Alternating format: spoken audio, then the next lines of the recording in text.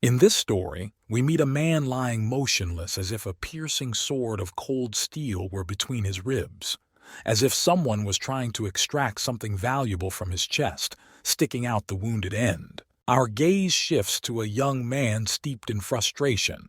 After all, this guy was facing an outcome that seemed already inevitable. There was only 15 minutes left to find a way to survive. He was gathering his forces to save those who were on the verge of death. He wasn't about to get discouraged, as he had a full 35 minutes left. His main mission after the battle was over was to wander endlessly through the field strewn with bodies, searching for wounded warriors to give them a final blow and acquire some more time for himself. This story seems completely ordinary, as if it could be found in any fantasy novel. Our hero, plagued by illness in the real world, was reborn in the fantasy world where his life took a very different direction. He discovered a world of swords, magic, and thrilling adventures where both deadly enemies and loyal friends were encountered.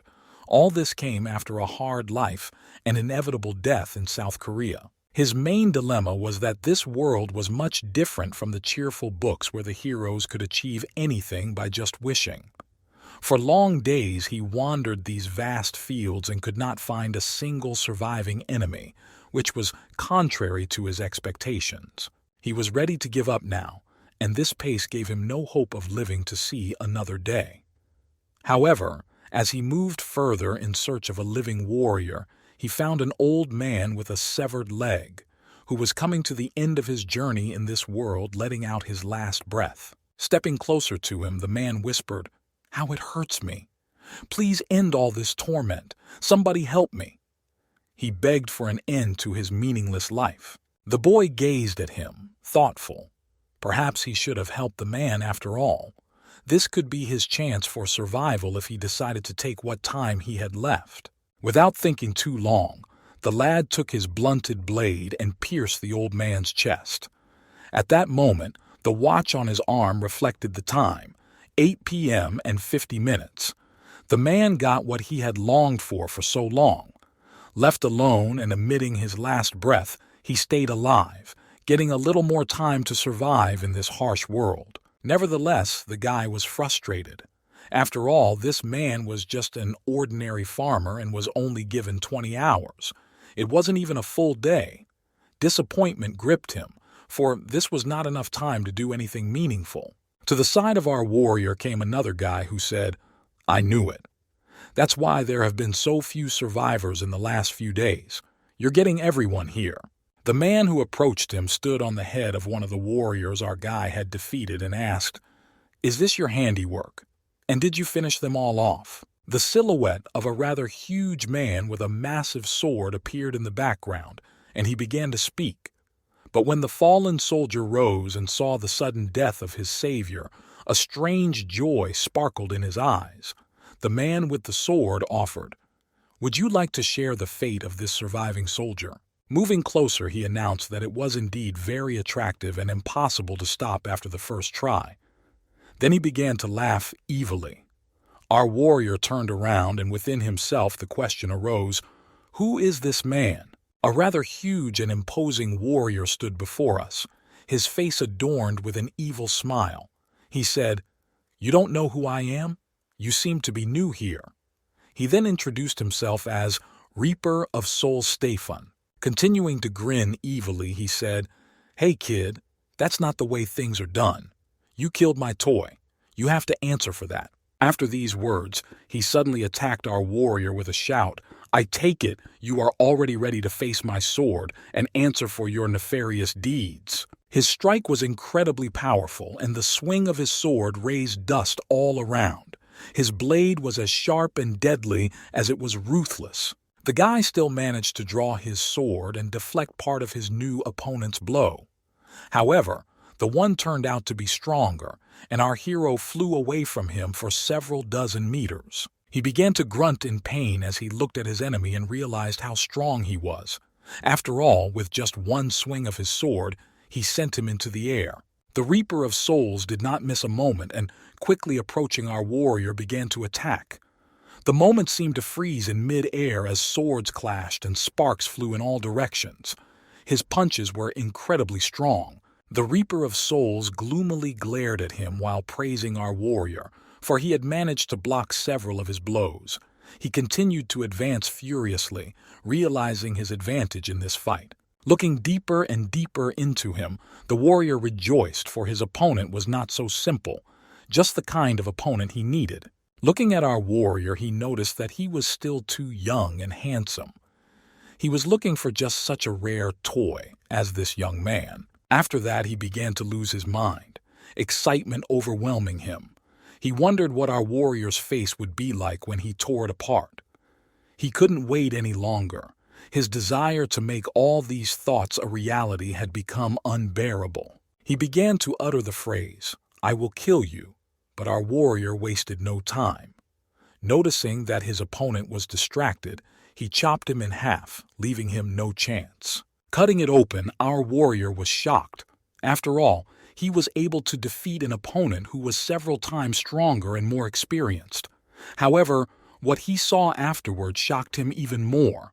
The defeated opponent was run in by his comrades. An old man with a huge axe was complaining about a recently deceased warrior. After all, that madman had started doing his obscenities again during the battle. Behind us, we saw several more comrades of the recently fallen warrior. One of them noticed the boldness of the actions for a man who was a wanted man. The second man, with a scar on his face and a bandage, said he wouldn't be like this if he didn't care about what was going on. Our warrior was approached by the most experienced and respected warrior with an axe. He asked, "How are you? Are you okay? You almost got treated badly.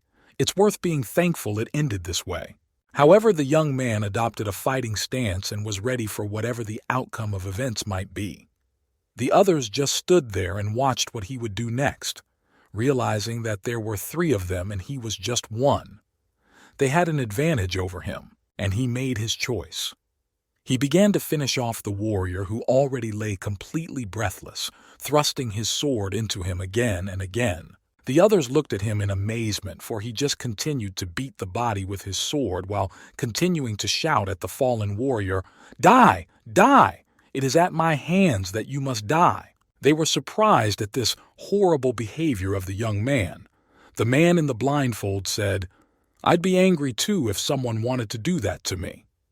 The old axe-wielding warrior was shocked by what he saw and said, "I don't know, this is getting more like bullying." The young man, having defeated such a powerful opponent, received over 100 hours. All of his actions were not expressions of anger at his opponent, but rather responses of desperation. After he realized that his opponent had completely lost the gift of life, he fell to the ground and started breathing very heavily. His opponent was pretty close to death, but he was still alive. He was waiting for the moment to strike the final blow. Looking around at the recently fallen warrior, he eyed him with disdain. Remembering what the other one had said about killing being fun, he thought the young man was just like him. Glancing after him, he contemplated keeping his opinion to himself. After all, that opinion could be useful to him in the afterlife. He knew that he was not a greedy killer like Reaper of Souls Stefan. The young man had to constantly kill everyone he could, because after rebirth, he has a countdown to death. Only he can see this countdown, and when time reaches 0, his life will be cut short. He had only one way to add to his time and stay alive, and that was to take the lives of weaker enemies. However, he himself was not very happy about it.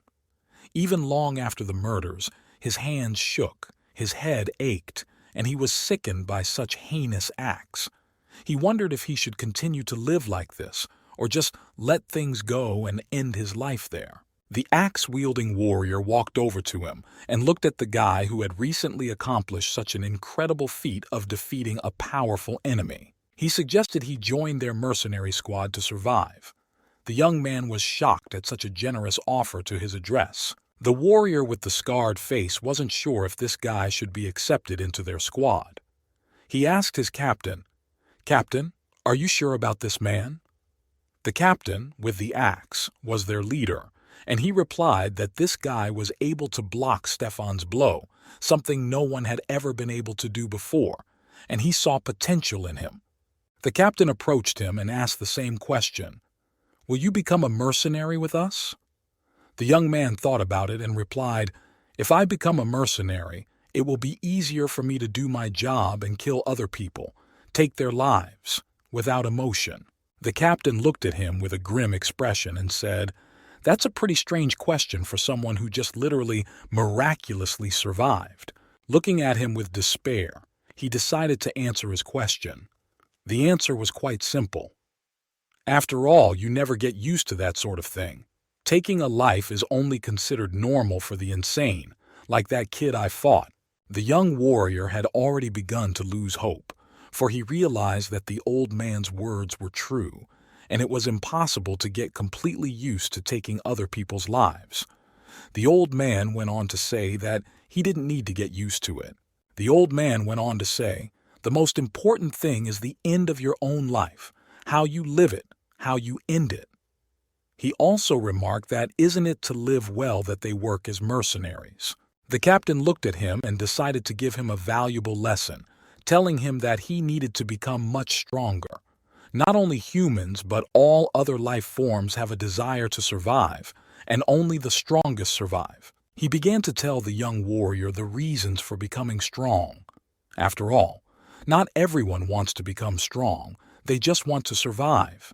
And in order to survive, you have to be stronger than those who want to deny them that opportunity to live. The young man, hearing all these stories, cheered up and began to rise, already agreeing to become a mercenary and go on an interesting journey.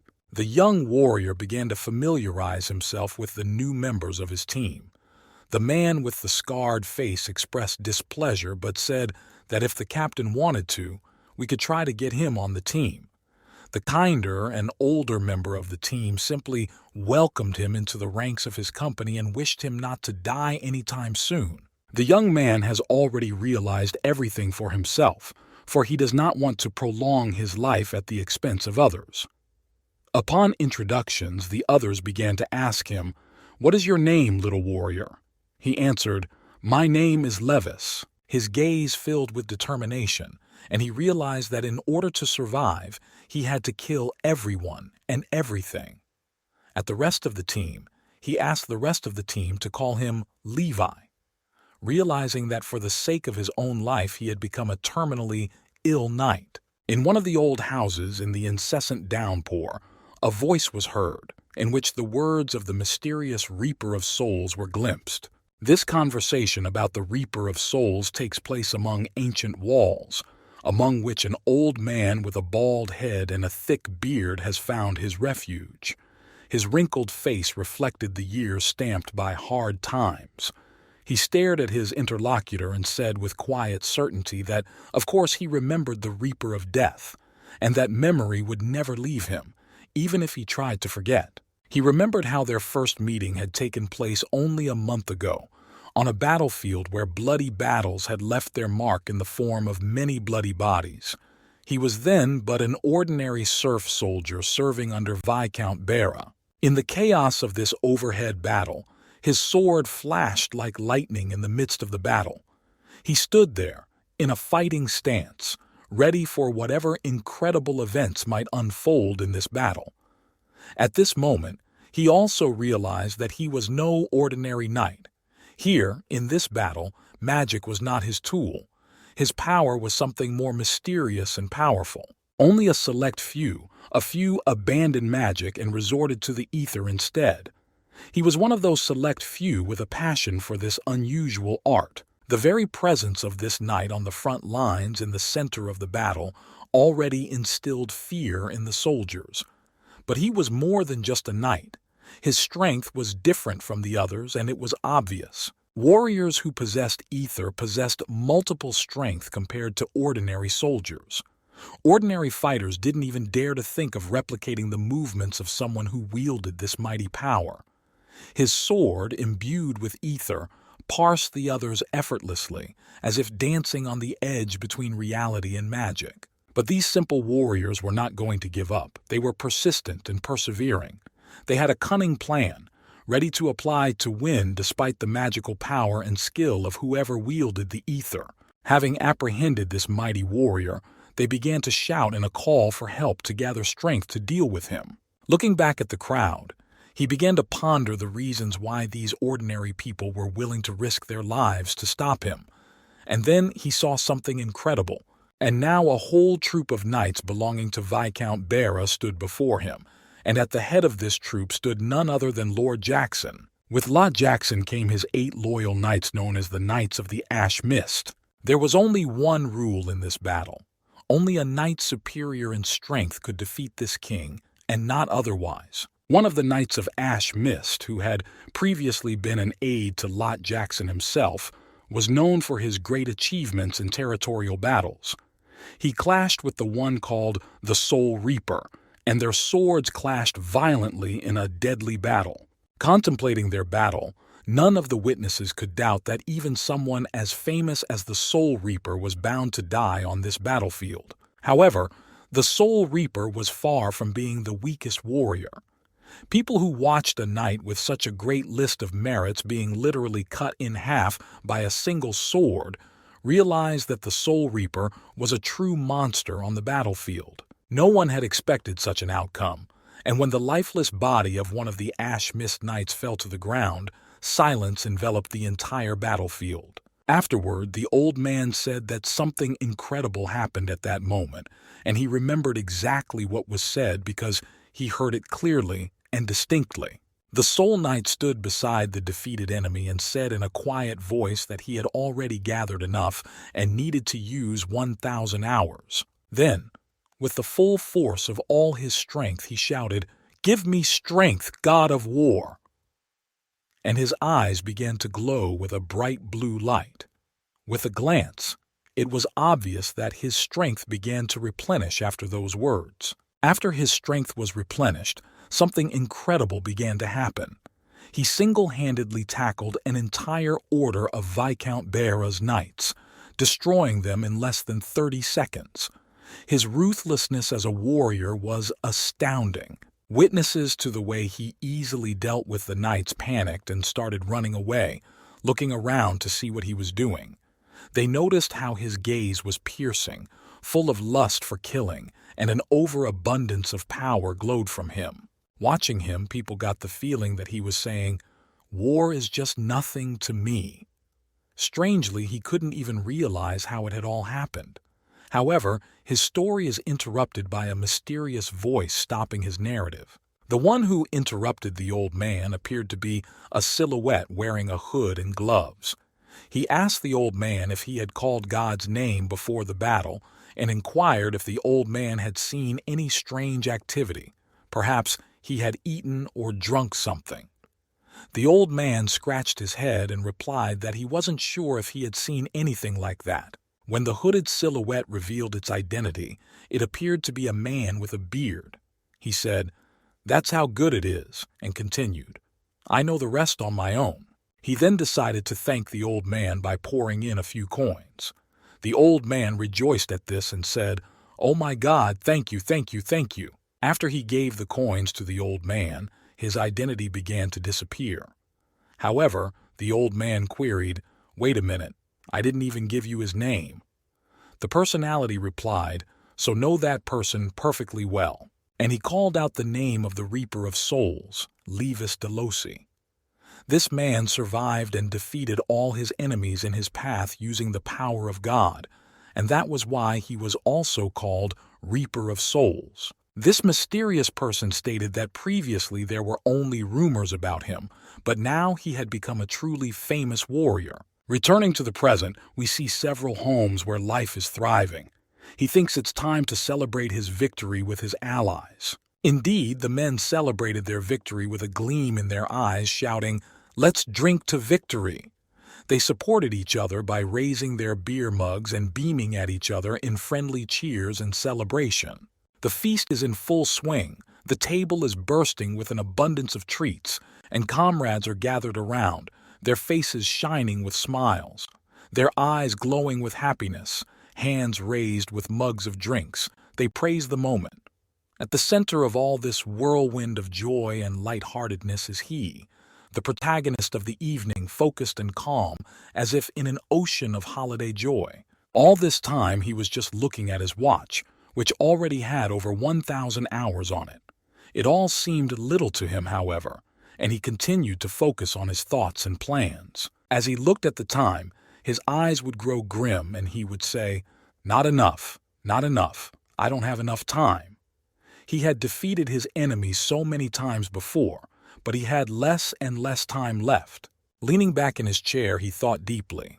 It was clear to him that there was only about a month and a half of time left here, and if he didn't find more time, his fate would be inevitable death. However, at this moment he remembered his previous life and looked at this whole situation from a different perspective. He realized that, even with limited time, this was better than his past life. In his past life, his name was actually Min Hyuk, and he was seriously ill. He was destined to die a helpless and unwanted man. As he compared his current situation with his past life, he realized that he now had a chance for a more meaningful and fulfilling life, even if he didn't have much time left. On the verge of death, he wished that in his next life he would be born with a fully healthy body. However, the being who called himself God said he would fulfill his wish and then transported him back to this unjust and harsh world. He was transported to the fantasy world of the Middle Ages, where there were strict rules of power and wealth.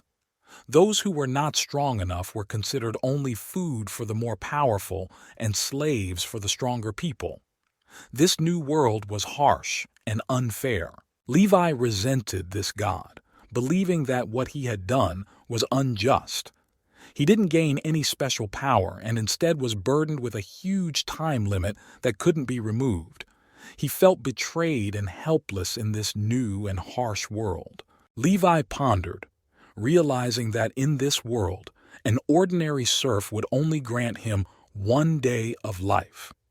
He will have to defeat more than 180 people in order to live for just 6 months, also considering the time he has to devote to sleeping, traveling, and eating. To accomplish this goal, he would need to take time away from 9 other people. This task seemed almost impossible. As he drank some beer and snacked, he felt the tension ease. He realized that all of this might seem absurd. After all, he wasn't the worst mercenary in the world, and he assured himself that he could handle this seemingly impossible task. At the moment of his relaxation, he was called for very loudly, pounded the table with a shout of "Lee!" It was one of his co-teammates who was having the most fun consuming very tasty beer. He asked Levi, "Why are you sad? It went well, didn't it?" Levi looked at him and asked rather sullenly, "Have you had time to get drunk yet?" Stepping closer to him, this co-commander gave Levi a hug and said, "Of course I got drunk. After all, you never know where you might die, so you have to drink as much each time as you did the last time." Levi wasn't too happy about the idea, but just out of courtesy agreed with him. At that very time, another man approached them and said, "Enjoy with the rest of us this holiday. You've made some pretty impressive contributions here, too." The old man looked at him and said, "Well, you're starting." That man turned out to be the deputy captain, the same man with the scar on his face. Walking up to Levi, he spoke that if the best warrior was sour, the atmosphere would be completely ruined and all the warriors would fall into despondency. The guys at the next table were also interested in this conversation and wanted to know how this battle went. When they started talking about how Levi had killed all those guys who were in the battle, the second man joined the conversation and started insisting that Levi share the whole story. The deputy captain also added, "But you have to tell me too. I'm curious too, Levi. How did you deal with them? They were all knights, after all, and quite not weak." Interest in Levi's story was very high, and everyone was waiting to hear his story. They realized that all these knights were not supposed to take part in their battle, and thought it was unfair. This was especially unacceptable for that man with a scarred face and no hair, whose name was Nell, as he had almost reached the master level and shouldn't be involved in such petty battles. Levi was not particularly happy about this attention and was upset. He thought about the fact that they were so eager to get his secrets out behind them, and it made him uneasy. Levi has chosen the right tactics. He started smiling and saying that he was just lucky and their words were better than their skills. He realized that they would not be able to believe that he would tell the truth, even if he told it completely. Scratching his head, Levi continued to assert that he had done nothing unbelievable. The deputy captain said, "Lucky, Levi? We're not stupid. We've seen it all for ourselves."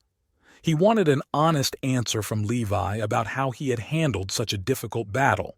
The deputy captain reminded them that members of their crew had died at the hands of this Nelly warrior, and that he couldn't be defeated by just plain luck.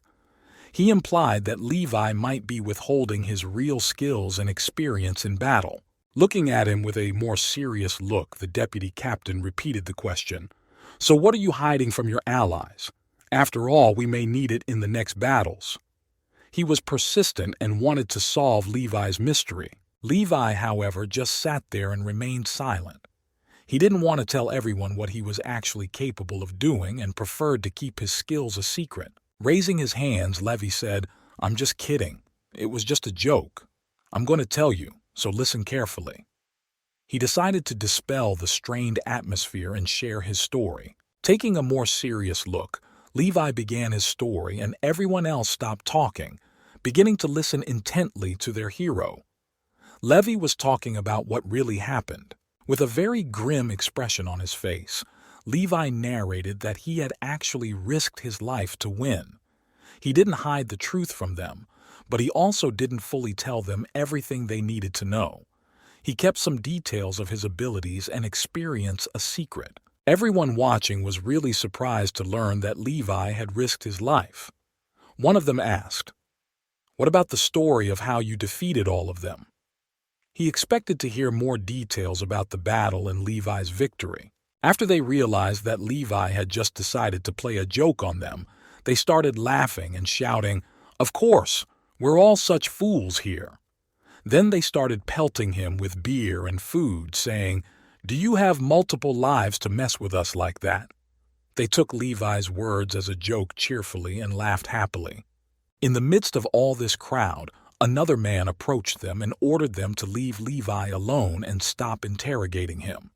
He said that nothing would change anymore from them finding out how Levi was able to defeat those knights, and there was no point in continuing the interrogation. That man was the captain of the Lumberjack Night Squadron, Ton. He was a smiling and rather old man with scars on his face and a beard. Ton asked Levi to go with him to the side for a conversation. Levi happily agreed and went off to the side with Captain Thane. However, the deputy captain jokingly told him to hurry back or they would drink all the beer, including his share. This added some humor to the situation, and Levi walked away with a smile on his face. However, Levi turned around and said that was too cruel and asked where the deputy's love for all the squad members had gone. The deputy captain replied ironically, "Love for all the squad members? There isn't one, and there never was one." They began to walk outside the festive place, and both were silent, as if they had a rather serious conversation ahead of them. The atmosphere became more tense, and apparently they had something important to talk about. After Levi left, the deputy captain said, "Enough singing. Gather round, young knights. We have important business to attend to." The old man continued to drink and asked why it needed to be done right now. The deputy captain was apparently not inclined to talk too much and told the old man not to ask unnecessary questions. He clarified that they had a job to do and only announced it after receiving the assignment. It was obvious that now was not the time to talk. The deputy captain seemed to have his suspicions and expressed concern about the job. He said they urgently need to get all the business done. Levi entered the captain's room, unaware of the serious conversation. The captain was already standing at his desk, preparing for this meeting. The atmosphere in the room was tense, and Levi expected a serious conversation with his superior. Levi, walking into the captain's room, began to ask questions. "What do you want with me at this hour? What's the matter, Captain?" The captain started laughing out loud and replied, "That's a great job, Levi. You're the best warrior at the last battle, and I couldn't even guess that a newbie would become such a great warrior. In honor of such a good fight, I've prepared a great gift for you." He expressed his appreciation and admiration for Levi's accomplishments on the battlefield.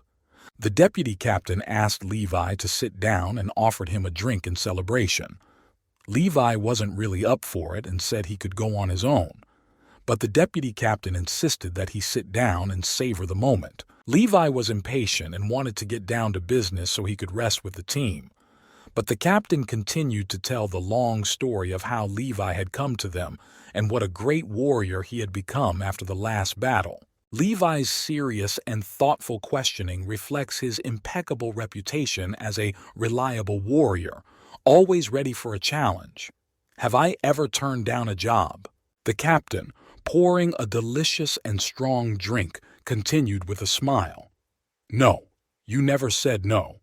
But let's celebrate your victory first, and then we'll get down to business." Placing the glass on the table, he assured Levi that they had only recently gotten this great drink and it was quite delicious. Levi looked at him and thought he should drink that much right now. He pours the beer into a glass, and his actions seem almost ritualistic, as if he's celebrating not only the moment, but also the affirmation of mutual respect between him and Levi. "Recently received. Very good." Levi accepted the glass and they began to drink. He thanked his captain for such a great drink. Thoth smiled and said, "I'm glad you liked it. Drink to your heart's content." After that, the captain began to tell the real reason why he had invited Levi here. He said that thanks to Levi, Birch surrendered, and they were victorious. Tern, with a thoughtful expression on his face, continued, "But this is just unofficial information at the moment, and it's not worth spreading it around. Usually, BRH pays compensation at the end of the fight." He said that just recently, Birch expressed a desire to meet with the customer to speak with him, in person. Next, he and the captain began to discuss. Levi said it looked like he was going to have one more battle before giving up and finishing all his business. The captain agreed with him, saying he was sure he just didn't want to pay the mercenaries and all his soldiers, so they planned to eliminate all of them in the next fight. Thorn ends his thought by pointing to the aristocracy as the source of the problem. It's a lousy business, but that's what aristocrats do. His disgust at these actions can be seen with the naked eye. He asked Levi for an escort, and for this secret mission, I want you to accompany Viscount Bera. The task is clearly dangerous and requires Levi's personal skills and qualities. Levi heard this and began to question the adequacy of these orders. After all, if he just needs to be shown the way and escorted, he doesn't need to send one of his best warriors. The captain knew what he was doing, however, and said, "I think it's all about his pride here, and your glory will be just enough to accompany just such a man. And to save his pride, it is you who is needed. After all, if he's caught while he's prancing around, should everyone find out he was with a top warrior?" Pulling an unidentifiable bundle from the table, Tern held it out to Levi with the words, "Take it. You'll need it later on. Here's the address you need to report to." Whereupon, as Levi accepted this bundle with the address, he began to walk away. The captain spoke afterward. "This is nothing to you, but I will reward you well for this mission. You can take your time." Levi realized the seriousness of what was going on and said he would go right away to complete this assignment. Holding up the address, Levi said he would think about the reward later, after he had accomplished the mission. He also remembered that the deputy captain must be looking for him to have one last drink with him. The captain smiled and said, all right, let's get going already. The reward is going to be amazing." He then wished him to take care of himself and his health, for this mission could be quite dangerous. It was pitch black. The only thing visible in the sky was the moon, which illuminated our warrior's path. After we saw Levi's silhouette, he was pacing alone through the dense forest. His reflections were profound, for he had fought on the battlefield only to live a single day. However, if someone is adding people to their doom for their own amusement and just to save money, Levi continued on his way through the thorny forest, carefully looking over his trail and taking in his surroundings. His inner world was deep and unfathomable, for he had already existed in this world for decades. However, even with all his years and despite how many lives he took with him, Levi never mastered the art of looking down on people's lives. Moving deeper into the forest, Levi suddenly heard a voice uttering the words, "None of my business." A cloaked silhouette appeared in front of him. Levi asked, "Viscount Bera, is that you?" After a while, Levi noticed that there were other people following him as well. Several silhouettes, completely hidden under their cloaks, still slowly emerged from the dense forest. Levi began to wonder what this conspiracy might be about. The darkest memories of people he had ever dealt with surfaced in his musings. Levi examined the clothing and armor of these mysterious knights in more detail. The patterns and rivets on their armor indicated that they had been through many battles. A thought occurred to him. Judging by their attire, they were probably knights from the house of Bera. The light of the moon illuminated their faces, and several large men with grim expressions appeared in front of Levi. He asked them, "Have you come to avenge your fallen comrades in arms?" Levi, however, began to rejoice in the situation. After all, another opportunity for a battle had opened up before him that he could end in his favor. After all, he knew that because of his abilities, he would get a lot more time out of defeating them than normal humans. Levi drew his sword and was ready for battle. The phrase came off his lips, "I will finish you, whoever you are." Levi didn't have time to do anything. He was bleeding violently. The wound was so serious that his face twisted in pain and he was paralyzed from it, unable to move. Levi falls to his knees, gripped by a sudden pain that makes him realize the fragility of his own existence and the betrayal that has just occurred. There were questions arising within him. What happened? Why is my body suddenly so weak? Coughing up blood, Levi recalled that this had never happened before. He pondered what could have gone wrong and remembered an interesting moment that could be a clue to what had happened. Levi recalled that he had recently consumed drinks that may have been laced with poison. This realization made him realize that he had no friends among his team or the rest of the people in this world. However, Levi was determined to fight to his last breath. His eyes reflected nothing but determination despite the pain and poisoning. He realized he had no one else to hope with, and his friends had turned out to be traitors. The situation escalates when the hero realizes that his comrades may be in danger. His gaze grows even sharper, and his breathing quickens from the rising tension. However, his reaction and strength were no longer the same due to the poisoning, and he didn't have time to deliver the fatal blow. Both knights pierced him, and a look of pain and incomprehension was clearly visible on his face. How could this happen? A question that remained unanswered. The knight struck blow after blow, and Levi could resist no longer. He took each blow, realizing that his life was coming to an end. At this point, he was only humbly accepting his fate. He was expectorating more and more blood with each passing moment, and the wounds to his internal organs were becoming more serious and deadly. On the verge of life and death, Levi continued to fight, but his strength was quickly running out. The knights began to draw their swords, preparing to deliver the final blow when the young man was on the verge of exhaustion, losing more and more strength due to his severe wounds. Wounded, completely exhausted and poisoned, Levi fell to the ground in front of the knights who were eager for his death. The only thought that remained in his mind was only one: we must hurry. The pain continued to grip him more and more, and he heard the words, "You, even as a great reaper of souls, are not immune to the ether-neutralizing poison. We used it to keep the upper hand on you." He realized that his destiny had been decided to use his own abilities against him. As he got closer, Levi saw one of his fellow deputy captains grinning and sneering at him. He said, "But here's great, it was worth it. We'll be able to accomplish this mission after all." Levi realized that his own comrades had turned out to be traitors and were using him for their own purposes. The second of the knights turned out to be the same old man who had been happily drinking with Levi earlier. Approaching him, the old man stated hatefully, "Don't blame us, Levi. We're not doing this on a whim. Those were the orders." Levi realized that everything that was happening was part of a bigger plan and manipulation from above. Kneeling and exhausted to the point of exhaustion, Levi asked them, "You were paid by the Viscount to do away with me, to kill me and get the money for my head. You dared to do such a thing." He tried to understand the motives behind their betrayal. Despite the terrible agony, Levi decided to continue to resist them.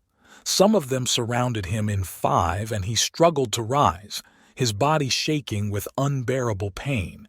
He asked them, "Why did you decide to do this? My drink? You do realize that Captain Thurn knows about this, and you will not escape punishment." He tried to exploit their fear of Captain Thorn. However, upon examining one of them, Levi realized that Captain Thurn was also in cahoots with them. He said, "It's even sad to think that I was hoping for your support, Captain Thurn." The disappointment and painful realization of his captain's betrayal only strengthened his resolve to fight. Glancing at his captain, Levi listened to his confession. Captain Thurn admitted, "Yes, you're quite right. I slipped you poison to break yourself, for without it we would not even have a chance to get close to your true power." Now all the cards were out in the open, and Levi realized the magnitude of the betrayal he had been dealt.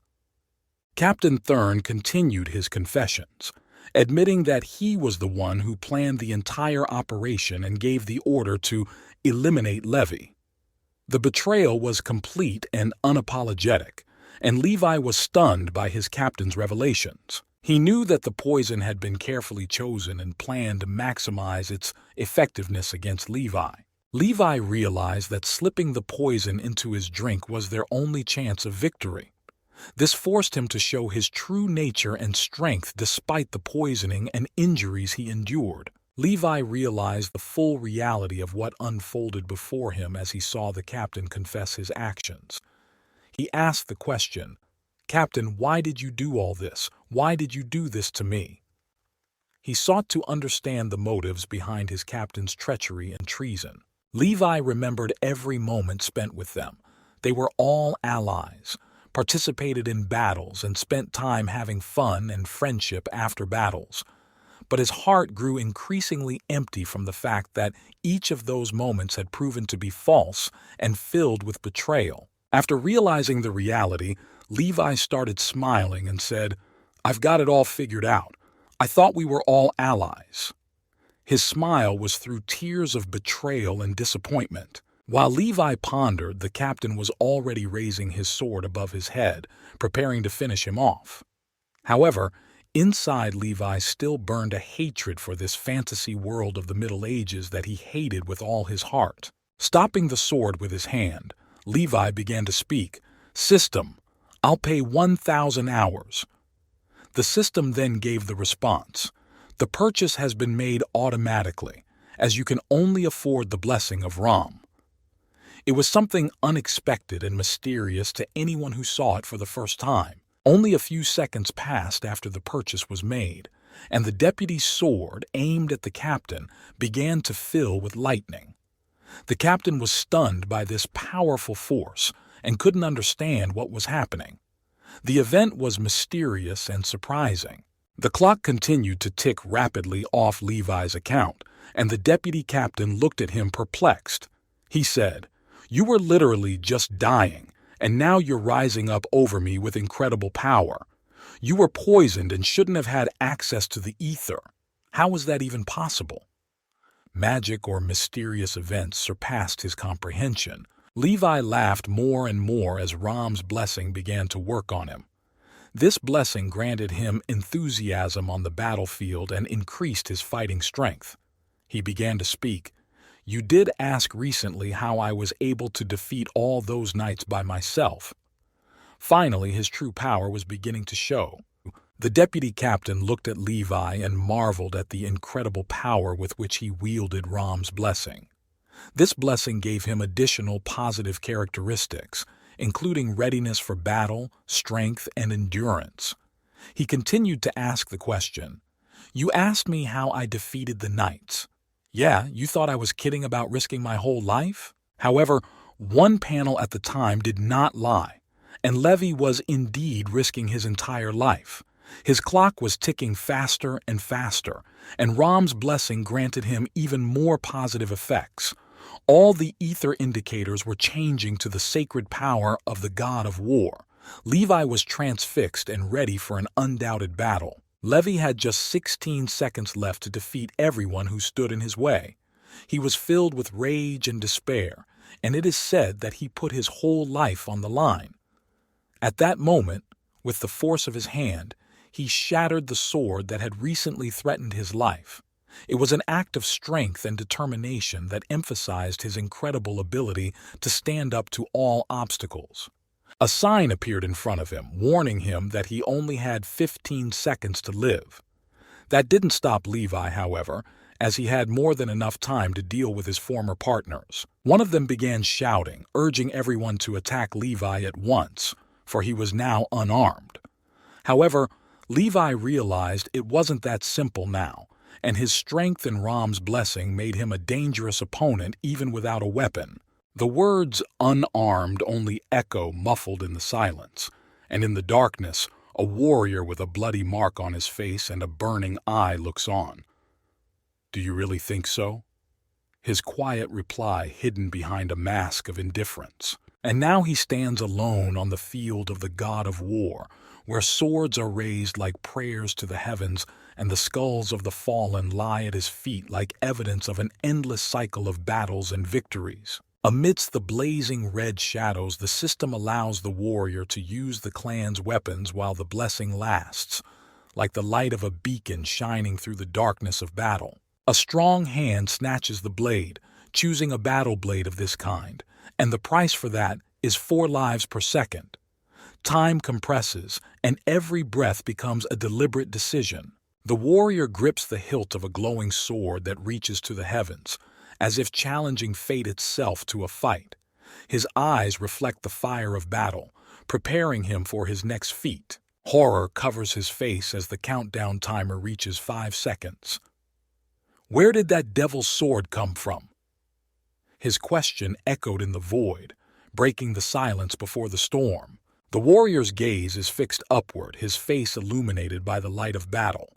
The countdown timer shows 4 seconds, each of which feels like an eternity. A whirlwind of fire and metal envelops the battlefield, each warrior's maneuver drawing hot lines in the air, emphasizing the inevitability of the upcoming clash. It's a second before the inevitable happens, and his profile lights up with the fire of determination. "Let me ask you this." His voice sounds calm in the face of fate. And then, on the battlefield, where every step sounds like thunder, he asks the unanswerable question, "Who was I to you? You ask such an emotional question." These are the words that open the door to his soul, full of battles and victories. Through clouds of dust and blood, the warrior powerfully chops his enemies, the sword in his hand writing a red aria of victory. "Thought we were going to be a family?" His words sound like a judgment. A flash of light and heat envelops him. A sword that has gained the power of the sun is held in his hands. The countdown timer keeps going. Return of the clan's battle blade. The system emphasizes the inevitability of the moment when power and fate will converge in a unified decision. Physical overload overtakes the warrior. The system warns of temporary weakness, even when he is on the verge of victory and defeat. Laughter erupts in the silence, a mockery of inevitability and fear. Blood streams down the warrior's face, reflecting his stubbornness and desperation in battle. He falls to his knees, tired and wounded but not broken. "Ah, the way of the Varangian god of war," he reflects, recognizing his role but refusing to admit defeat. "We've been friends too long." His memories of his comrade sustain him, even as he confronts darkness and pain alone. Lifting his head, he meets the gaze of a new sunrise or sunset. What the? His question hung in the air, full of bewilderment and uncertainty before an unpredictable future. Before the hero opens a picture of destruction, buildings are burning and smoking, and through the chaos sounds his voice. Who did it? Words full of anxiety and bewilderment. He stands on the edge of a precipice, his silhouette cut off by the blood-red light of sunset. Levy? Why are you here? He turns to an unexpected ally, seeking answers and support. The fallen man looks up, appealing to the warrior for help. His words, "Run! 3 men are coming for us," full of terror and desperation in the face of imminent threat. The words, "He made a deal with the birch," are filled with deathly weariness and the fatal realization that a deal has been made, perhaps with a demon or other dark force, which now has consequences. The warrior's silhouette stands out sharply against the flaming ruins. He addresses the unseen enemy. "Get out of my 6s and come back with no balls. Levi, I underestimated you." The silhouette of another man appears against the fiery sky, creating a contrast between the darkness and the fury of the flames. Or maybe overrated those irons. "Gary, you sick bastard." There seems to be a fight going on between old acquaintances. The face of one of them is contorted with anger and shocked at the betrayal. "Why did you kill your allies? You were going to kill me." The accusation is thrown in the traitor's face. The bloody axe in the hands of one of the characters becomes a grim symbol of betrayal and violence. Allies? The question may indicate betrayal or a lack of understanding of the motives for actions taken. We see the warrior's face in profile, his eyes full of determination and suspicion. "What are you talking about?" He demands an explanation, alluding to a previous accusation of betrayal. A full-length figure of a man stands out against the fire and destruction. With confidence, he declares, "I am only getting rid of an obstacle in the way of my goal, as if to justify my actions with a higher purpose." The side of the warrior's face lit up with a fiery light. He stares shockedly into the distance. Obstacles? His answer is full of mistrust and misunderstanding of his interlocutor's motives. He comes face to face with his accuser, his emotions filled with indignation. "What are you saying? We were comrades!" He screams, unable to comprehend the betrayal of someone he thought was an ally. The face of a man with a bright red beard appears in the frame, his gaze serious and shrewd. "Okay, you're the last one, so I'm going to tell you everything. I made a deal with Bier," he announces, ready to reveal his motives. In the next frame, he continues, "He promised me longevity if I get it personally from Ranawar." His words suggest that he acted on the promise of immortality while pursuing his own goals. The warrior in red looks at him with disapproval and anger. "We were to meet him in another territorial war, and you've decided to kill us?" He accuses the man of betraying their group's original plan. The man with the red beard reasoned, "You're quick on the uptake, Levi. You're a guy off the street and you don't trust anyone." He claims that Levi is quick to grasp the situation, implying that his distrust is the result of a difficult past. The man with the red beard looks up confidently, his gaze full of cunning and self-assurance. It was as if he was convinced that his interlocutor, despite all the difficulties and dangers, would find a way out of the situation. He stands against the backdrop of a destroyed, flame-ravaged city, and there is an openness in his stance and a willingness to accept the consequences of his words and actions. In the next shot, the warrior in red is at the very center of the explosion, his determination and anger reflected in every movement, in every muscle of his tense body, showing his readiness for battle. His face contorted with passion and resentment as he stares intently at his opponent, his eyes glowing red as if reflecting the fire that surrounds them. He is determined to confront the betrayal and defend his beliefs. The red-bearded man scoffs, glaring confidently at his opponent. You can see by the look on his face that he is satisfied with the situation, convinced that his plans are completely under control. In the next moment, the man is captured in action. His powerful figure seems to explode with energy, reflecting his determination and strength in battle. A warrior in red, with a tense face and eyes full of rage, prepares to attack. He is determined to confront the betrayal and bring justice. Finally, a sharp sword is seen in the frame, accurately striking the target. The movements of the weapon are precise and decisive. The force of the blow and its direction will leave no doubt about the outcome of the clash. Amidst a flash of orange light and flying sparks, a warrior in red armor lunged with his heavy sword. His face contorted in barbaric triumph as he laughed loudly and broke the silence of the battle. The next shot shows a man with a cruel face hidden by the shadow of a helmet. You can read in his gaze the intent to strike a merciless blow, but the restraint speaks of sudden thought or procrastination before a decisive move. Swinging his sword, the warrior was enveloped in a green glow of magical energy. Fierce and ready for battle, he speaks the words of his past, gaining strength from memories of long-ago battles and victories. The energy of magic condensed around his head, sparkling and shimmering in time with his words. He asserts his superiority not only in strength but also in wisdom and experience, predicting his inevitable triumph. The warrior falls under the onslaught of the magical attack, his powerful body enveloped in a green glow. He explains that this power is the result of years of training given to him to win fierce battles. The scene suddenly changes and another fighter appears in the foreground. Lightning strikes around his sword.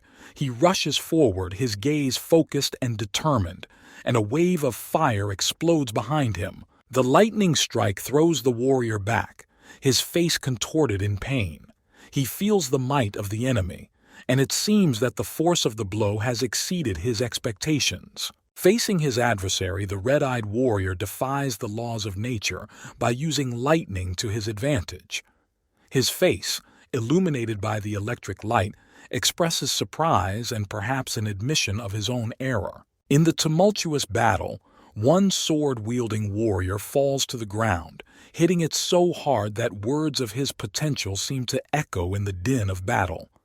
He recalls their first meeting, where signs of his power were already seen. The picture plunges into the world of destruction. The ground is strewn with the bodies of the fallen. Smoke and flames envelop the remnants of the battle. At the center of this chaos stands a warrior, his figure standing out against the flames and destruction. He holds his sword tight as a pillar against the backdrop of the fading day and the element of fire. His words speak of trials gone through with the mercenary squad. The warrior's profile opens close up, his eyes once again reflecting the world he knew, coming face to face with his past, with the moments when he lay in the hospital facing death. In the fire and ashes of a raging battle, a warrior with swords behind his back looks at the fallen. He recognizes the loneliness of his survival, recognizes that he is alone. The warrior's fist is clenched, as if holding under the weight of the world, and his words emphasize the impermanence of existence. Nothing lasts forever. He retreats, leaving behind the ruins of the battle, with the realization that his path is that of a warrior and that he must follow it to the end, despite all losses. Faced with darkness, the red-eyed warrior admits that everything happened much sooner than he expected, that fate is inexorable and unpredictable. Stones and swords frame the aftermath of the battle. The fire continues to devour everything around it, and the world around it fades into shadow as it pays its last respects to the fallen. The silhouette of one man looms against the purple sky as a reminder of the fragility of human life and the fact that the length of existence under certain conditions can be eternal. White smoke envelops everything around it, and in that smoky patina one gets the idea that one can only go without air for a few minutes. Finally, the water surrounding the space emphasizes another important aspect of life that may be lost to humans temporarily, but not permanently: the urgent need for water. On the table in front of us is the dish that is the source of strength and survival, meat, and bread, but without them man can last only a limited time. The timer dial reminds us that time flows inexorably forward and there are limits that apply to only one person, the one counting. A lone hand and a huge timer with an almost complete cycle of the day symbolize the inevitability of the decisions one faces every day and the price one has to pay for the continuation of life. The finale of the series is an image of a man who stands above the simple necessities of water, air, and food. For him, existence is defined by the need to make decisions leading onward to new horizons of life. A young man with dark hair and a frightened look listens to the fateful statement, his eyes wide with shock, his mouth slightly ajar. His face shows a mixture of disbelief and horror. In a spacious, poorly lit room that resembles an office or study is a figure in an unusual outfit, a leather cloak, military ammunition, and a strange backpack with antennas on the back. A bespectacled man with a bald head sits at the table in front of him, asking questions, calm and judicious. Flames engulf the building, illuminating the night with a fierce orange light. The flashes and fire seem almost alive, and the picture of horror unfolds before the viewer like a scene from a nightmare. Back at the house, the man in the suit shows the documents, his face expressing quiet triumph and confidence. The young man turns around to look, but his doubts and misunderstandings only increase. The bald man's face turns serious as he addresses the young man. His upraised finger emphasizes the importance of the moment. He looks like a man used to being a power broker. Tensions rise when a young man with dark hair gets into an argument with a man with glasses. He leans forward, anger and despair unmistakable on his face. A clash of ideas and will unfolds before us. Confusion and doubt runs across the young man's face. His red eyes widen as he is confronted with an unexpected discovery, his gaze lost in the void. The scene changes, and now we see a young man in armor standing in front of a combat veteran. This bearded man seems familiar with military duties, and his casual smile suggests he knows more than he's showing. A vague sense of deception is reflected on the young warrior's face as he looks at the piece of parchment in the bearded man's hand. Perplexity and disbelief make him frown, trying to comprehend the sentence that sounds like a challenge. Returning to the dialogue with the man with glasses, the young man expresses his despair and anxiety. He feels the weight of every word, realizing that the document he signed carries much more than he expected. The young man's eyes reflect panic and confusion. He feels the situation is spiraling out of control and his own words echo, increasing his anxiety. He stares straight ahead as if all emotion but determination has washed off his face. You can read in his gaze his willingness to face the unknown that lies ahead. Looking at the bald man, the young warrior clutched his sword tightly. His gaze is serious and adamant, and his posture is ready for any outcome that might follow those fateful words. The document with the red cross reminds the verdict that there is no turning back. The warrior now carries a heavy burden of the consequences of his decisions, an invisible but tangible burden. The group of detractors are like ghosts of the past, ready to become a threat to the young warrior. Individual faces in the crowd seem particularly grim, as if they can already smell the hunt approaching. The bald man looks through his glasses with an impassive, almost mechanical calm. There's a cold glint in his eyes that heralds the inevitable fulfillment of a deal that can't be undone. The dark corners of the room are filled with tension. In the center stands a young man with a sword, its blade reflecting a flickering light. His gaze is hidden by shadows, but determination is visible in every feature of his face. He is surrounded by figures whose faces are full of anticipation and aggression. They are waiting for him to make a decision, but he has already chosen his path. The next shot brings us closer to the protagonist's face, where every feature of his face is depicted in amazing detail. Shadows and light play on his faces, expressing inner struggle and concentration. He wonders, and there is determination in his eyes, but also a subtle note of doubt. Attention shifts to the group of opponents. They were gripped by fear and determination. Their eyes reflect worry, and they realize the gravity of the situation they find themselves in. The anchorman's words sound like a warning, and his gaze is fixed on the protagonist, glittering with cold menace. He is calm. His speech flows smoothly and flawlessly like an icy river. He's not looking for a fight, but he's not avoiding it either. His words are not a judgment, but they are not a plea either. They are simply a statement of what could happen in the worst-case scenario. Two characters discussing a complex problem. One of them, a young man in military uniform, asks a rhetorical question, emphasizing the complexity of the situation. His look is full of doubt. The other, a bald man with glasses, looks calmer and more confident, demonstrating his philosophy through abstract answers. The silhouette stands before the hostile symbols, surrounded by a dark aura of menace. The air is filled with anticipation of conflict, and shadows hide the character's face, adding to the mystery. The text describes a task received in the morning that carries gravity and danger. The young man and the bald man continue their conversation indoors. Now they seem more focused on business than each other. The young person expresses frustration and shares his recent failures, while the person he is talking to seems thoughtful and detached. The young man leaned back in his chair, his gaze full of fatigue and frustration.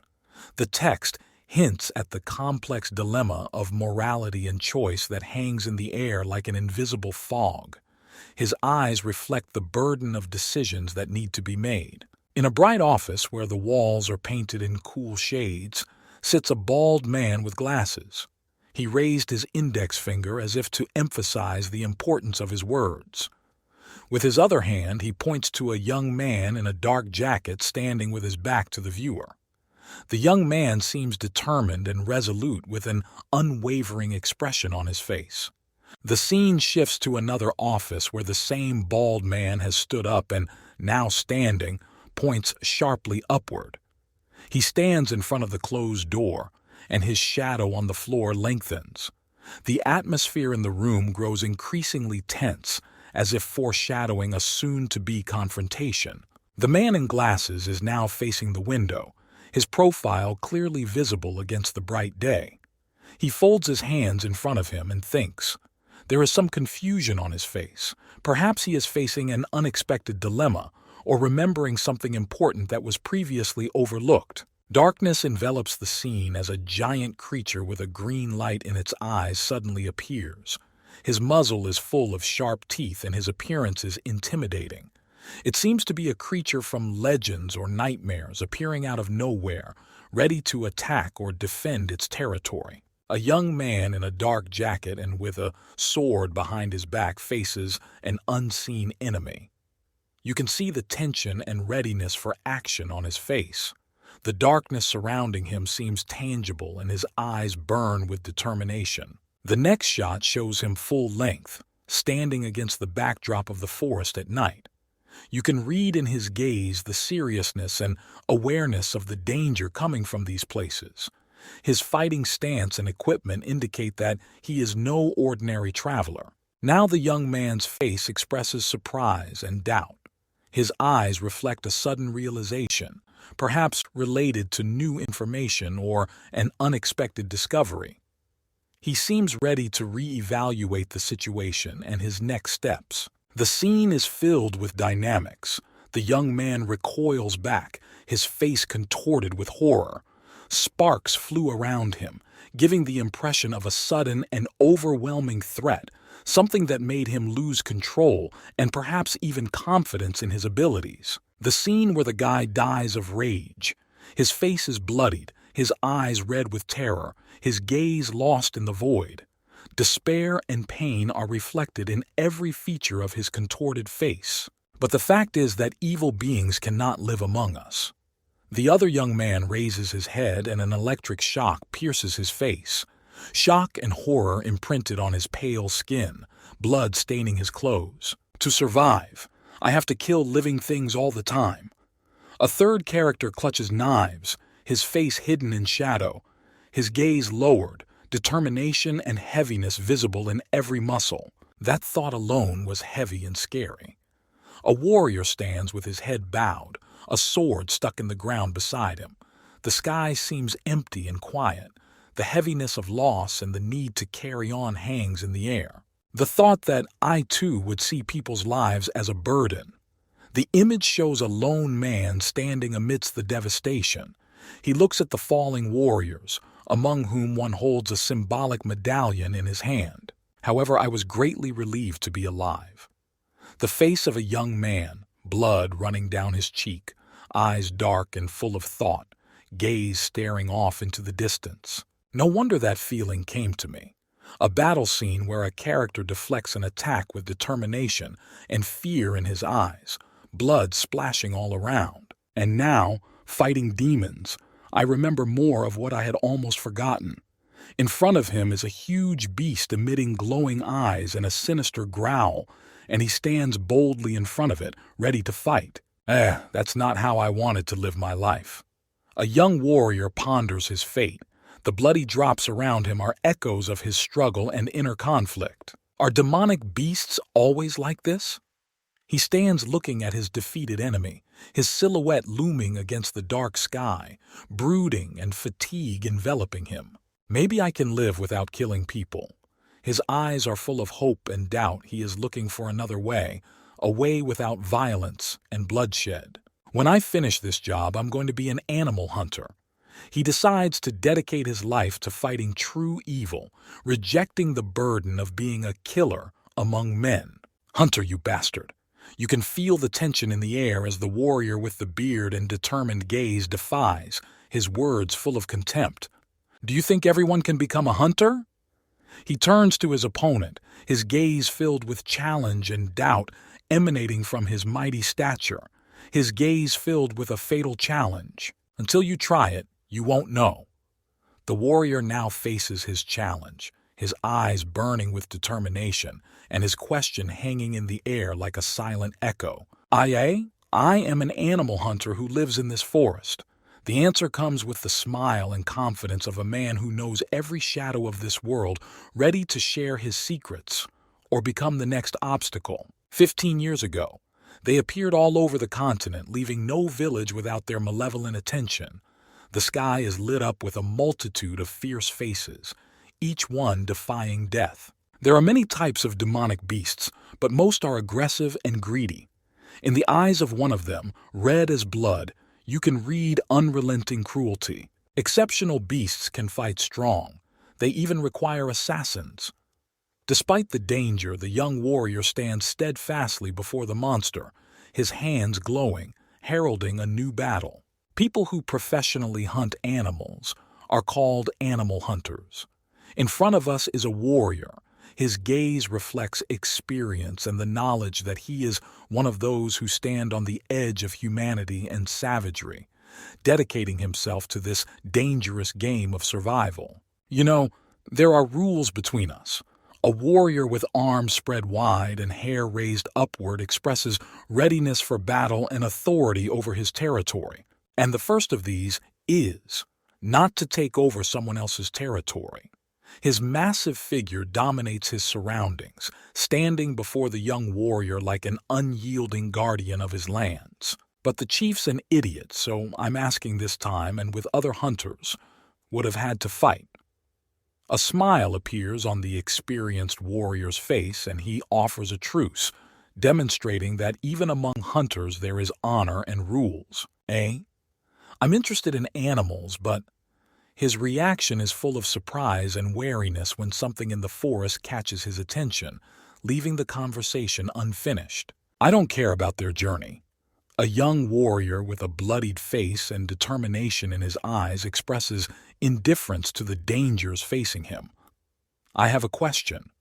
Have you heard anything about armed troops in this forest? He turns to an experienced hunter in search of information that can help him in his tasks. Oh, so it's us hunters. That's the kind of names Vision comes up with. Hunter readily admits to belonging to the group named after the legend. Then you'll have to take it back. What are you talking about? Tell me more. His interest intensifies when he learns that the young warrior is not just a traveler, but a man with a mission. Suddenly, there is a storm of movement. The tension between the two warriors is released with a quick and decisive movement heralding the beginning of a new challenge or battle. I don't hate you. I just have to do it. The young warrior's gaze pierces the darkness, his words carrying not so much a threat as a necessity. You look like a mercenary, but you're alone here. The experienced hunter regards the young warrior with interest, assessing his strength and goals. Didn't you hear that other units behave no differently? There's an undercurrent of threat in his voice, as if he's offering one last chance to back down. That bastard! The way he holds my sword is intriguing. The young warrior watches his opponent's every move, assessing his intentions and preparing for the upcoming clash. I love your passion, but there were many like you during the Holy War. The experienced hunter recalls the past, his tone a mixture of irony and slight admiration for the indomitable spirit of the young warrior. It's that strange war again. I don't know anything about her. The young warrior's tense face is contorted with doubt and disbelief as he stares at the unknown lurking in the darkness of this forest. The young warrior's energy split the air, his sword doused in sparkling flashes. The battle reaches a climax, the tension around them becoming palpable. What? The sword filled with energy broke? Suddenly the situation changes and the hunter faces an unexpected challenge that could change the outcome of their confrontation. His opponent, the hunter, looks at him, not hiding his surprise. Perhaps it's the first time he's encountered such power, or it's causing him a storm of emotion. The image is consumed with movement and power as the young warrior's sword slams into something unseen, causing an explosion of energy to tear through the night. Hunter is thrown backwards, his body enveloped in the light of the impact. This is the moment of truth that will decide the outcome of their fight. The scream of the young warrior drowns out all the sounds of the forest. He overcomes the final hurdle, his cry filled with pain and determination. The air vibrates from the rupture, and blood spurts, marking the end of the fight.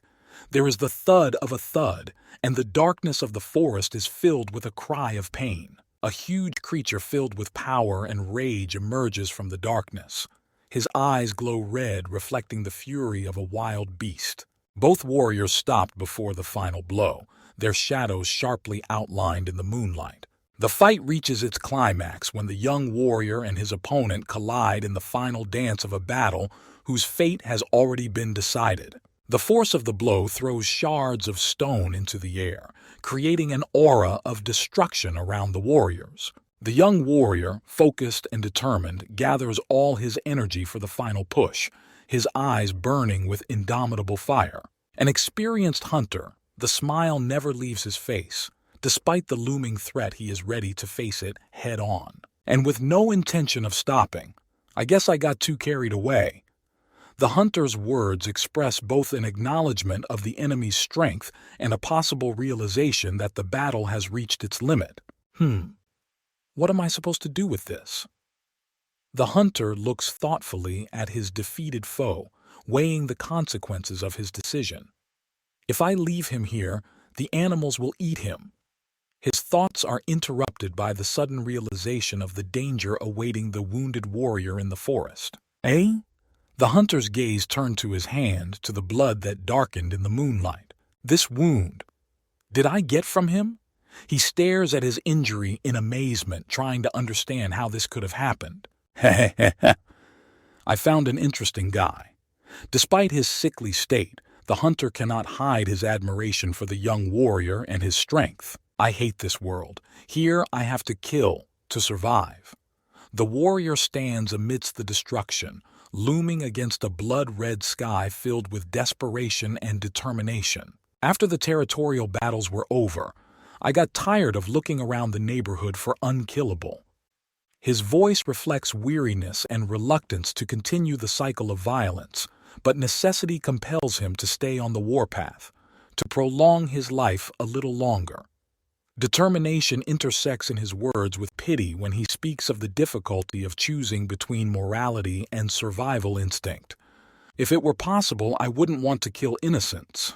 Haha, it's not funny at all when you lie. He realizes that even in this world where life depends on power, lies and self-deception cannot hide a deep-seated truth. 10. He may be half dead, but he's still a human being. The badly wounded hunter still holds humanity in his heart, even despite the death and destruction that battle inevitably brings. You're kidding yourself, Lefty Deposit. Hunter lies wounded, his face contorted with pain and self-delusion. Is this the face of a man who hates his job? The young warrior looks at him, his expression full of irony and contempt for the hunter's lies and self-deception. Oh, he's awake. The young warrior is shocked to realize the reality of the situation, a look of fear and surprise on his face. The people around them look at the hunter, waiting for his decision. You can read in their gazes the worry and the question of what will happen next. What? Where am I? Hunter tries to make sense of what's happening, his mind still shrouded in a fog of pain and confusion after the fight. Don't yell. You're too noisy. The warrior looks at him, his voice stern but with a note of concern in it. Look, open your wound. He approaches the hunter, ready to help him examine the wound. I remember he hit me, and then I passed out. Hunter remembers the last moments before losing consciousness. Chief, how hard did you hit him? Those around you begin to realize the seriousness of the situation, realizing that something unusual has happened. Chief, you must be, Hunter struggles to remember what happened and who is in front of him. Uh-oh? Didn't I tell you before? The warrior replies, his tone suggesting that there has already been some conversation between them. Hunter stares straight ahead, contemplating his next steps. He feels the weight of responsibility resting on his shoulders, for he is a key figure among the hunters of this city. His gaze is serious, and there is a deep self-consciousness in it. A panorama of the city of hunters opens up before him, where he returns the one he has just rescued. It's a place full of life and death, where every day brings new challenges and dangers. Hunter looks at his hand in surprise, not expecting to be unconscious for so long. He's going over the recent events in his mind, trying to figure out how it ended like this. His determined voice cuts through the silence of the room. He pronounces judgment on whoever he has brought with him, pointing out the strict rules that must not be broken. The hunter has power, and his word is law to those in his care. A young warrior looks deep into his soul, questioning his past and who he is. He is trying to find answers to questions about his identity and his place in the world. He turns to the hunter, seeking his support and understanding of his situation. You can read in his gaze a desire to learn more about himself and what path he should take next. The hunter seems to know more about the young warrior than he could ever imagine.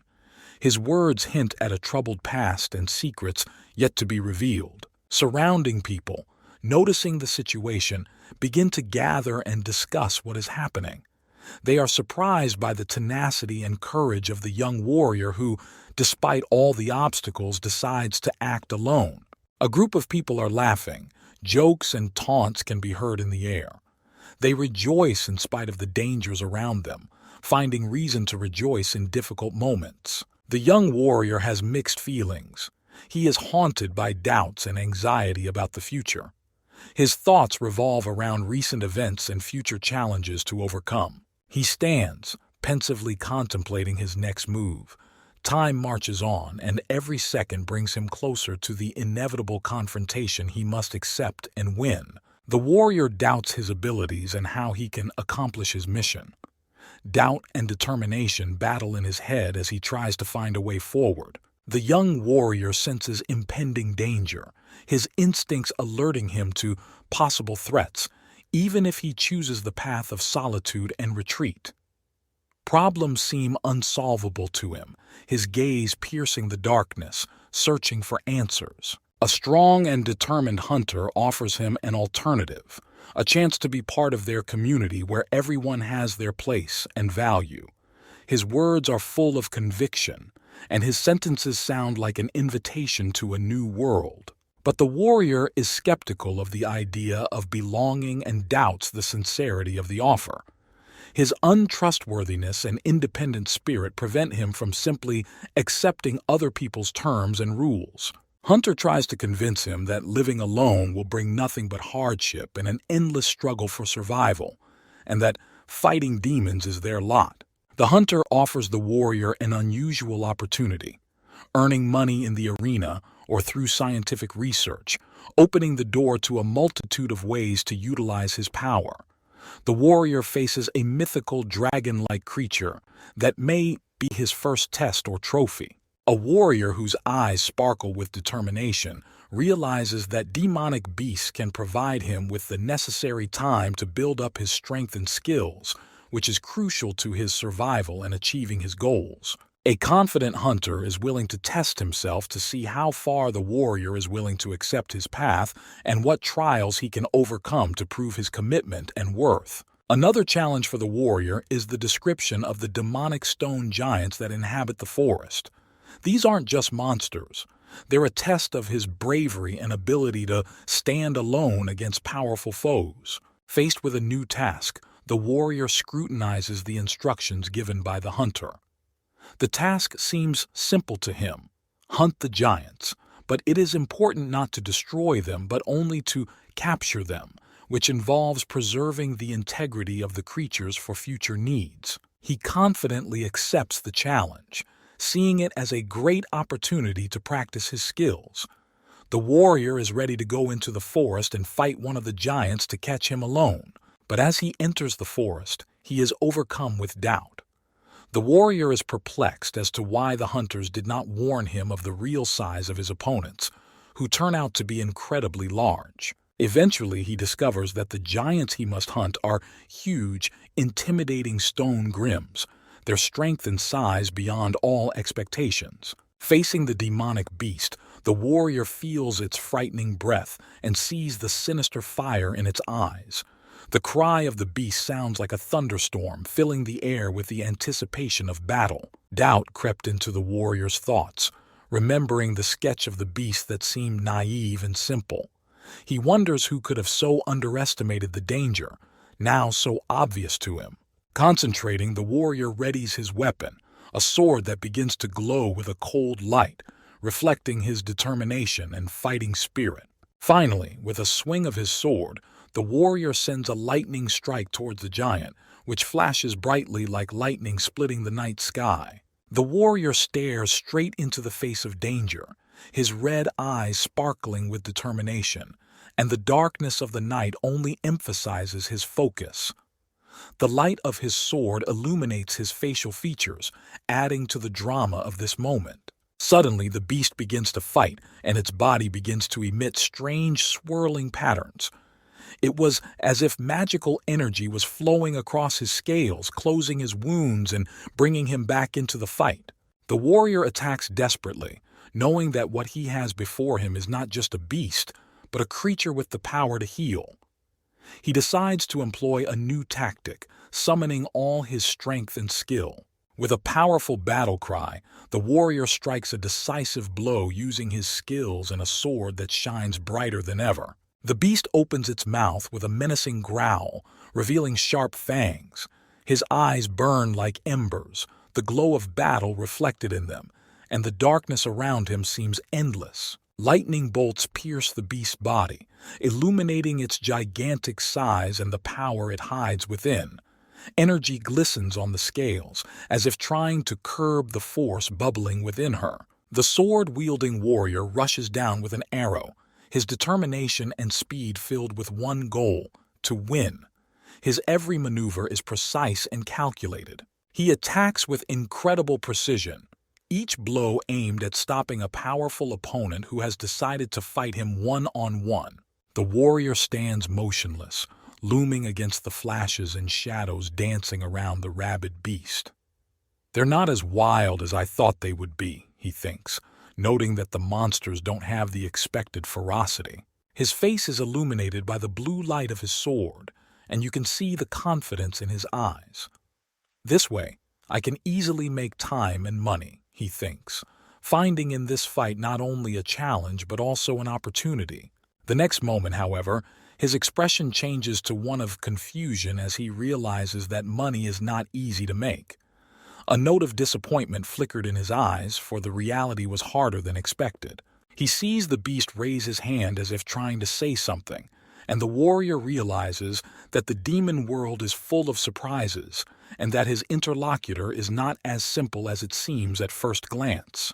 The anxiety on the hunter's face reflects his doubts. How will we sell such a hide if it is dirty? No one's going to buy this, he thinks as he assesses the complexities of his new reality. An experienced hunter shares advice, pointing out the nature of demonic primates that die if their necks are cut off. You have to wait for them to regenerate and then hit them on the head, he explains, pointing to his head. The hunter in the green hood reflects deeply on his methods, realizing that habit is also the hunter's approach. Suddenly he is faced with a choice. From tomorrow you will learn to hunt with the devil. If you're useless, we'll kick you out, threatens the older hunter, conditioning the newcomer. After the fight, 2 decapitated primate carcasses fell to the ground. The air was filled with the weight of defeat and at the same time a sense of victory. "Oh great, I caught 2, the hunter stated with relief, giving his slain foes a victorious look. Accustomed to the dangers of this place, the hunter stared at the green-blooded primates, pondering his next actions. Back in town, he received compliments from his comrades. "You're good at cutting meat. Have you done this before?" They asked with interest, amazed at his skill. The city was bustling with life, and the hunter became part of its rhythm. His skills were recognized and he was acclaimed by the locals. "And, of course, this is the offering of the beast you caught," he was told, pointing to the bowl of blood.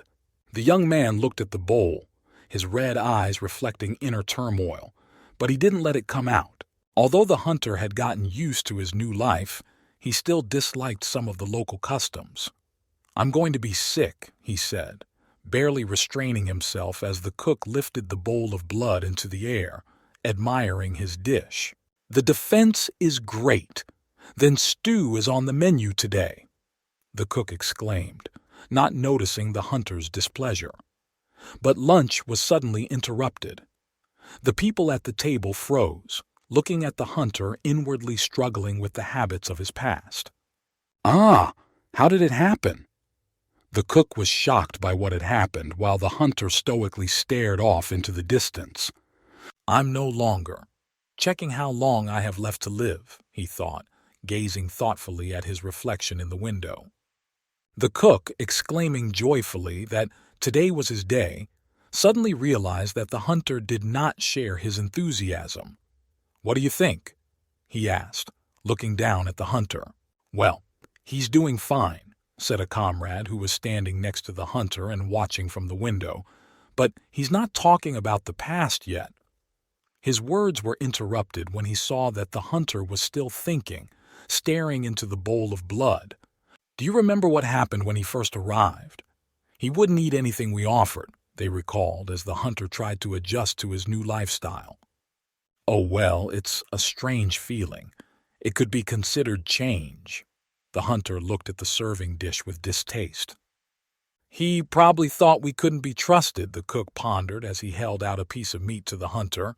"So, you remember," he said, confirming his words. Seeing him off, the hunter looked away as he heard the cook ask, "Do you think there's poison in there?" The doubts that had settled in his heart did not allow him to relax. "Who poisoned you? Why are you being so cautious?" The mentor revealed with a sly smile that he was eating it himself, hinting at the safety of the dish. But the hunter's story wasn't as simple as the food on the table.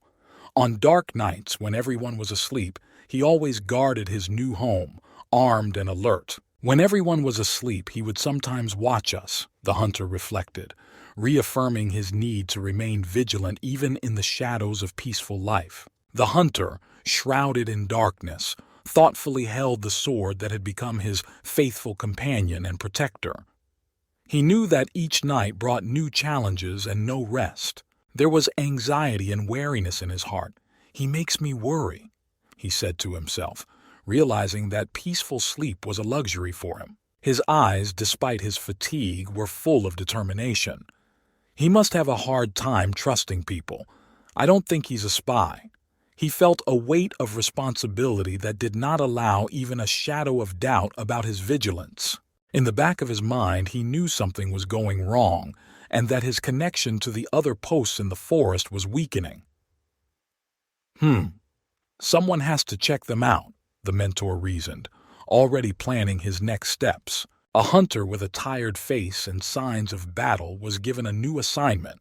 Levi, today, instead of hunting, you will approach the dojon post, his mentor told him, thinking of the safety of his lands. Sure, do you think we can patrol the whole forest by ourselves?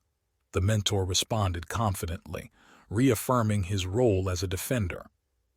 If you go straight west, there's a post there. Go check to see if it's all right, he added, sending the hunter on a mission.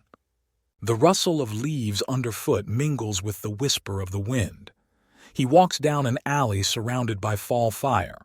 The sky grows deep, taking on the rich hues of sunset and the silhouette of a man sobering shadows on the trail. The hunter walked through the fiery forest, feeling at peace in this world despite the dangers awaiting him.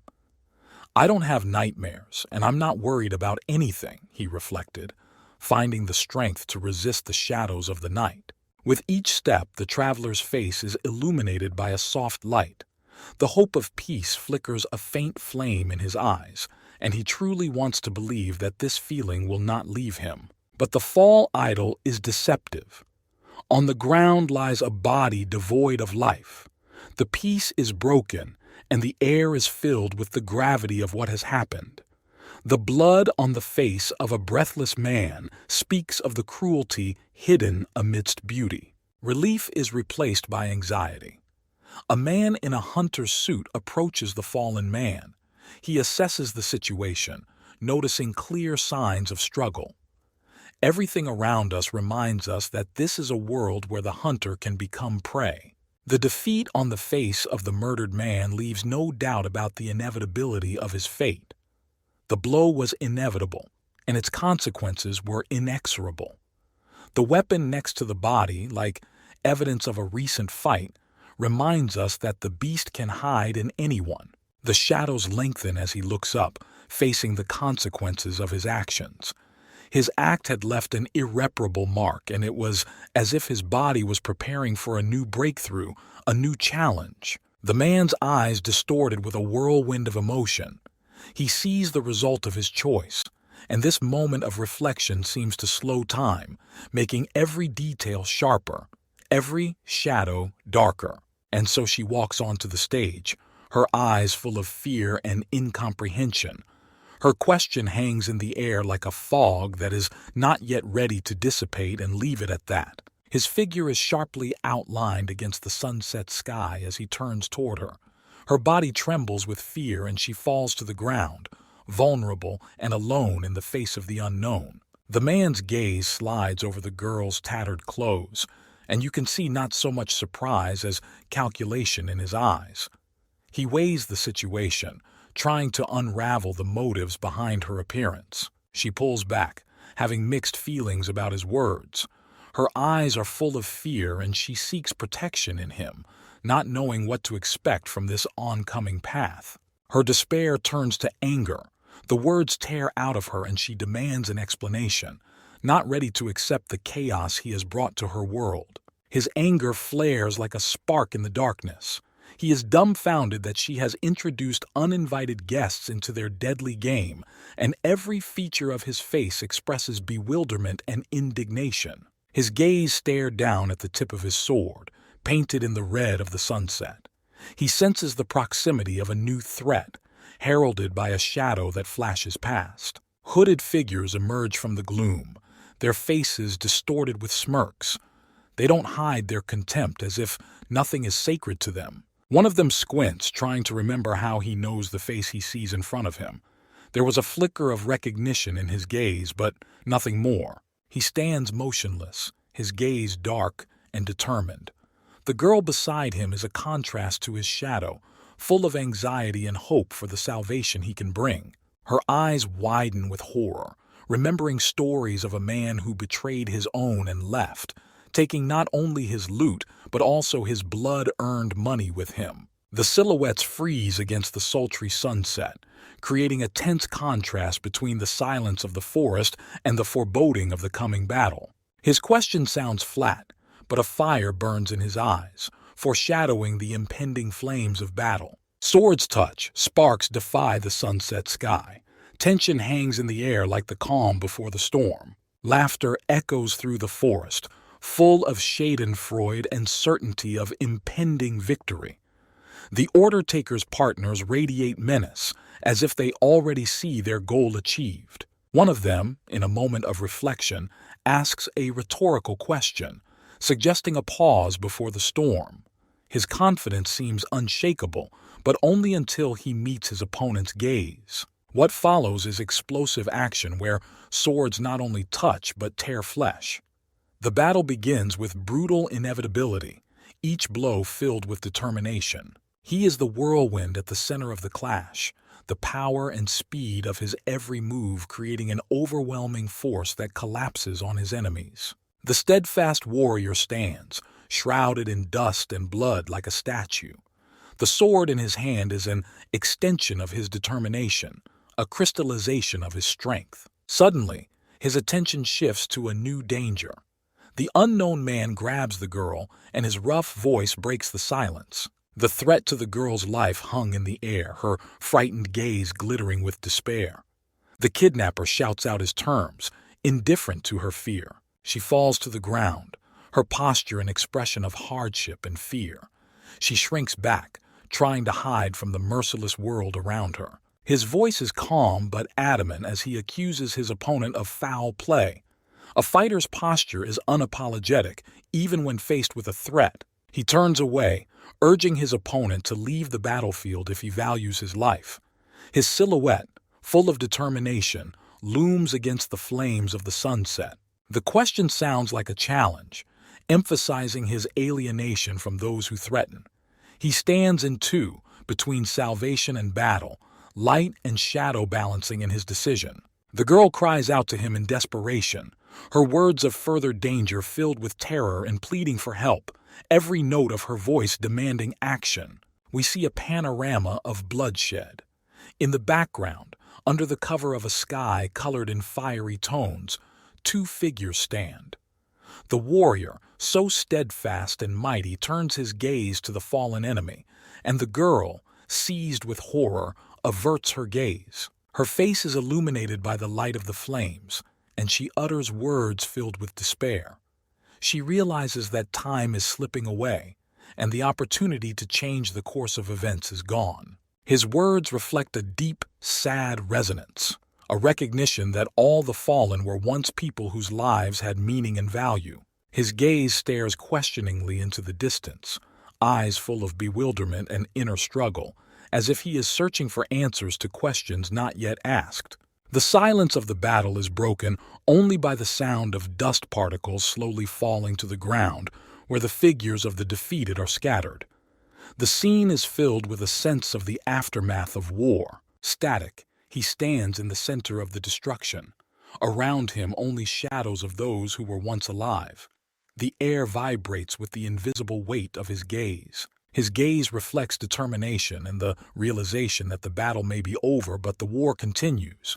His body tensed in anticipation of his next move. And suddenly his sword comes to life, flashing with lightning, reflecting his readiness for new challenges, for new enemies who may be lurking in the shadows of this bloody sunset. The power surged around him, as if a reflection of his experience and skills illuminated his face with the green light of determination.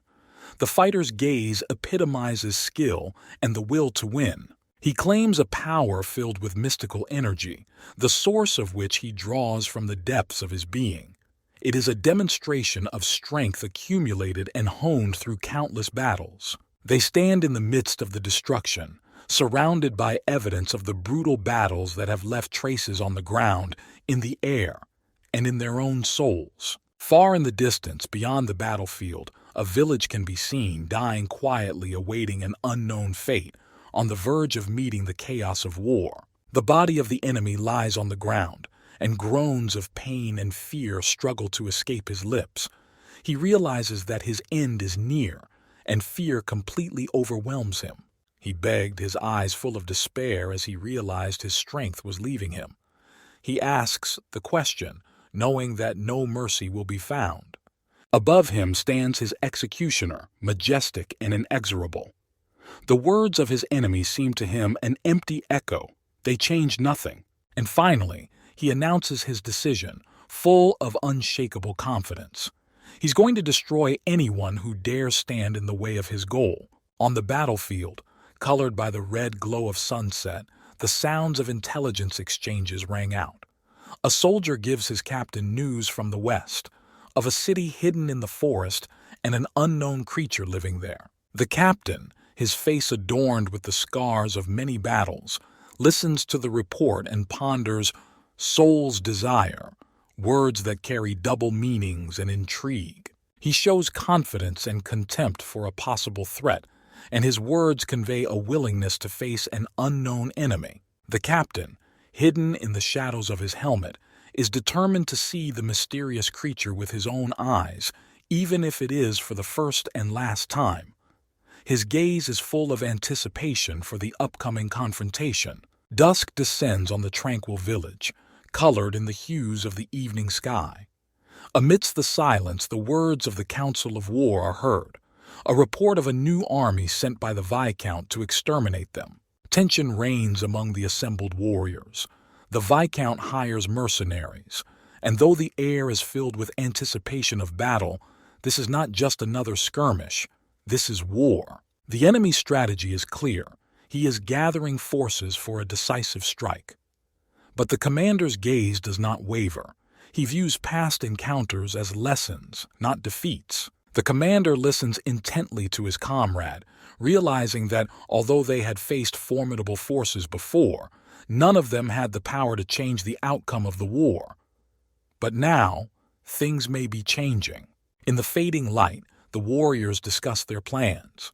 One of them, with a strong-willed and fearless look, proposes to capture the enemies alive so that he can then put the Viscount himself on trial. His comrade, accompanying the decision with a questioning look, asks the all-important question, "We're not going to kill them?"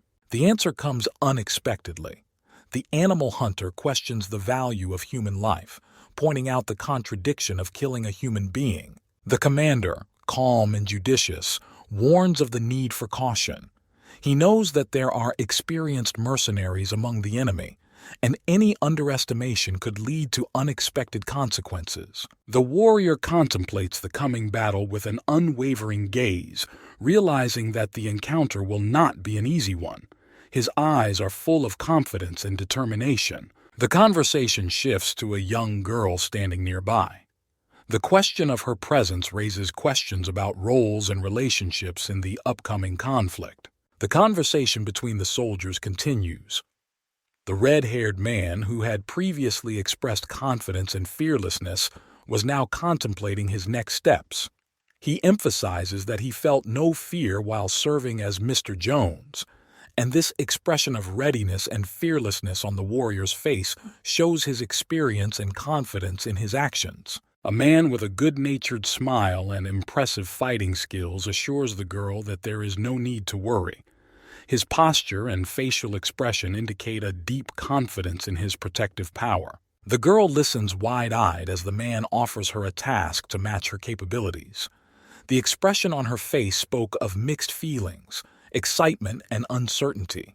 The scene switches to a nighttime town where a man in armor and two of his comrades are preparing a trap.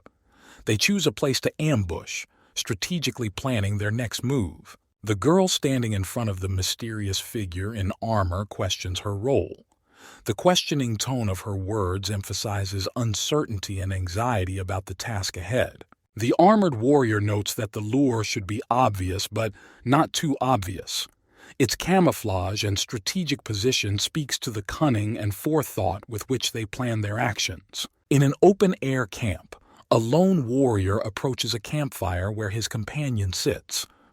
Caution and anticipation fill the air with the question of the unknown fate of the others. Suddenly, blood splatters against the night sky, and the warrior's face lights up with shock at the unexpected aggression breaking the night silence. The body of one of the warriors falls to the ground, and his scream echoes in the darkness. The attack was stealthy and lightning fast, leaving no chance of escape. A young warrior steps out of the shadows, his gaze fixed on a small figure hidden behind a log. Tension is replaced by determination to act, and his words sound like a sentence. A young warrior stands shadowed over a frightened figure by the fire. He prepares himself for the burden of responsibility he has just placed on his shoulders. Resentment and aggression boil up in the group watching the lone warrior. There is a growing determination among them to capture him, their faces distorted with hatred and anger. The warrior's foot flies into the air and he attacks with unwavering confidence, determined to fight those who dare challenge him. The conflict reaches its climax as the warrior soars above his opponents. All his strength and determination is centered in this powerful movement, and he is ready to fight to the end. There is tension in the air as the young warrior cuts through the dark sky like a falcon over his enemies, ready for battle. His voice is a call to caution, a warning of danger. Rising above his enemies, the warrior becomes the center of attention. Eyes filled with horror and bewilderment, they hear a sound cutting through the silence. The turn of events is unexpected and dramatic. A whirlwind of energy and power encompasses the scene of the battle, tossing enemies into the air like leaves in a storm. The enemy is stunned and puzzled. The warrior with the sword remains adamant, his determination leaving no doubt about the outcome of the battle. The whirlwind of battle intensifies. The warrior finds himself at the center of a spontaneous struggle, surrounded by debris and screams. His movements are swift and decisive, like lightning in a stormy sky.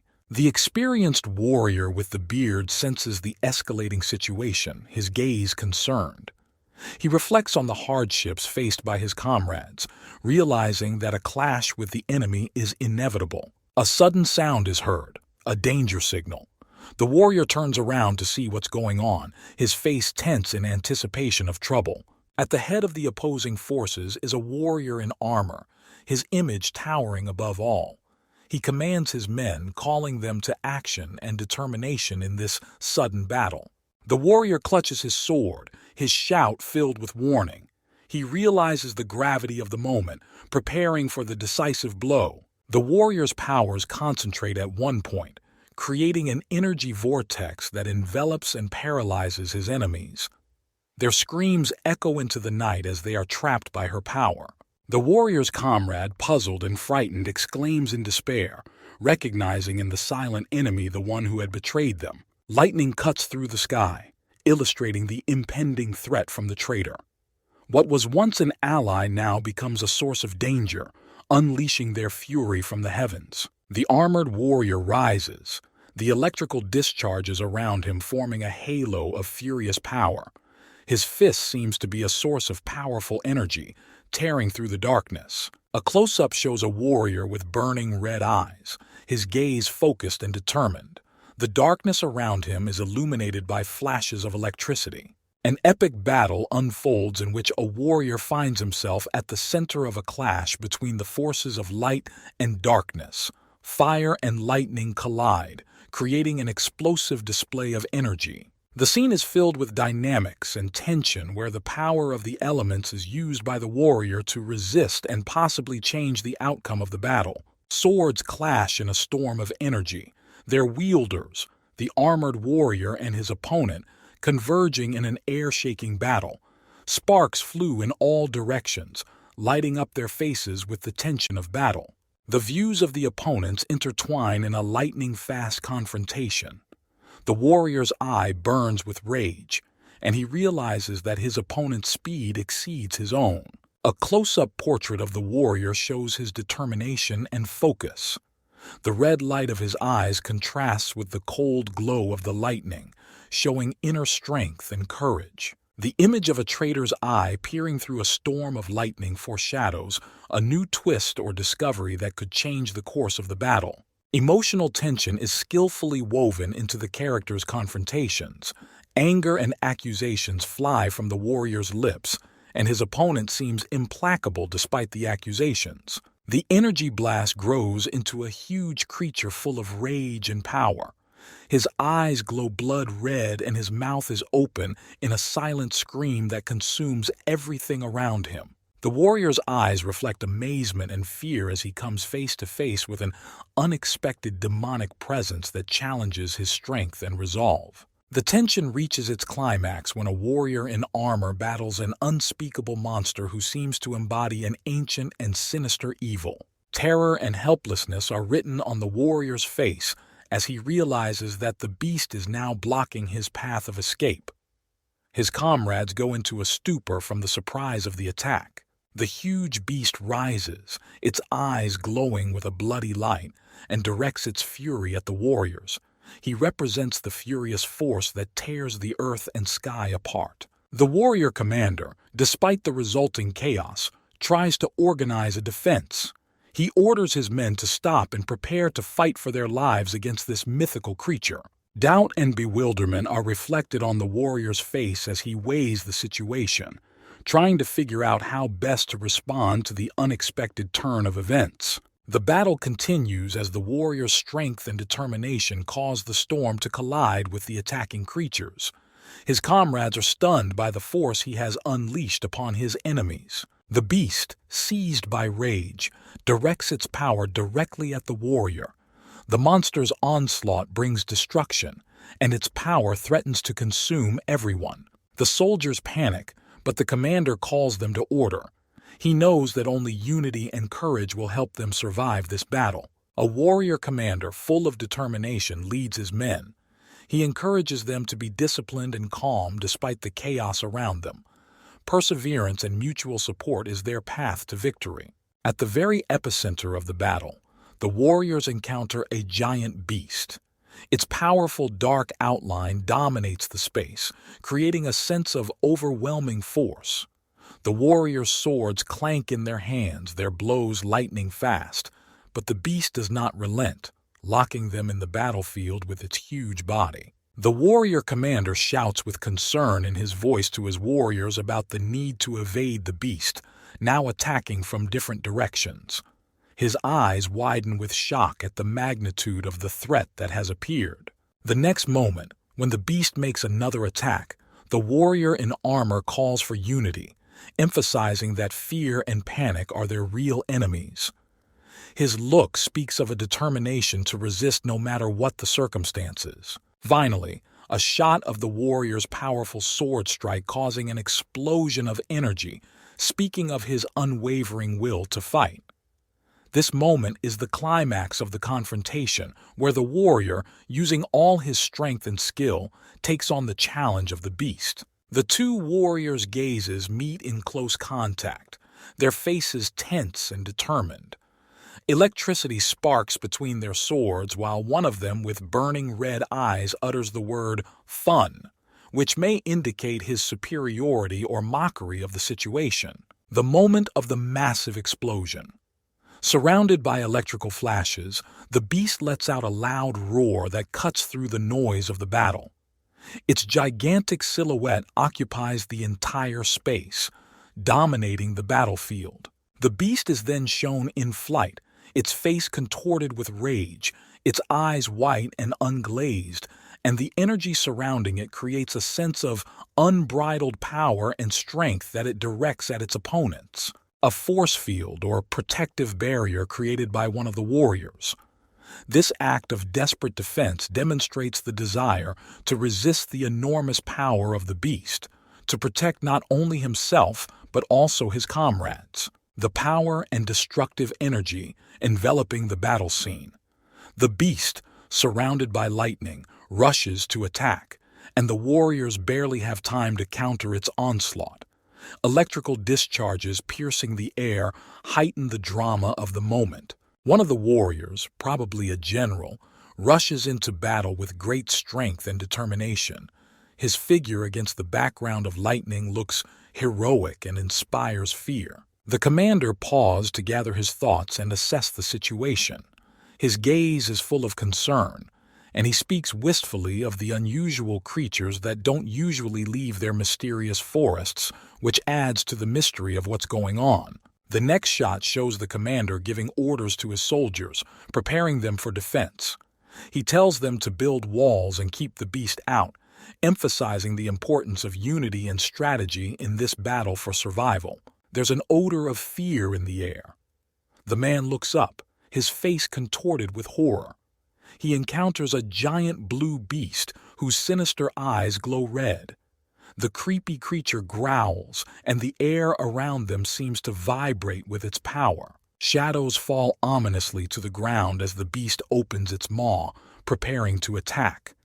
At that moment, a word filled with echo and rage flew out of the monster's mouth: "Animal bugs!" Like a spell or a curse, it floats in the air, reinforcing the seriousness of the moment. The character at the bottom of the painting asks a question that seems rhetorical in his desperate situation. Where did such high-born creatures come from here? His voice is full of confusion and despair, the words falling into the air like sparks from a fire that cannot warm him in the cold of this hopeless battle. He fights fiercely, but every blow is thrown back. The speed and strength of the beast is astonishing.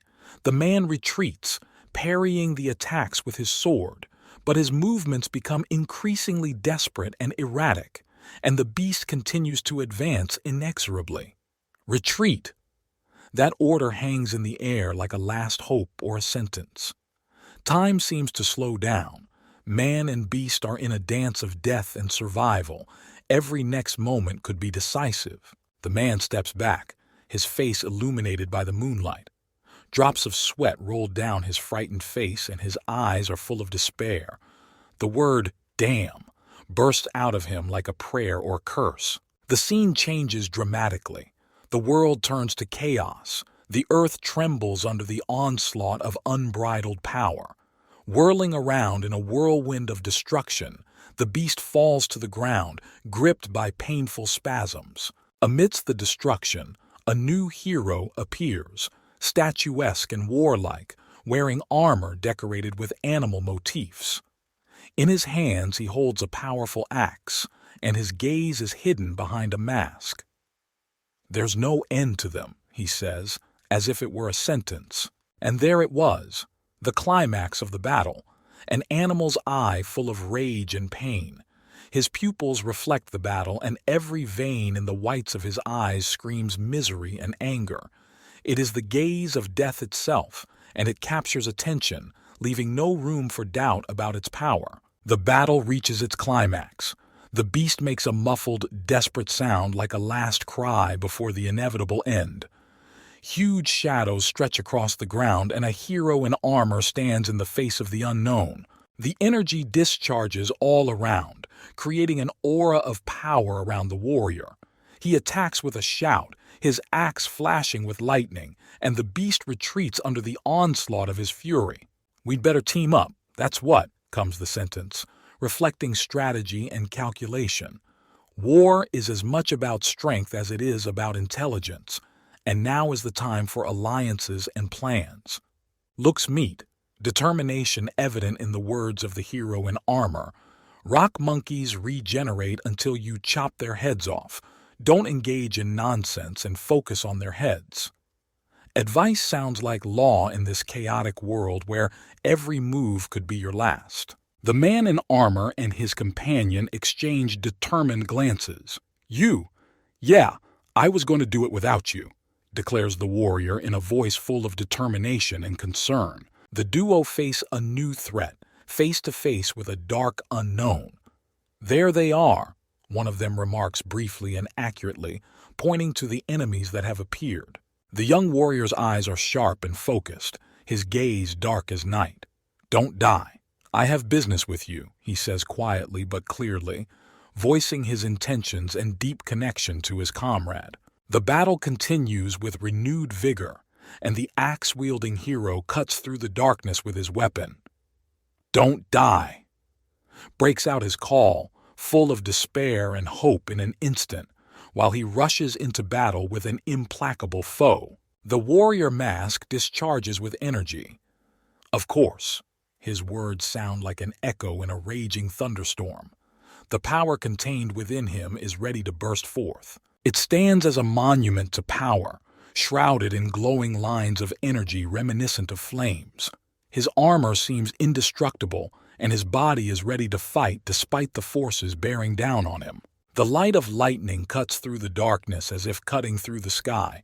Forces collide in a violent whirlwind, foreshadowing a devastating outcome.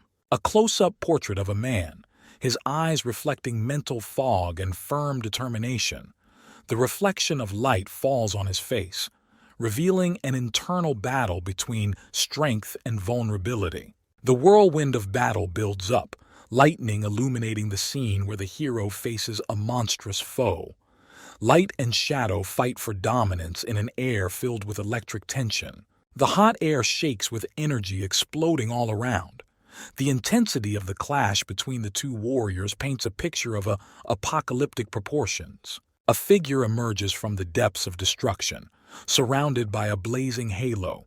He stands unwavering, representing strength and indomitable will in this blazing inferno. You're right. They don't recover from a severed head. Like puppets, so are you. The words of a warrior reflect the ruthless truth of combat, where decisions are made in the blink of an eye and every blow can be the last. The warrior's mask reflects the glittering fire of magic. You can feel the tension of the impending clash in the air. The power centered in his stance is directed at the enemy. The young fighter's hair fluttered with a powerful flow of energy. His gaze is stern and determined. I'm giving you your first and last warning. If you attack from behind, you will meet your death, he says, sounding a stern warning. The mask, as if ready for battle, freezes in anticipation. Energy gathers around her, creating a barrier before the inevitable battle. A warrior in armor with a sword on his shoulder looks surprised. I didn't expect that, he admits, a notorious soul reaper who rarely gives warnings. A young warrior stands nearby, his profile expressing determination. These aren't games, I knew it. His quiet voice is imbued with seriousness and intent. The dialogue continues, and a note of doubt can be heard in the young man's voice. My father didn't tell you about me? He asks, turning to the older warrior. The older warrior replies with a soft smile and a tear in his eye. Yes, I am Marco, your son. His words are filled with bitterness and warmth despite the harshness of the current moment. The one you killed. These words carry the weight of the lost and perhaps irretrievable. The young warrior looks at his interlocutor, his gaze full of seriousness and suspicion. The old man has had a son? His question hung in the air like a sword. The older warrior replies with a smile, but there is hidden pain in his eyes. Revenge? Of course not. I'm grateful you got through that stuff. The words sound relieved but heavy, he continues, his voice softening, a note of bitterness in it. He didn't tell even the best mercenary he treated as his own about me. The revelation of the past bursts out of him excitedly. The older warrior turned away, his face contorted with despair and inner struggle, as if he were preparing for the final act of this tragedy. The older warrior's face filled with horror and bewilderment. What? He bursts out as the ground beneath them begins to shake, making an alarming rumbling sound. The young warrior looks around, his silhouette cut off by a sudden burst of energy rising from the ground. A huge creature emerges from the bowels of the earth, mouth wide open in a sinister grimace. What kind of animal is that this time? The question sounds like thunder in the silence before the storm. The older warrior desperately pleads for help, his eyes full of fear as he faces a new, unexpected threat. The horror of the situation is emphasized by the suddenness of the attack and the power of the enemy. An electric blast lights up the sky as a young warrior battles an unknown beast, revealing its power. A swirl of blue lightning illuminates his figure in battle. Caught off guard, the older warrior tries to figure out what's going on as he suddenly realizes the situation is out of control. Why? The next moment he finds himself safe in the arms of a young warrior. "You saved me? I am your enemy." His words are full of bewilderment and gratitude at the same time. The young warrior doesn't lose his resolve, even turning to the one he just saved. "If you have the power to speak, help save your allies." His words are full of calls to action. The older warrior with rage in his eyes shouts to the others to retreat. "There's nowhere else to retreat to. This is not the time to pick sides. Save everyone you can." His voice sounds like an order as he prepares for his final defense. The young warrior turns to his recent savior with a perplexed and questioning tone. "Gilfora, are you out of your mind? They are our enemies." His voice is full of confusion as to the older warrior's motives. The older warrior's reply sounds like thunder. "Don't judge a man by how he can be used, Levi." His words are a cry for justice and humanity. The young warrior's face is filled with confusion and disbelief as he listens to the words of the older warrior who insists that no reason is needed to save people. A realization comes to the young warrior, his facial features softening as he says, "Sure, it's common sense." His words express an acceptance of the universal human duty to save others without expecting a reward. The young warrior with sword in hand turns to the elder, his words full of conviction. "Are you saying we need to save people?" He embodies the ideals of morality and duty, which are paramount in his world. "There is a powerful energy in the air," he says, and he continues, "In my world it's called morality." He embodies the power to protect one's neighbor not for profit, but for the very act of salvation. His resolute profile emphasizes the seriousness of his words. "But I, neither in a past life nor in this one." He rejects his old ways, pointing to his new hero's journey. Lying on the ground, he humbly acknowledges his new role and his chosen duty. None of it. His words are an acceptance of his new life and the new responsibilities he has chosen to fulfill. The silhouette of a man looms against the sunset sky, blood flowing from his hand staining the ground. "I've never seen these rules in practice." His words sound like an epitaph, an echo of battle and loss. The young warrior looks at his fallen comrade with eyes full of pain and despair. "Pilora, he's right. The first real lesson I've seen in this world." His words lit up with bitter knowledge. His gaze is dark and brooding as he says, "Bullshit, bullshit." His face reflects the gravity of the decision he has made and the consequences he will have to live with. The older warrior reminds them of more important things with a quiet rebuke. "Your superior doesn't know how to use people." His words question the morality and motives of the battle and salvation. Warriors face an onslaught of monsters, and a man on the front line shares his thoughts. "Look at them. Even if we try to save them." His words are drowned out in the noise of battle. The animals don't seem to accept attempts to help, continuing their frenzied attack. They still can't handle any animals. The situation seems hopeless, and the struggle for survival becomes a ruthless reality. In response to the chaos, the senior warrior decides, "In such situations, the strong deal with the problem of loss mitigation." It offers a pragmatic and decisive approach to salvation. The young warrior stops suddenly, his voice full of determination. "Stop! If you use this skill here." He has a premonition that his next actions could change the outcome of the situation. A man stands against an apocalyptic sky, looming against the sunset light, holding a sword in his hand. "Your subordinates will die too," he says, his voice full of bitter reasoning. The next shot shows him standing confidently while chaos erupts around him. "I know," he says, accepting the inevitable losses that may follow. "It's a way to save the many," he explains, suggesting that sacrificing a few to save the rest is a terrible but necessary decision in their world. The forces collide with a deafening energy and the man prepares a mighty blow. His actions are the epitome of struggle and determination. You can read the accusation in the young warrior's face. "You degenerate. Do you really care about the lives of your comrades?" He stands surrounded by the energy of battle, his eyes full of judgment. The older warrior, his face lit by fire, meets the younger one's gaze, perplexed. "What are you saying, Levi?" His answer is full of surprise and denial of any guilt. With understanding and bitterness in his voice, he explains his position. "I never tried to kill my comrades. These guys are just tools. There must be some use for them." He expresses his view that some casualties in war are inevitable, and in the last frame, he concludes with disappointment in his voice. "Don't worry, their lives aren't worth it." His philosophy of survival is brutal and pragmatic, showing a world in which the value of life is measured by its utility. A bloody shadow appears in front of the young warrior's face. The background is filled with red.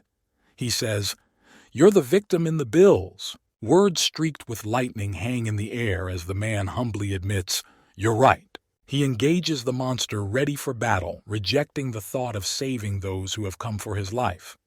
"To save the men who have come to kill me?" The young warrior, having confirmed his choice, returns to the battle. "As you said." He accepts his fate, deciding to fight for his beliefs. A young warrior with an unyielding gaze and a red glint in his eyes turns to the older man. "Thank you. Thanks to you, I understand what I need to do. My job is to kill victims like you." In response, the older warrior's face filled with horror and helplessness, the words "bastard" tumbling from his lips as he realized his time was coming to an end. The silence is broken by the sound of a ticking clock indicating 940 hours, the time counting down the minutes to the imminent finale. And the final image. A young warrior stands, his silhouette separated by lightning, and he realizes that his decision has led him down a path of loneliness and sacrifice. Amidst the flickering lightning, the young warrior's single eye glows with a fierce red light, as if reflecting an internal conflict. "I don't think that's fair," he says, and his words sound like a sentence. "Your life is worth it." The next moment, the power of lightning crushes everything around it, cutting through the sky and earth, leaving behind only blood and destruction. On the ground lay a bloody sword that had just done the fatal deed. Droplets of blood slowly dripping down the blade indicate recent violence. Finally, the young warrior stands over the defeated older warrior and asks in surprise, "Are you dead yet?" It was not a matter of fortune, but of the inevitability of the fate that had befallen them both. We see a close-up of the character's eye, which reflects his determination and tension. You can read the concentration and anticipation of the upcoming event in his red gaze. The phrase, "once again," suggests that he is about to take some decisive action or make an important decision. A ruined landscape where symbols float peacefully, as if they have been taken out of context and now float in the air above the wreckage of what was once whole. A huge monster emerging from the darkness, its teeth and eyes glowing, creating a menacing image. He looks ready to attack, his mouth open in a roar, and he looks intimidating and powerful. The monster is shown close up in all its sinister glory, with one glowing eye, full of rage and ready for destruction. The word "snore" above his head may indicate a loud sound he is making, perhaps his roaring or screaming. A huge monster resembling a mythical dragon, with dark purple scales and many glowing red eyes. A stream of light bursts from his forehead, emphasizing his power and menacing energy. The sky in the background is colored in warm sunset tones, creating a contrast to the cold glow of the monster. We see a warrior standing with his back to us, looking at the army preparing for battle. Silhouettes of warriors armed with spears and in armor loom against the blue sky. The warrior's gaze is serious, and he seems determined. The frightened look of the very same warrior whose face reads terror in the face of the unknown and the power of the monster. His eyes are wide open and his expression reflects shock at what he's seen. We see another character looking up in horror and screaming. His facial expression and open mouth emphasize the strength of his emotions.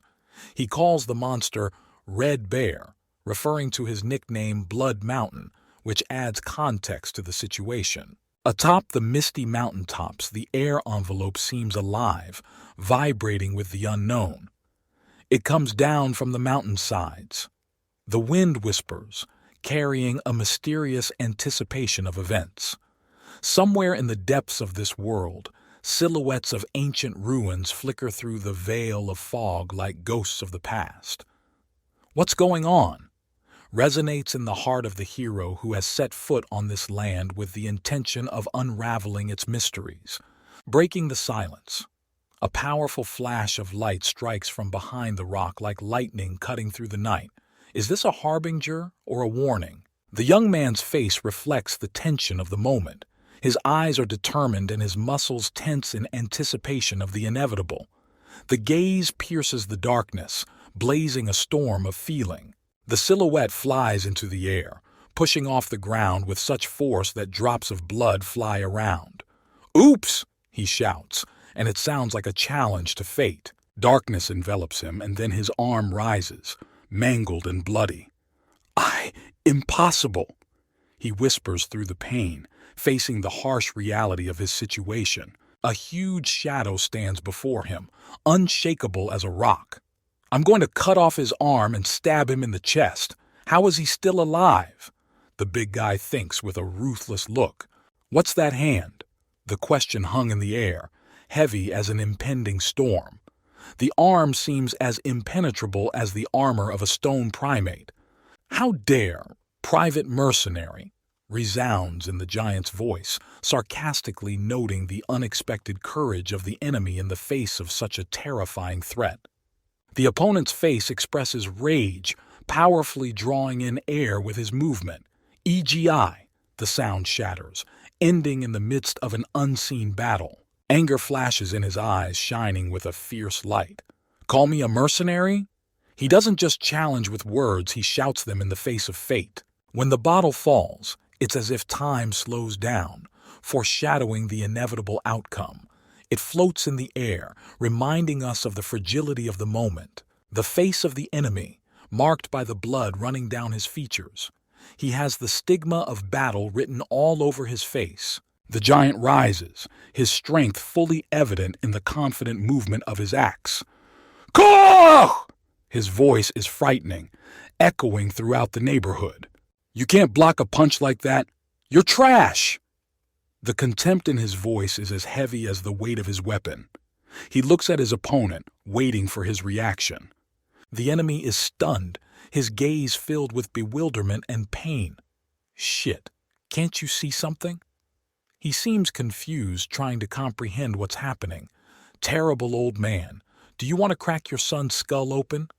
Mocks the giant's opponent by using his own words against him, emphasizing the absurdity of the situation. The giant responds with contempt, his face calm and adamant. "You. Swords often bounce around during combat. Stop complaining and get your ass up." He's always confident in his superiority and ready to keep fighting. Stunned but not broken, the man with blood running down his face turns to his opponent. "And if you don't want to, you can die like garbage." His words are full of challenge and determination, reflecting an indomitable spirit. The enemy, a giant warrior, stands motionless, narrowing his eyes and looking down like a judge. "That bastard relishes garbage," he expresses, showing his utter contempt for his opponent. With a note of sarcasm, he continues, "The son of a mere mercenary became a knight? You're kidding." His confidence in his superiority seems unshakable, and he doubts his opponent's abilities. The man's back is turned to the viewer. Ahead of him is a bright doorway. "Do you know why the Viscount took the enemy to himself? It's because his father sold his dogs," comes the final sentence outlining his fate and past. The man's gaze filled with pain and disappointment. "The son of such a shitty father can only learn nonsense," he says, as if rejecting anything to do with the past and ancestors. In the next frame, a stately man in a majestic pose, his eyes staring somewhere in the distance. This is Viscount Berg, a man shrouded in an aura of power and strength. A warrior on full alert is the determination with which he is about to face reality. This is how you choose to treat knights, Marco, son of a coward." The words full of contempt rain down upon him. Two mighty warriors stand before the Viscount, who addresses them with orders. "The Viscount asked you a question. Answer me, trash." The commander's voice sounds unapologetic, emphasizing hierarchy and authority. The crossed spears of the warriors are like a frame for the disdainful gaze staring down. "The word trash suits you better," it sounds from there, blaming those who bowed to authority. The giant raises his head, his eyes full of anger and frustration. What have the knights from noble families been doing until now? Didn't they all die on the battlefield when the honor of the Viscount was at stake? He asks a rhetorical question, questioning their loyalty and valor. Suddenly the frame is filled with light and power. The man is illuminated by electric flashes. "How can you insult me?" His words are full of bewilderment and indignation, a challenge from fate itself. The Viscount, his face lit up red, filled with shadow and seriousness. "You speak as if things would have been different in your case," heralds the scene of reflection and maybe even doubt in his words. The giant's eyes sparkle with challenge as he says, "Of course, I'm better than those assholes." His confidence and contempt for those before him leave no doubt about his self-esteem. He continues, "Because I'm strong. Don't the bodies behind me prove it?" His words emphasize the victories he has won and serve as proof of his strength. The Viscount, standing before him, replies sarcastically and reproachfully, "So you killed them to prove your worth? It's stupid and arrogant." His words raise questions about morality and the value of human life. The Viscount's words penetrate the darkness. "But that is what a warrior should be, Marco, son of a coward." He sets the standard for a warrior, despite the irony of his position and background. The warrior looks on with arrogance and triumph.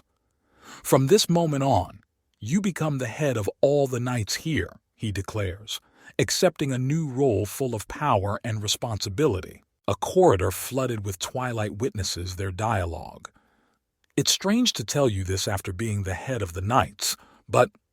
The Viscount's words are a harbinger of change or revelation. The giant answers thoughtfully, his gaze full of thought. "Actually, that seat should have been taken by your father." The words hidden behind his silent gaze are imbued with deep meaning. And the Viscount, as if expecting this question, answers, "Is that why you gave me this position? That's not the only reason." There's a premonition of ulterior motives and inevitable events in the air. The bloodied warrior asks in bewilderment, "Didn't you hear the news? The third one's dead." His face is filled with horror and incomprehension of the tragedy. "He was murdered?"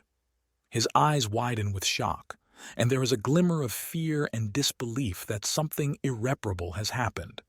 A young warrior stands in the hall, his silhouette heavy and sullen. "We don't know for sure, but the entire mercenary squad was wiped out. Only Reaper Levi survived." His words are harsh and reflect a bitter reality. With a proud and sinister laugh, the giant confesses, "I get a lot of good things from him. He straightened out not only those knights, but the tiger as well." The giant's laughter sounds like praise and recognition of the great power he sees as the instrument of his interests. In the hall, the Viscount, looking calm and collected, says, "You have just learned of your father's death, but you don't seem to be sad." His words raise questions about the giant's true feelings and motives. The giant, with an expression of amazement on his face, listens. "My father used to say that people die like trash if they're weak. Apparently he died because he was trash." This statement, full of contempt for the deceased, emphasizes his violent philosophy. With disdain and coldness, the Viscount continues, "I have no time to mourn for trash. Wise."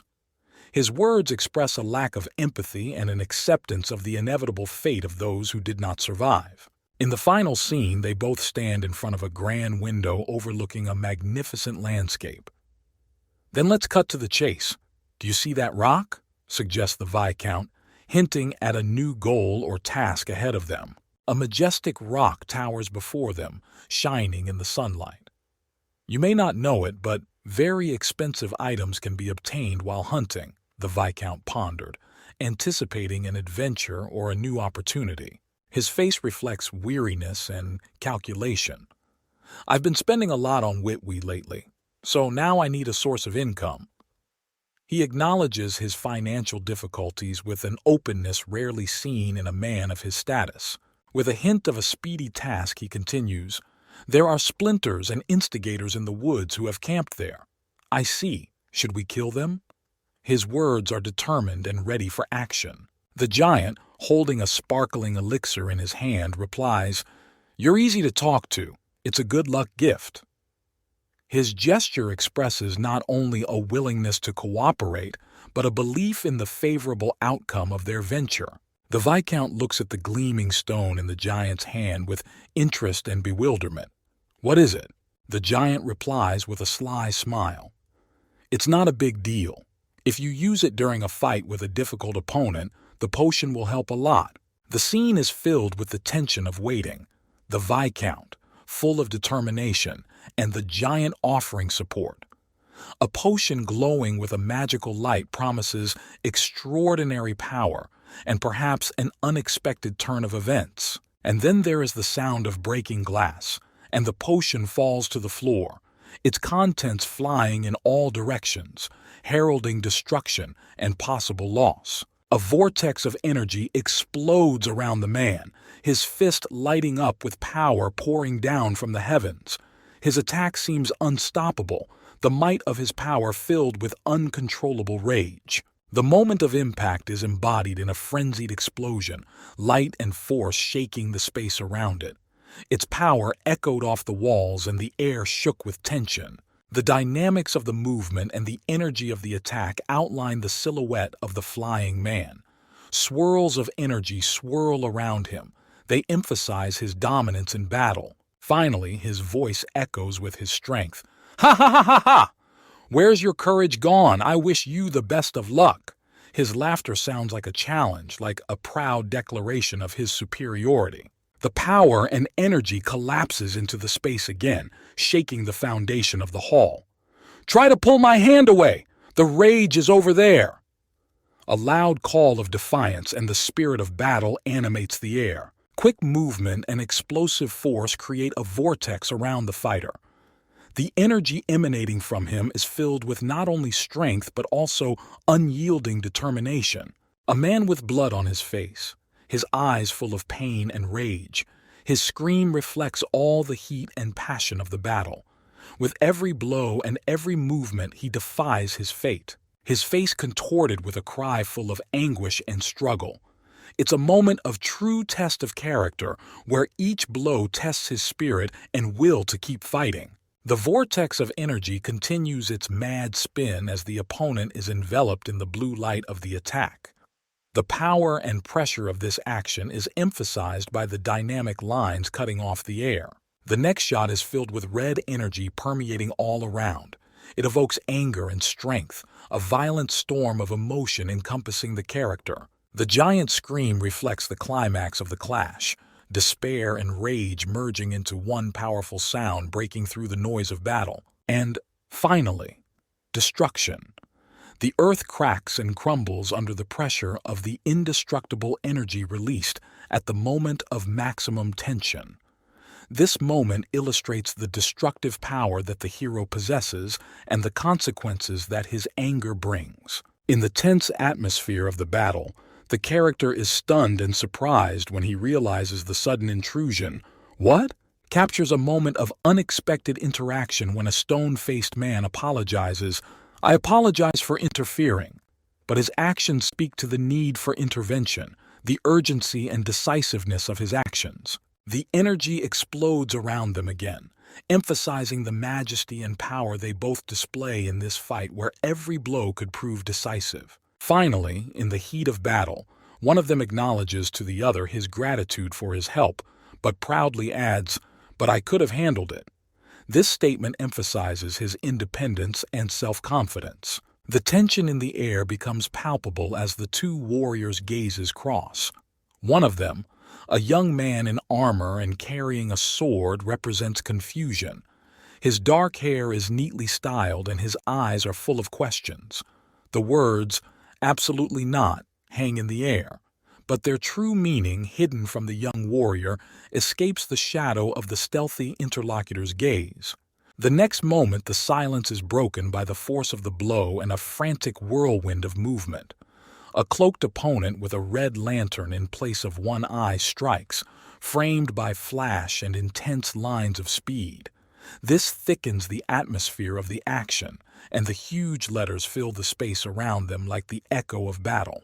Peacefully lying on the ground, the defeated warrior seems defenseless for a moment.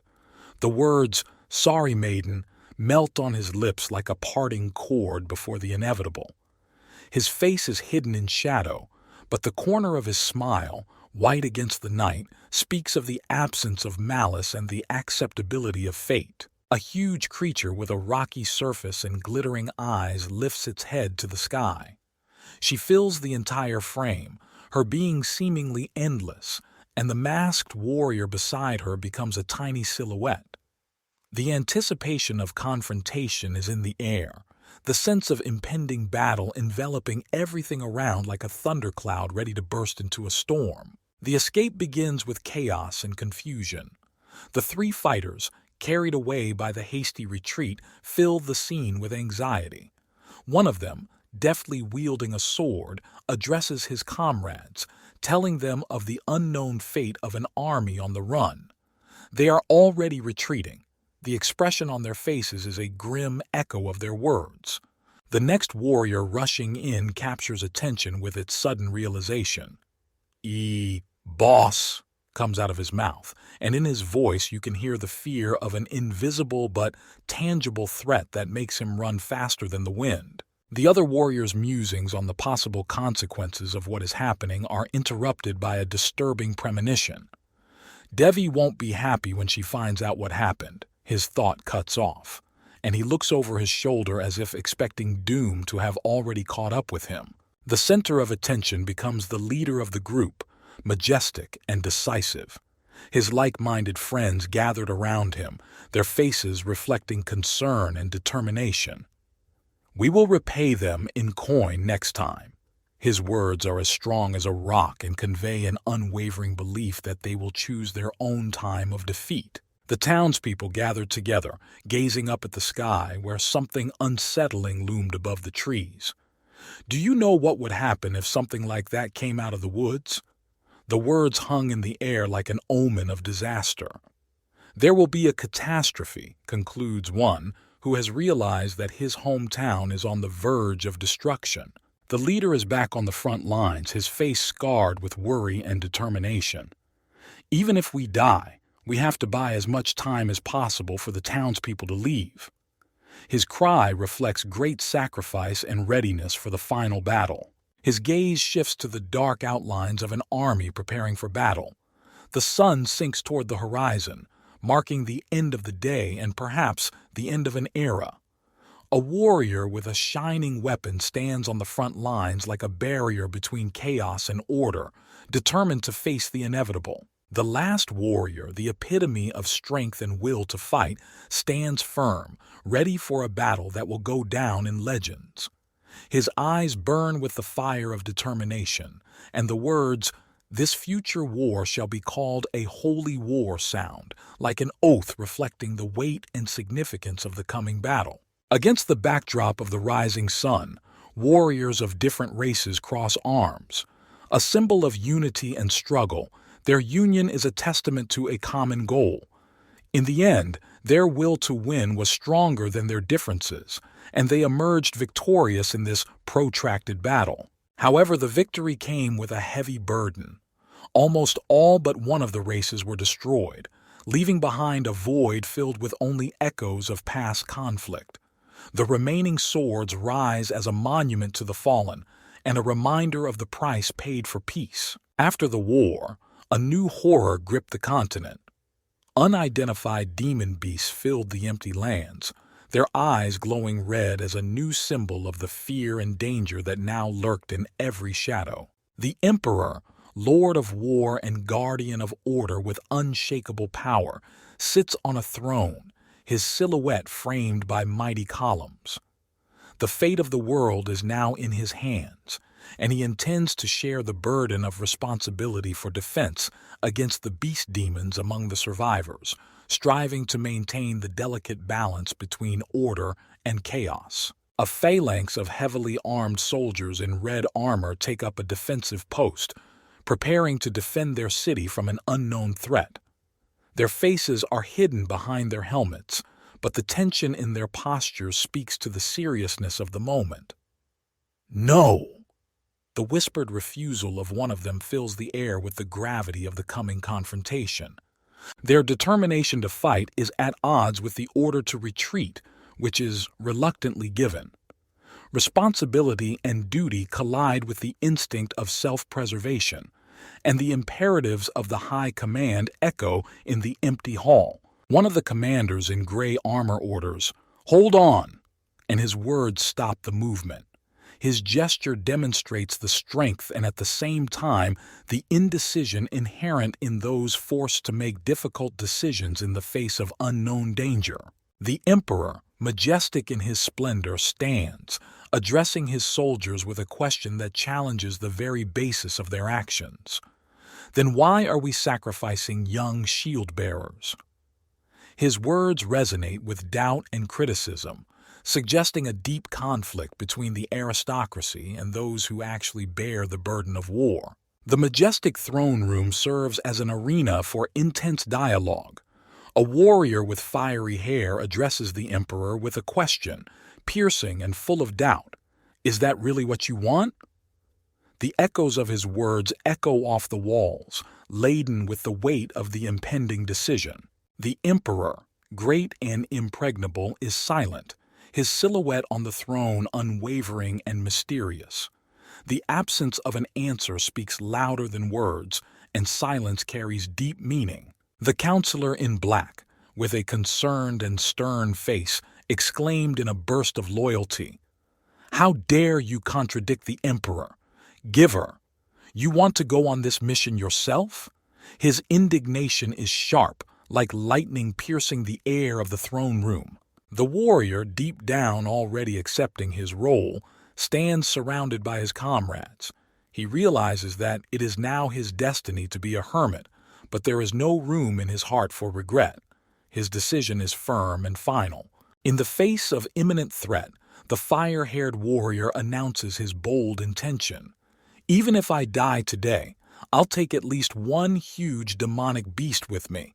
His voice is full of determination, and his gaze sparkles with resilience. He challenges a pack of ferocious beast demons, each several times larger than he is. The electricity of his magic crackles in the air as it collides with the power of his monstrous opponents, their blood-red eyes glowing with an ominous light. The battle unfolds in all its fury. A warrior, one against many, uses his amazing abilities to fight monsters. He throws lightning bolts out of his hands, and his every movement is a dance of death and survival. With each lightning strike, the warrior proves his strength and bravery. He does not give up in the face of huge beasts, his screams mingling with the roar of the monsters, creating a symphony of battle where every blow could be the last. The battle reaches its climax, with the warrior bravely coming face to face with rampaging demonic beasts. "Well, I expected that." He acknowledges the inevitability of the fight, and his gaze speaks of deep determination and fearlessness. Raising his head, he saw a new, even more powerful threat. A huge creature surpassing all demonic beasts in size and strength towered before him, its eyes burning with a fierce light. But there's really no end to them. The thought of an endless wave of enemies flashes through my mind. However, the sense of revulsion and determination does not leave the warrior even in the face of such a terrifying foe. I feel an unfamiliar, disgusting aura. He realizes he is about to encounter a force greater than anything he has ever experienced. The demonic beast only growls in response, as if it despised his bravery. It comes from... The warrior prepares for the decisive clash, knowing that he now faces the embodiment of pure evil, in the face of which he must display all his skill and courage. Dusk came, and a battle between mythical creatures raged in the sky. The bluish lightning light illuminates the menacing silhouettes of three giant wolves whose teeth are like blades, their eyes glimmering rubies against the shroud of night, full of the lust of battle. In the heart of the storm, a rumbling voice could be heard, like the echo of ancient incantations. "I sense a dead soul from other demons." A mysterious message floated in the air, swallowed by the darkness in which legends are born. In the darkness, like a flash of flame, the figure of a warrior appears. His muscles tensed, and his gaze was full of determination and strength. The deepening red color around it represents anger and strength, awakening fear even in the hearts of ruthless beasts. And then a bolt of lightning pierces the heavens, and a creature filled with elemental energy rushes into action. Blue sparks flew in all directions, and the huge wolves exploded from the force of the impact like shadows scattered by light. A warrior with blood-red hair like flames moving swiftly through the air, his body the epitome of martial spirit. Below, from the depths of the abyss, a monster with glittering eyes full of hatred and rage looks at him angrily. The next image is the embodiment of energy, a figure shrouded in lightning filled with pure, indestructible power. She stands motionless, waiting for the elements to unleash their full force. The battle reaches its climax as the warrior, surrounded by lightning, rushes into the center of the storm. A whirlwind swirls around him, the force of the blows knocking the animals off their feet, causing them to flee. And in the end, amidst the chaos, the warrior becomes the very embodiment of destruction. The forces of nature converge in his fist, and he strikes that the roots of the earth quake, like a prophecy of the end of the world whose echoes will echo through the ages. Silence envelops the battlefield for a moment. "Become!" A mysterious call rang through the air. A majestic and intimidating creature stands before the warrior, its huge eyes burning like embers in the night. However, the warrior does not give up. His gaze, through his mask of pain and determination, shines through one eye like a star in a dark sky. "I don't know what this soul is," he whispers, acknowledging the unknown in the face of the unknown. Lightning once again defies the darkness. "So you'll have to find out for yourself." Determination seems to flare in the heart of a fighter ready to confront any mystery. And in the climax of this epic, the collision of power and magic generates an explosion of power and light. The beast, shrouded in lightning like the embodiment of a storm, reaches the final frontier of battle. The battle reaches its climax when, from the depths of the earth, a huge crystal soars into the sky, its color resembling fire, within which lies the very essence of power. The warrior looks at the crystal calmly, his eyes reflecting surprise and understanding. "So, there was such a thing in your body. I'll break it in one blow." He could hear his determined voice promising to solve the riddle. And then the warrior's eye narrowed, a reflection of the crystal flickering in it, a flash of realization. He asks, "Eh?" The power of the crystal surges outward, dazzling light filling the entire area, the blast of energy felt even through the image. After the outbreak, things get better. A comet-like pillar of fire rushes toward the ground, and the peaceful forest landscape seems unfazed in the face of recent chaos. The character in the hat looks at the apparition with confusion. "What was that explosion? Concert City. Is it going to be okay?" You can hear the worry and hope for the best in his voice. The next shot is of the warrior's closed eye, which, as if reflecting events, gradually opens, foreshadowing a new chapter in the story. "Ah, where am I?" Bewilderment in the voice of the hat-wearing character, while his attention is distracted by the figure of a warrior quietly creeping up behind him. "God damn it, motherfucker! Where are you taking me?" A rude exclamation rang out, foreshadowing the new adventures and uncharted trials that awaited them. The warrior turns to the old man with a concerned face. "Jigora, you bloody old man, why did he do that?" His gaze is full of bewilderment and hidden anxiety. The old man, with an expression of surprise and slight irritation on his face, replies, "D-girl, are you awake yet? What? Did you really think I was going to pass out for 4 days again?" The old man gathers his wits and looks the warrior straight in the eye. "Devi, I don't have much time, so listen carefully.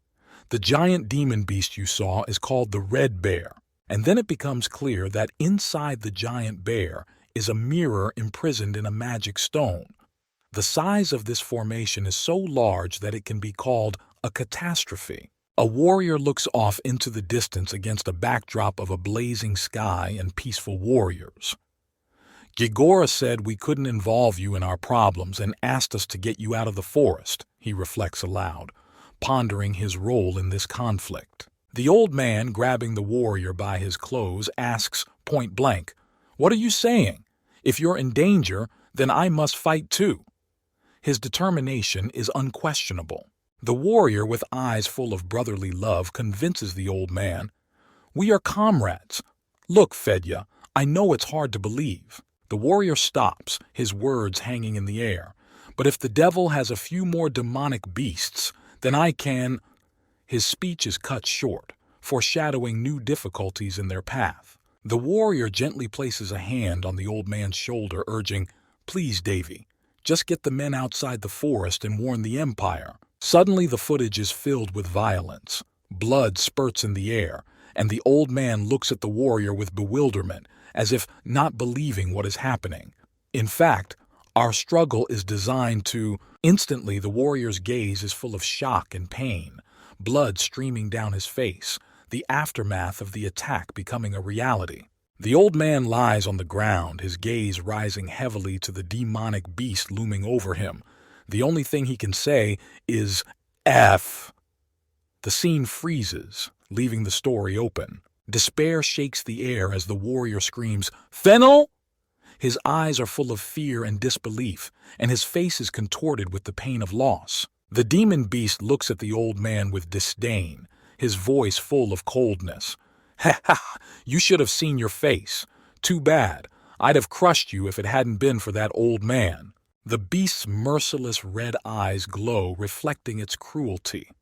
"Well, such is the fate of the weak. They only live for the strong," he proclaims as a law of nature. The warrior, holding the old man in his arms, cries out his name in desperation, blood running down his chin as if to symbolize the depth of their bond and the tragedy of the moment. "Fennel! Kak-kak-kak!" His voice trembles with bitterness and hopelessness. In the fading light of consciousness, the old man struggles to utter, "Ha! Levi!" His voice is barely audible and blood slowly flows from his wounds. A warrior looking at his fallen comrade seems lost and broken. "Run, Levi! Save yourself!" These words of the old man sound like a last request, filled with concern even in the face of death. The old man's body lies breathless, his face resting against the bloody background. The world he knew was leaving with him, a demonic beast standing over the warrior taunting him. "Are you saying that the weak live to be used by the strong?"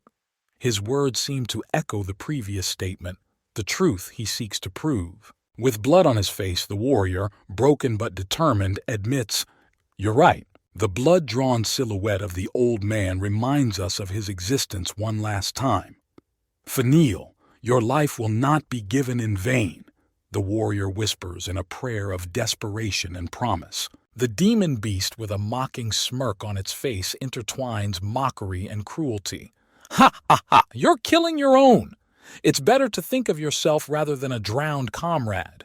And in response to his cruelty, the demon beast hears the warrior's quiet words. "Let me ask 2 things. First of all, I didn't do it just for Fenil." These words carry the weight of unspoken promises and intentions. There's tension in the air. A hero in traditional military garb, full of determination, faces a powerful adversary. The monster, studded with patterns and symbols, emits its deadly breath. The warrior gathers the rest of his strength and confesses, "Second, I don't have to worry about myself, because now you're not my equal." The demon beast, seized by sudden rage, is in for a real shock. What the fuck? Don't be sad. And amidst the incredible tension, there is a loud sound that heralds a new round of battle and perhaps new hope. Moment of impact. A swift whirlwind of air kicked up dust, enveloping the bodies of the warrior and the demonic beast in a storm. The force of the blow could be felt in every curve of their bodies, and the green blood of the demonic beast scattered in the air like a canvas on which the drama of the fight was being played out. So, with a simple fic, you can't reintegrate. Your ability to recover and the time I've been given. There's a cold certainty in his voice. The warrior looks directly into the eyes of the beast, asking the rhetorical question, can humans gain the power of monsters? He doesn't wait for an answer because it doesn't matter to him anymore. Turning away, he finishes his speech. Screw it doesn't matter. Deal with this giant. There is no doubt in his words. He is determined to go all the way, no matter what the next moment brings. The hero stands back, contemplating the result of the battle. Time. As if he realizes the importance of this past confrontation.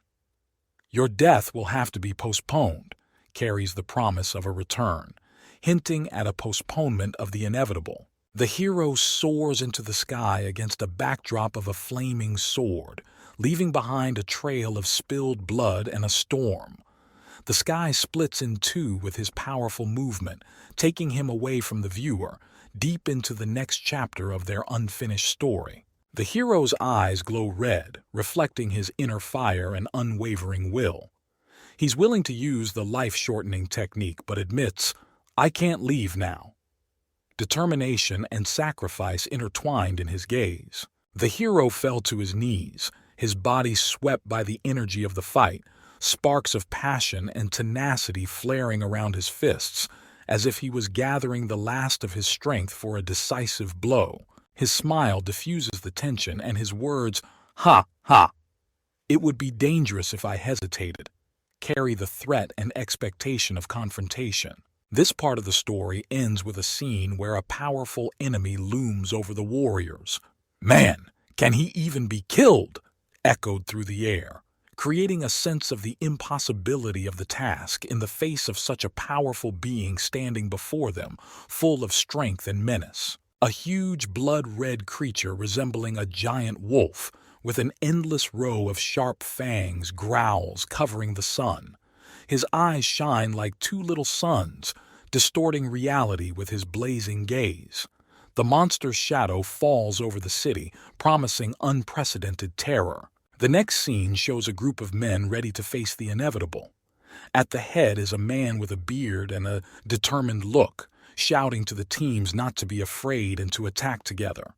His face is contorted with passion for battle, and his gaze is full of determination. The next shot shows two men, probably allies, one of whom is looking over his shoulder as if to convey a look of confidence in joint action. Their hands clasped tightly together, symbolizing brotherhood and unity in the face of impending danger. One of the men releases lightning bolts from his hands in a flurry of combat, aiming them directly at an unknown enemy. His face is contorted with rage and focus, and the energy of his attack illuminates the scene with a fierce blue light, promising a devastating clash. A muffled scream is heard in the darkness. "What the?" The air is filled with anxiety. Lightning flashes in front of them, illuminating the silhouette of a man whose fist is shrouded in electric sparks. He's ready to fight, but there's a note of doubt in his voice. Is he soft? A giant blood-red monster with a huge open mouth attacks, its teeth resembling sharply sharpened daggers.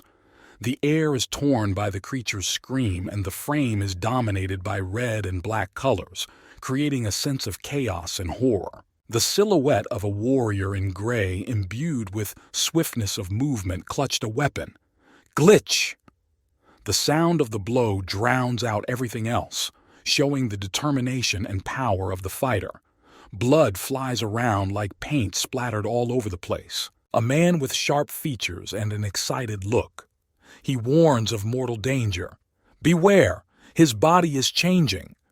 There is fear and insistence in his eyes, his mouth open in a warning cry. The words echo through the night, heralding a new turn in this battle. The man's eyes widen with shock. A sudden realization flashed in his eyes, a drop of sweat rolled down his face, and a sense of impending danger hung in the air. The warriors watched the monstrous creature rising into the sky.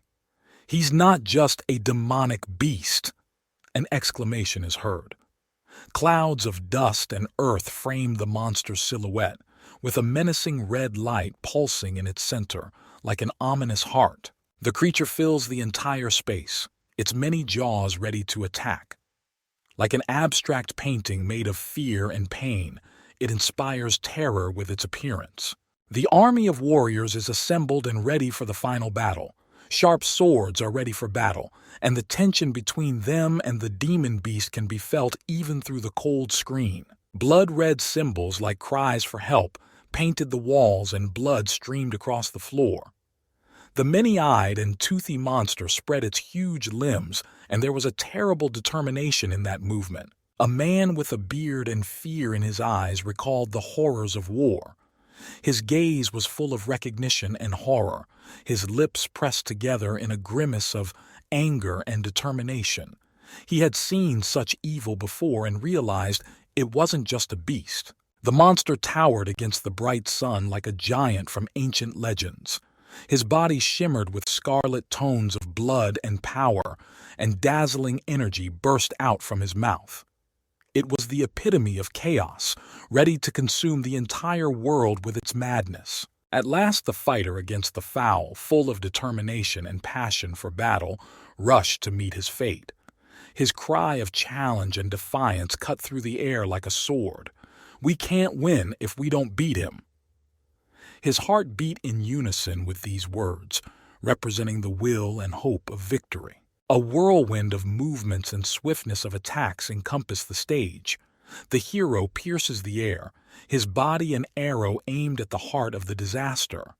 The red symbols all around seem to capture this momentum, emphasizing the explosive dynamics of the moment. The monster's huge toothy maw opens as if to embody the abyss itself. There is darkness inside, and only white sharp teeth in a row, ready to tear or devour. The man gritted his teeth and prepared to fight. His gaze is hidden by shadows, but even they can't hide the tension and focus emanating from him. He is the epitome of determination, a man on the threshold of confronting the unknown. And then there's a roar. Monster and man are two adversaries colliding in a storm of passion and despair. The hero does not give up. His cry reflects a strength and will that knows no fatigue in the face of such a powerful evil. Lightning bolts, like snakes from ancient myths, coil around the hero, reflecting his fury and power. His eyes burn with determination, and his clenched teeth indicate a willingness to do whatever it takes. "Fuck you!" His words are sharp and full of fighting spirit, light glittering like a strong man, cutting through space like a sword falling on the heads of enemies. His journey is inevitable, and in that brilliance there is destruction and hope at the same time. White light envelops everything around, erasing the boundaries of the world and nothingness. This is the peak of the battle, the moment when the outcome becomes uncertain, like the future hidden behind a shroud of uncertainty. And that's when the force of the blow reaches its target. The energized monster seems smaller and more vulnerable to this brutal force. An explosion of light promises the end of fear and the beginning of a new era. The hero, like a lightning bolt, cleaves the skies with his flight, filling the air with the electricity of battle. There is a whirlwind of energy around him, and he tends to the monster that represents the hope of victory over horror, reaching out to the world with its bloody tentacles. "If you wait, the losses will be greater," it sounds like a sentence in his head. The hero knows that every second of slowness is a step toward defeat. Focused on his goal, he gathers all his energy into one decisive blow. We need to finish him off with one punch, he thinks, and the light of his power falls on the monster, promising an end and redemption. The force of the hero's strike rips through space, enveloping everything around it in a sparkling glow. The clash of energies is like a decisive battle where every blow can be the last. He put all his energy into that punch, but even that doesn't seem to be enough. But even after the greatest effort, there is a look of horror on the hero's face. "Impossible," he whispers, faced with the reality that evil is not easily defeated. The hero's gaze clouds with doubt as he realizes that his powerful punch fell short of its target. The monster's darkness still absorbs the light of its attack, and winning this battle remains an unattainable dream. Raising his head to the sky, he sees the silhouettes of the monstrous tentacles joining together, as if preparing for a new, decisive strike. The darkness thickens, and the hero realizes that this battle is not over. His body is pierced by painful sensations of despair and fatigue, but he doesn't give up. No matter what, he is willing to keep fighting, not backing down in the face of the seeming indifference of fate. Now he faces a monster bigger than ever, and realizes that time is working against him. There is no time to lose. Every moment decides the outcome of the war for the fates of the world. Fatal determination is reflected in the hero's every move as he strikes the decisive blow. "We've got to end it all here, and now," sounds like an inexorable decision in his head. Gathering his last strength, he crashes into the monster's body, creating a vortex of energy and despair around him. The echo of his blow echoes through space like thunder. His face shows signs of struggle, blood and sweat, but there is an unquenchable fire in his eyes. "Wait!"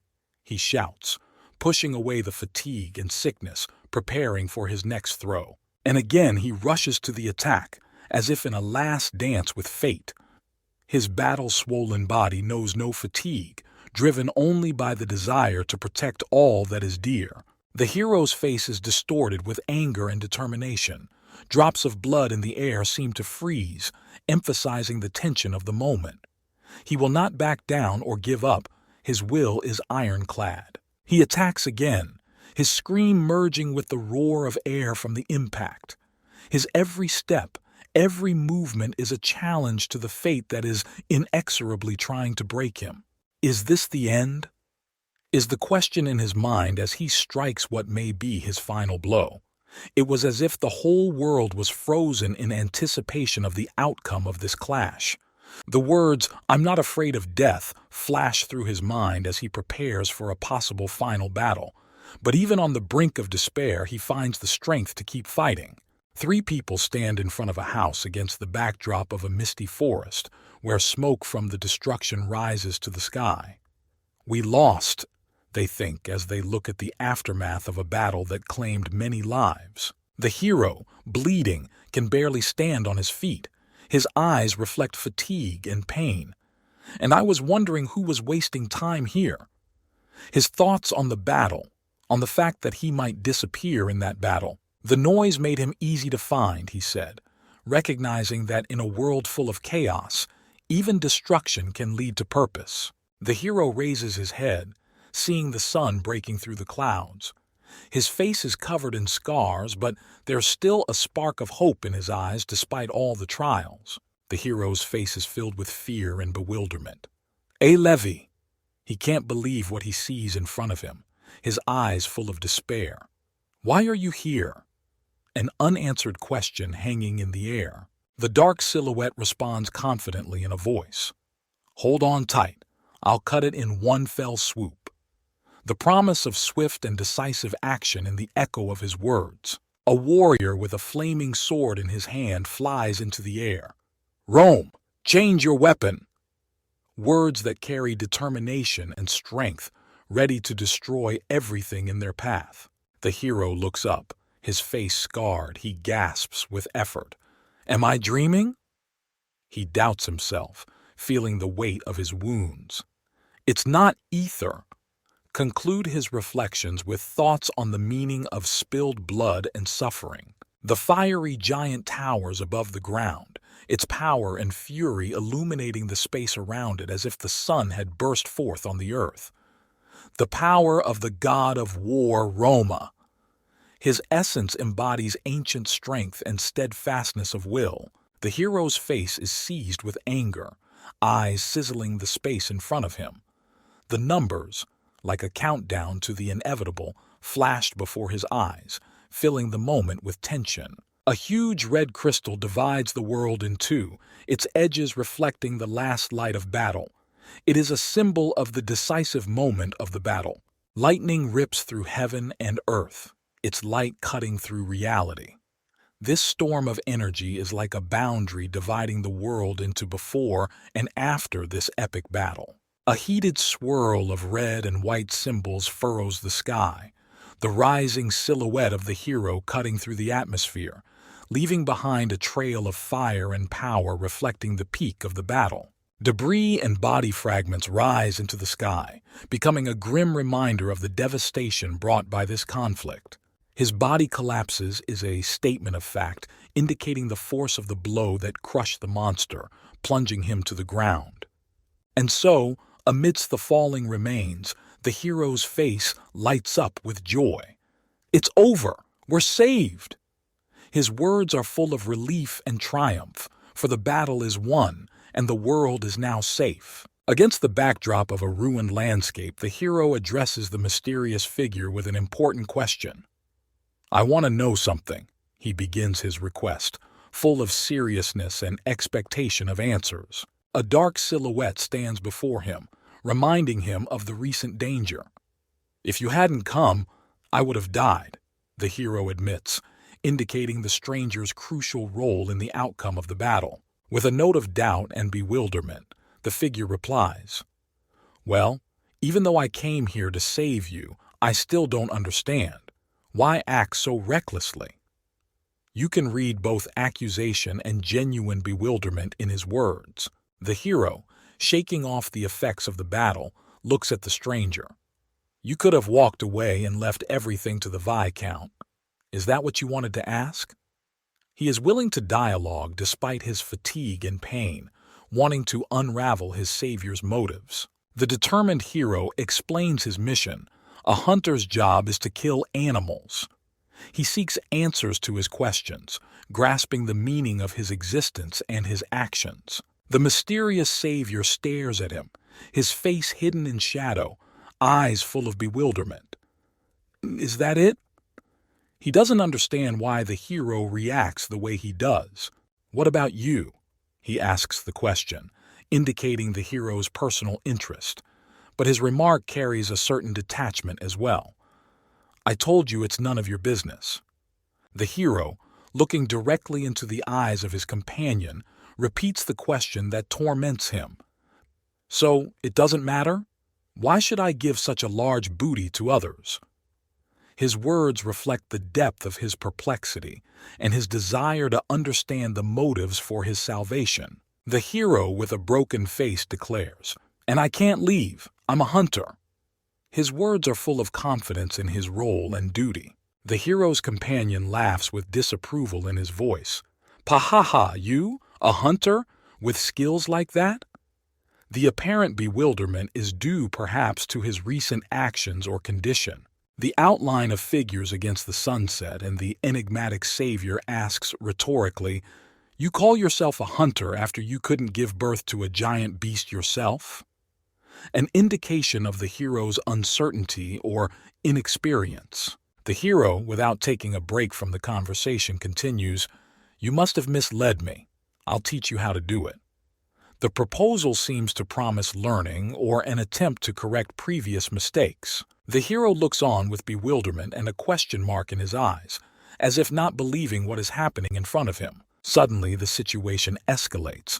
He takes decisive action, turning his companion upside down, demonstrating his superiority and strength. The companion lying on the ground is stunned and looks shocked. "Hey, Levi, what's up?" The hero addresses him, showing concern despite his earlier abruptness. The companion lying on the ground looks wounded and weak. "Ah, damn!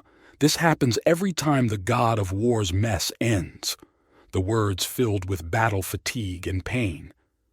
So, ticking? His consciousness is lost on the edge of reality, on his last breath. A deep red void opens before the hero like an abyss, and a warning appears. The blessing of the god of war is no longer available to you. A young man with brown hair, looking tired, says, "I see work." The expression on his face indicates fatigue and frustration. He turns to his companion. "Judging by the last report, the seal in the dark forest should be okay." His words sound like a report reflecting the duties and routines of the day. A serious figure in a dark cloak agrees, confirming, "Calm down. The seal of the Black Forest shall be in the form of a stone mountain." His tone suggests control and knowledge of the situation. Ominous lights appear in the darkness, and a warning is sounded. If it collapses, disaster awaits us. These words portend bad consequences. The blond-haired man in the trench coat responds ironically to his companion's comment, confirming his willingness to work despite the risk and stress. Serious and focused, he continues. "Judging by the last report, the seal in the dark forest should be okay. And for that I had to come all this way?" His words express doubts about the rightness of his actions. The cloaked companion, focused and calm, concludes, "All the mana of the seal will come out and blacken everything around it." It represents the voice of reason realizing the consequences of events that may occur. Before us is a picture of green waves of magical energy washing over hills strewn with skulls. Nothing will ever grow there again. That place will become the Valley of Death. The young man in the cloak touches his chin in a sign of contemplation and concern. "And the smell will be terrible. I get sick just thinking about it." His companion, also in a raincoat, says in response to his doubts, "Well, I don't think you'll have to come." His words convey a sense of relief that their duties are coming to an end. Next, we see them driving down the cliff, and the first one ponders, "I think it's over." But the second one asks with a note of doubt, Seriously?" This suggests that despite their confidence, the outcome is not yet fully determined. In the vast depths of twilight looms the shadow of imminent threat. The young warrior's soul recoils with fading vitality. He anxiously contemplates the consequences of the destruction, realizing that the world he knew may be lost forever. A lone figure stands on the edge of a cliff, looking out at the landscape before her. There is a vague premonition in his heart that something has happened here, among the ruins of the past, that will change the course of history. The man's face lights up with a sudden epiphany. Something interesting has happened here, he guesses. There is a readiness in his eyes to unravel the mysteries of the place, as if he takes what has happened as a challenge to his mind and spirit. Exploring uncharted territories continues all day long, despite the growing uncertainty and possible dangers at every turn.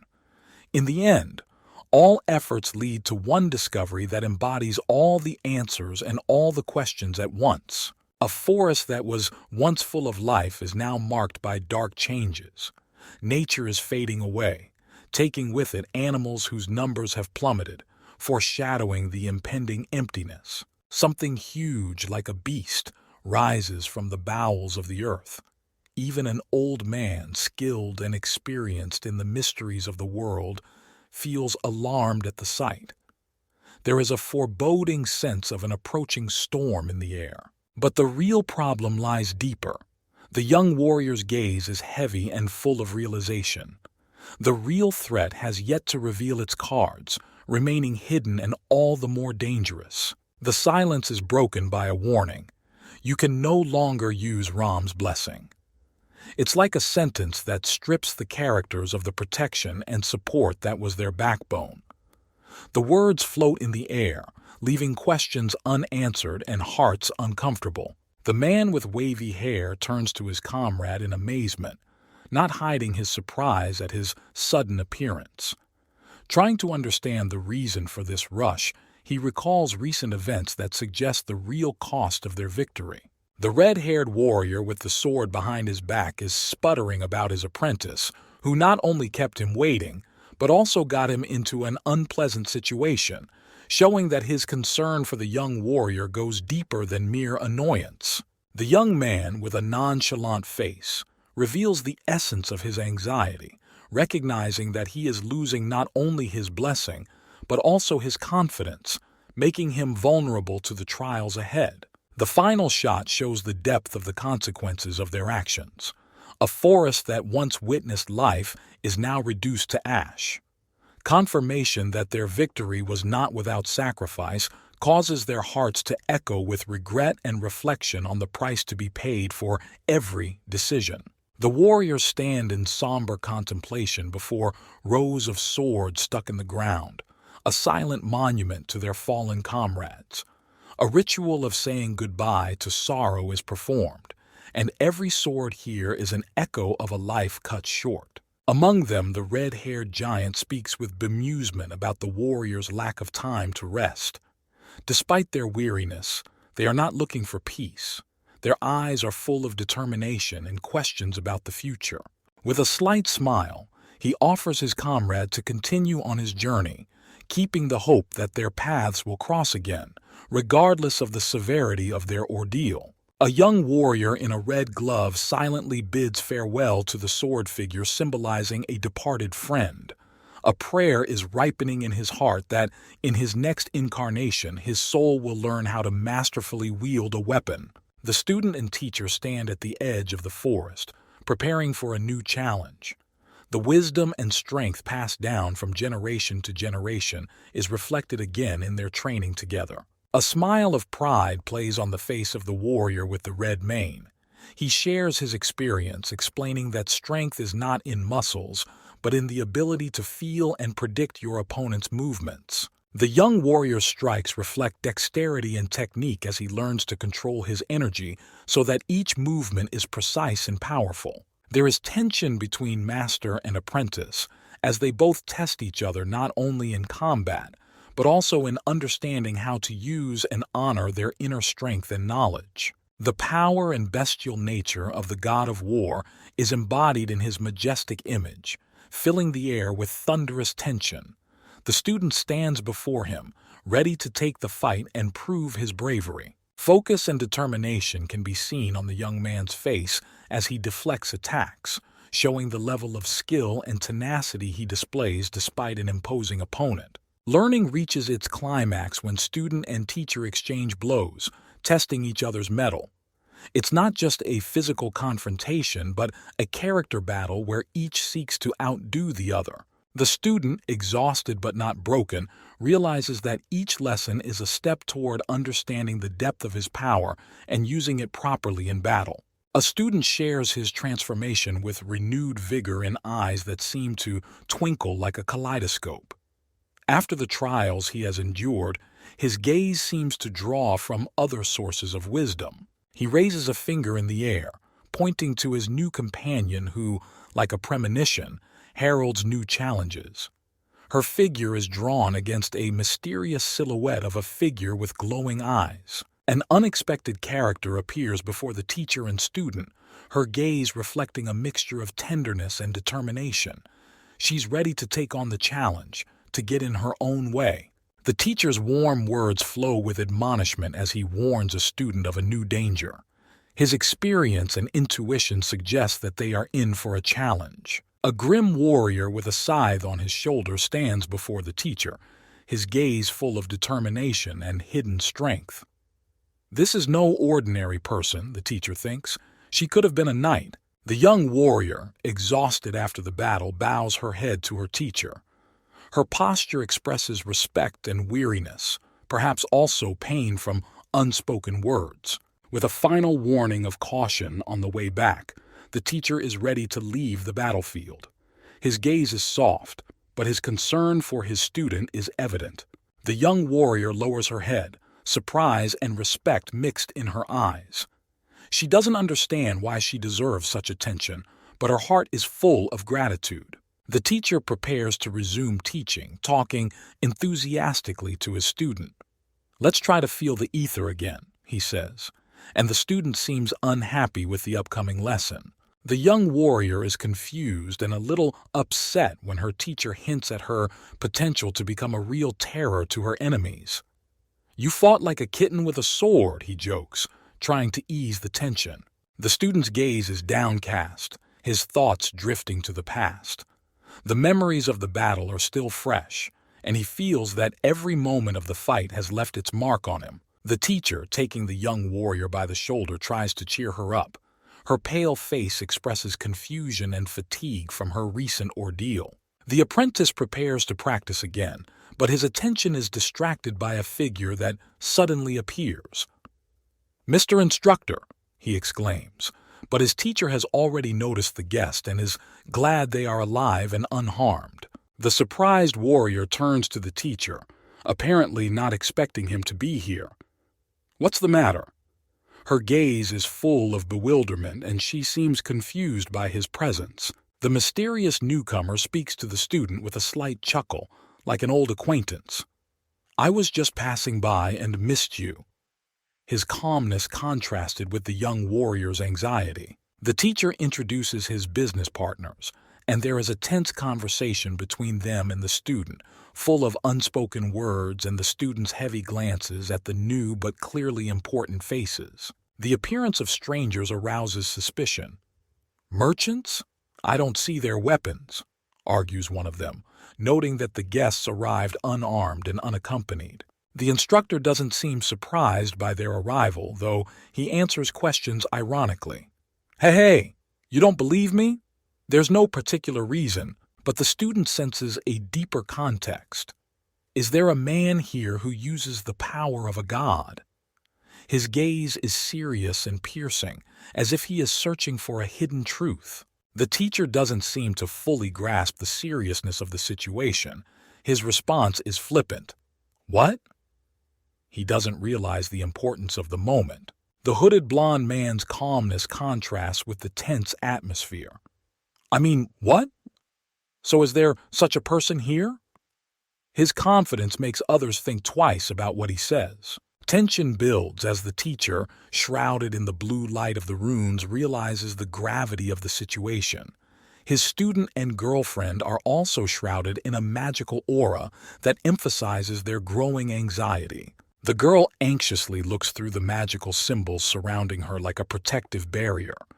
The suddenness of the situation makes her heart sink with worry. The student, confused and bewildered, looks at his glowing hands, searching for answers to his questions. All of this creates a sense of impending magical collision. The young man with red eyes is distorted with disbelief, his gaze full of doubt and bewilderment. "What's that? Containment magic," he whispered under his breath. The mysterious hooded blonde man manipulates the energy with ease, his voice calm and confident. "I apologize for the rough measures, but this is serious business." The warrior with wavy red hair panicked for a moment, feeling the power of the spell hitting him. "Bastard, set me free!" His voice is full of anger.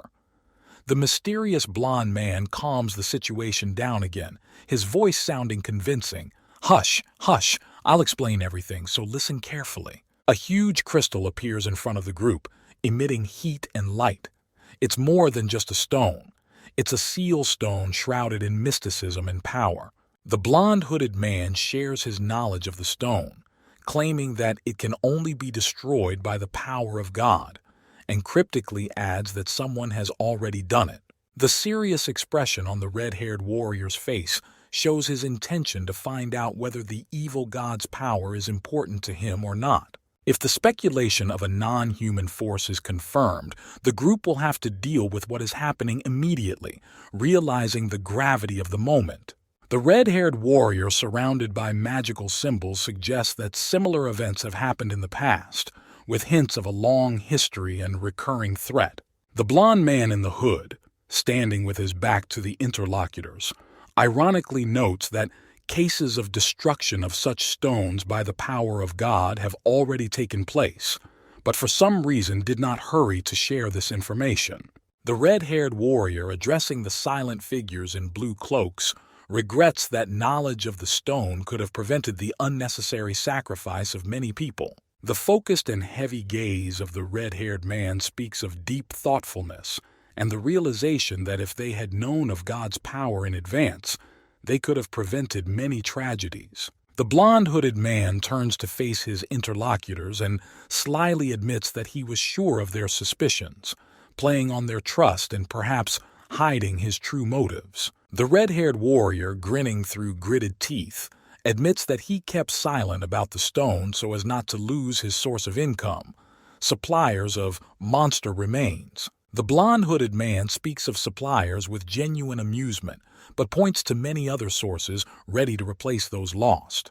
The dark-haired young man raises the question of keeping his job with amazement and discontent in his eyes, to which the blond-hooded man replies that there is no cause for concern.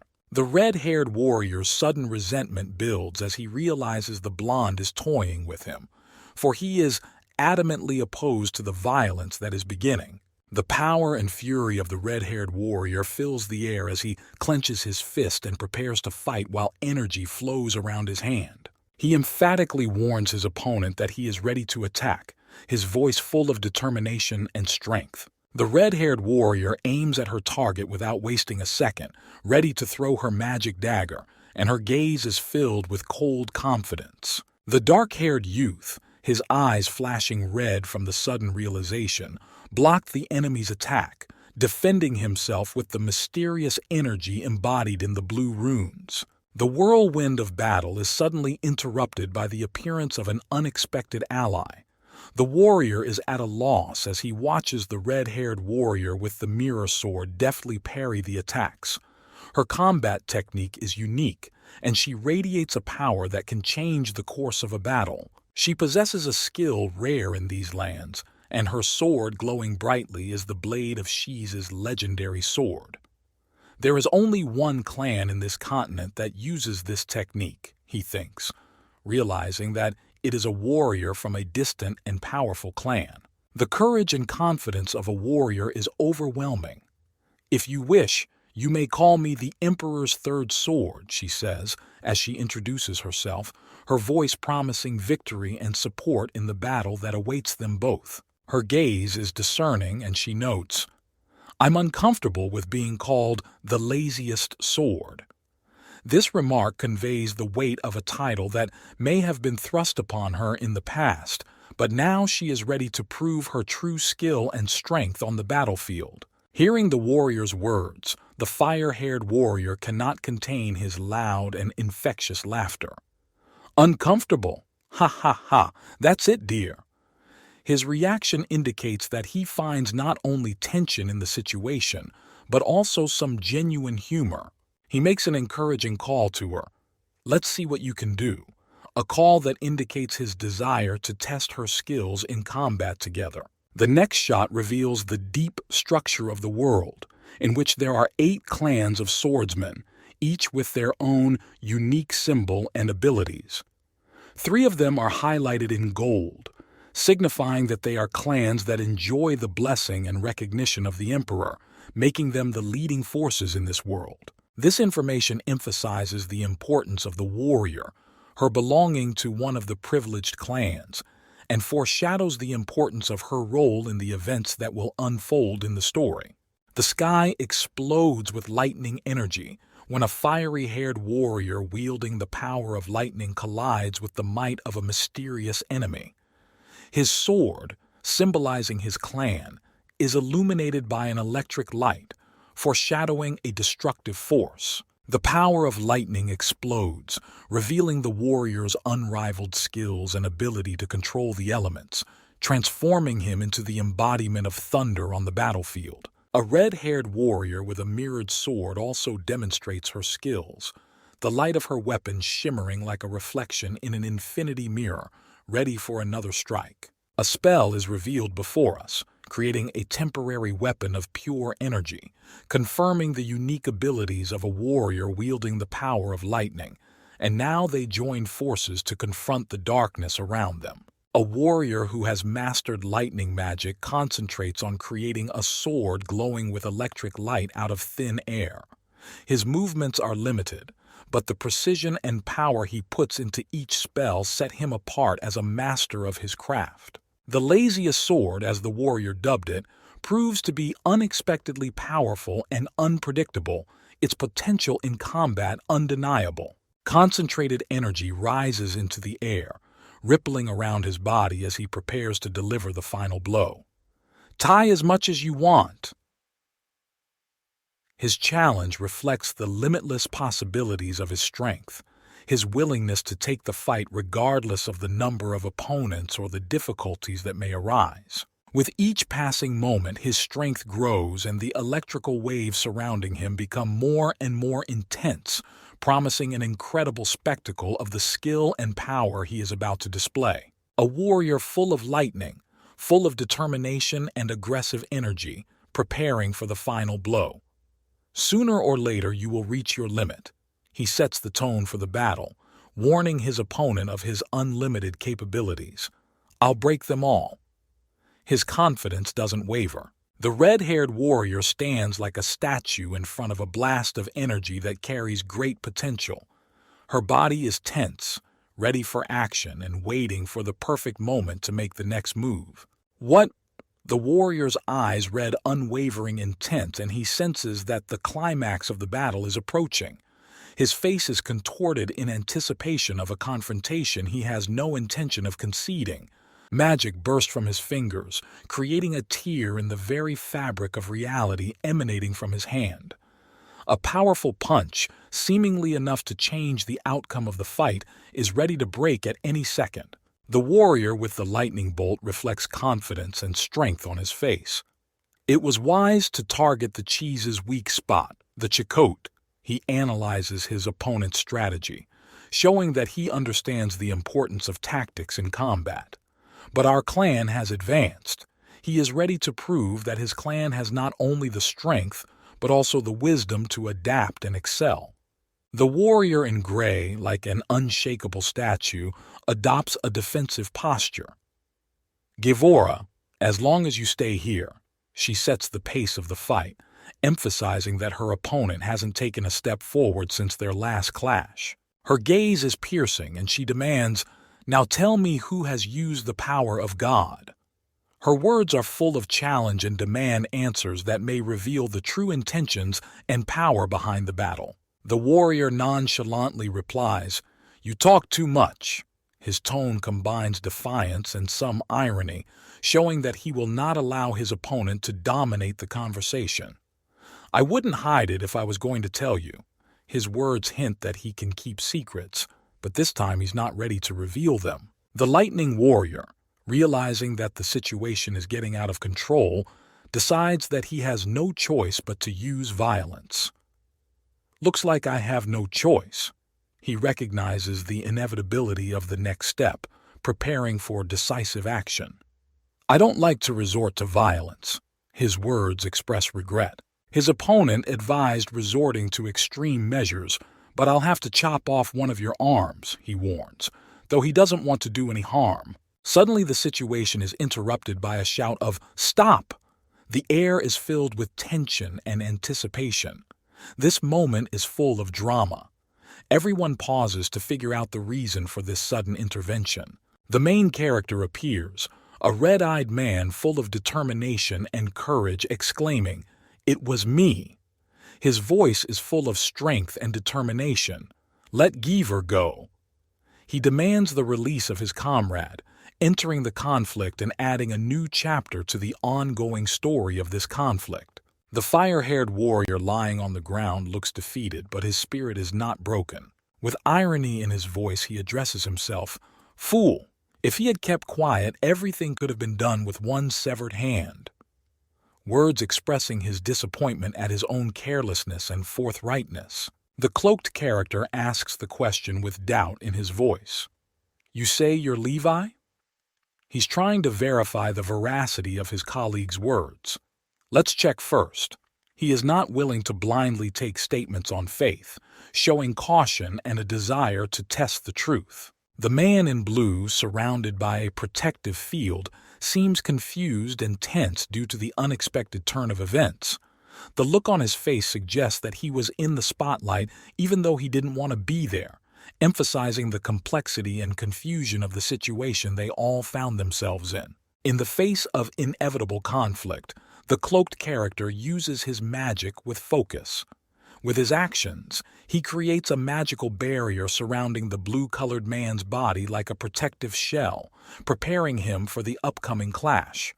There is tension in the air as every movement of the cloaked character's hands fills the scene with anticipation of the outcome of the magic act. No matter how powerful the energy used, it always leaves a mark.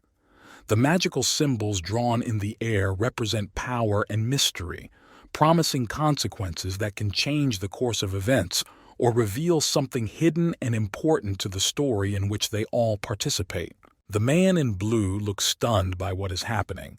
His face is distorted with surprise and bewilderment, and the magical symbols around him become more and more vivid and saturated, intensifying the atmosphere of mysticism and waiting for the denouement. Finally, the fire-haired warrior, an unwitting witness to the magical ritual, expresses his bewilderment.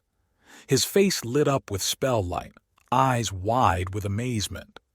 There is a question in the air, reflecting a general sense of uncertainty and anticipation of what will happen next in this story full of mystery and magic. Magical energy explodes in the young man's body, the radiance encompassing him whole, like lightning flowing inside, penetrating every cell.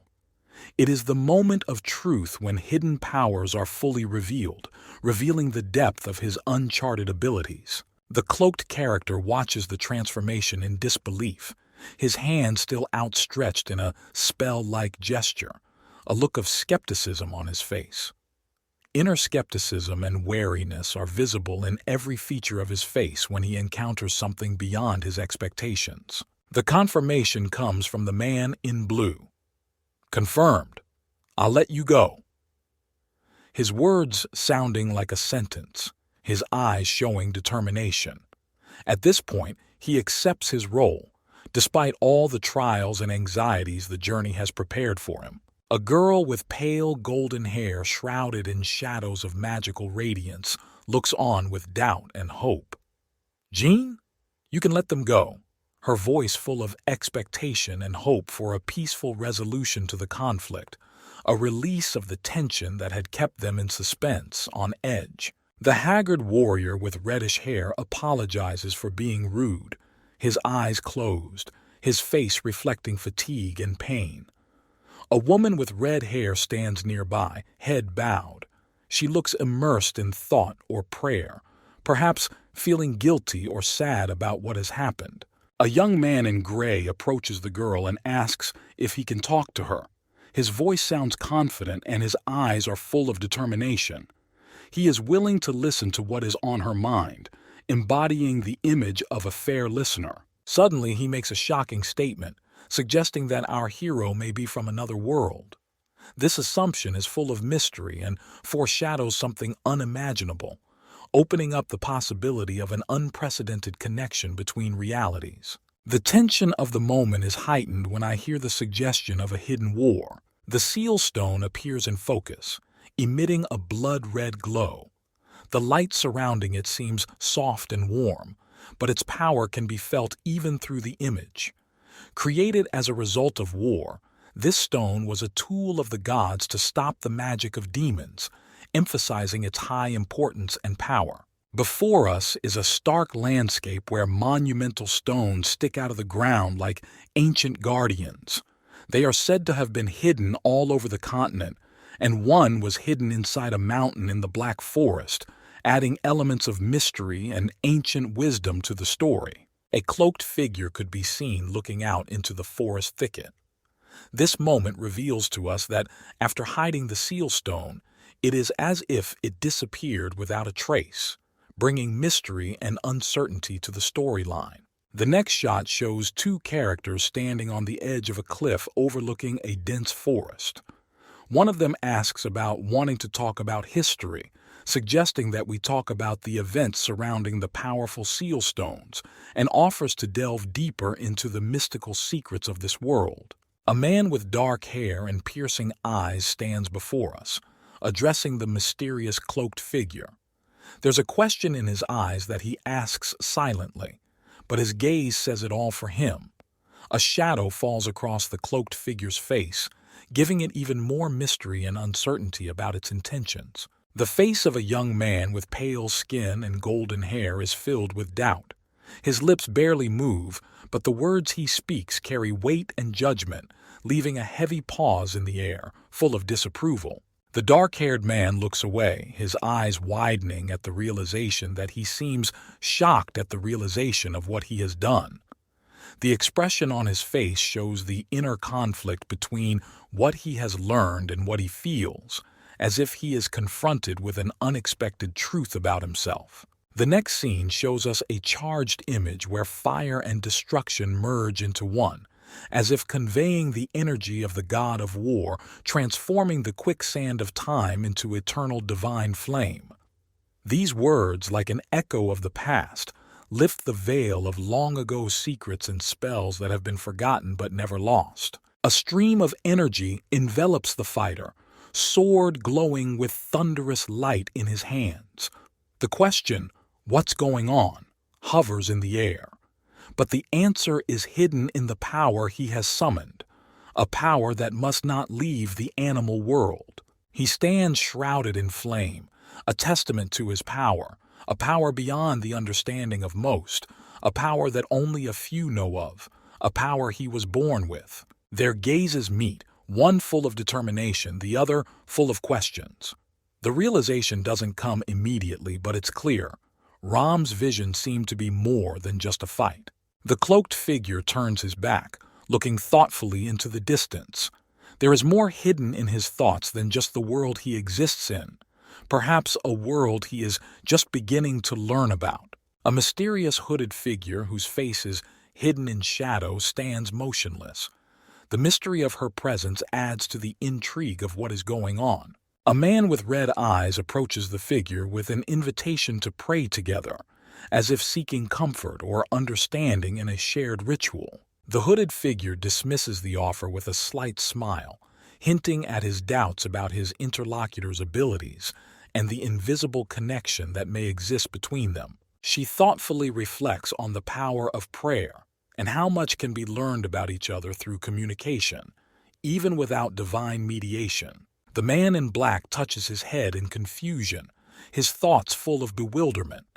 He is surprised at how much his interlocutor knows, but tries to hide it by telling of his betrayal to the god of war. A hooded figure with a critical eye talks about deals with the gods, emphasizing that they are only possible between equal parties. The man seems to be contemplating the situation, a look of confusion on his face.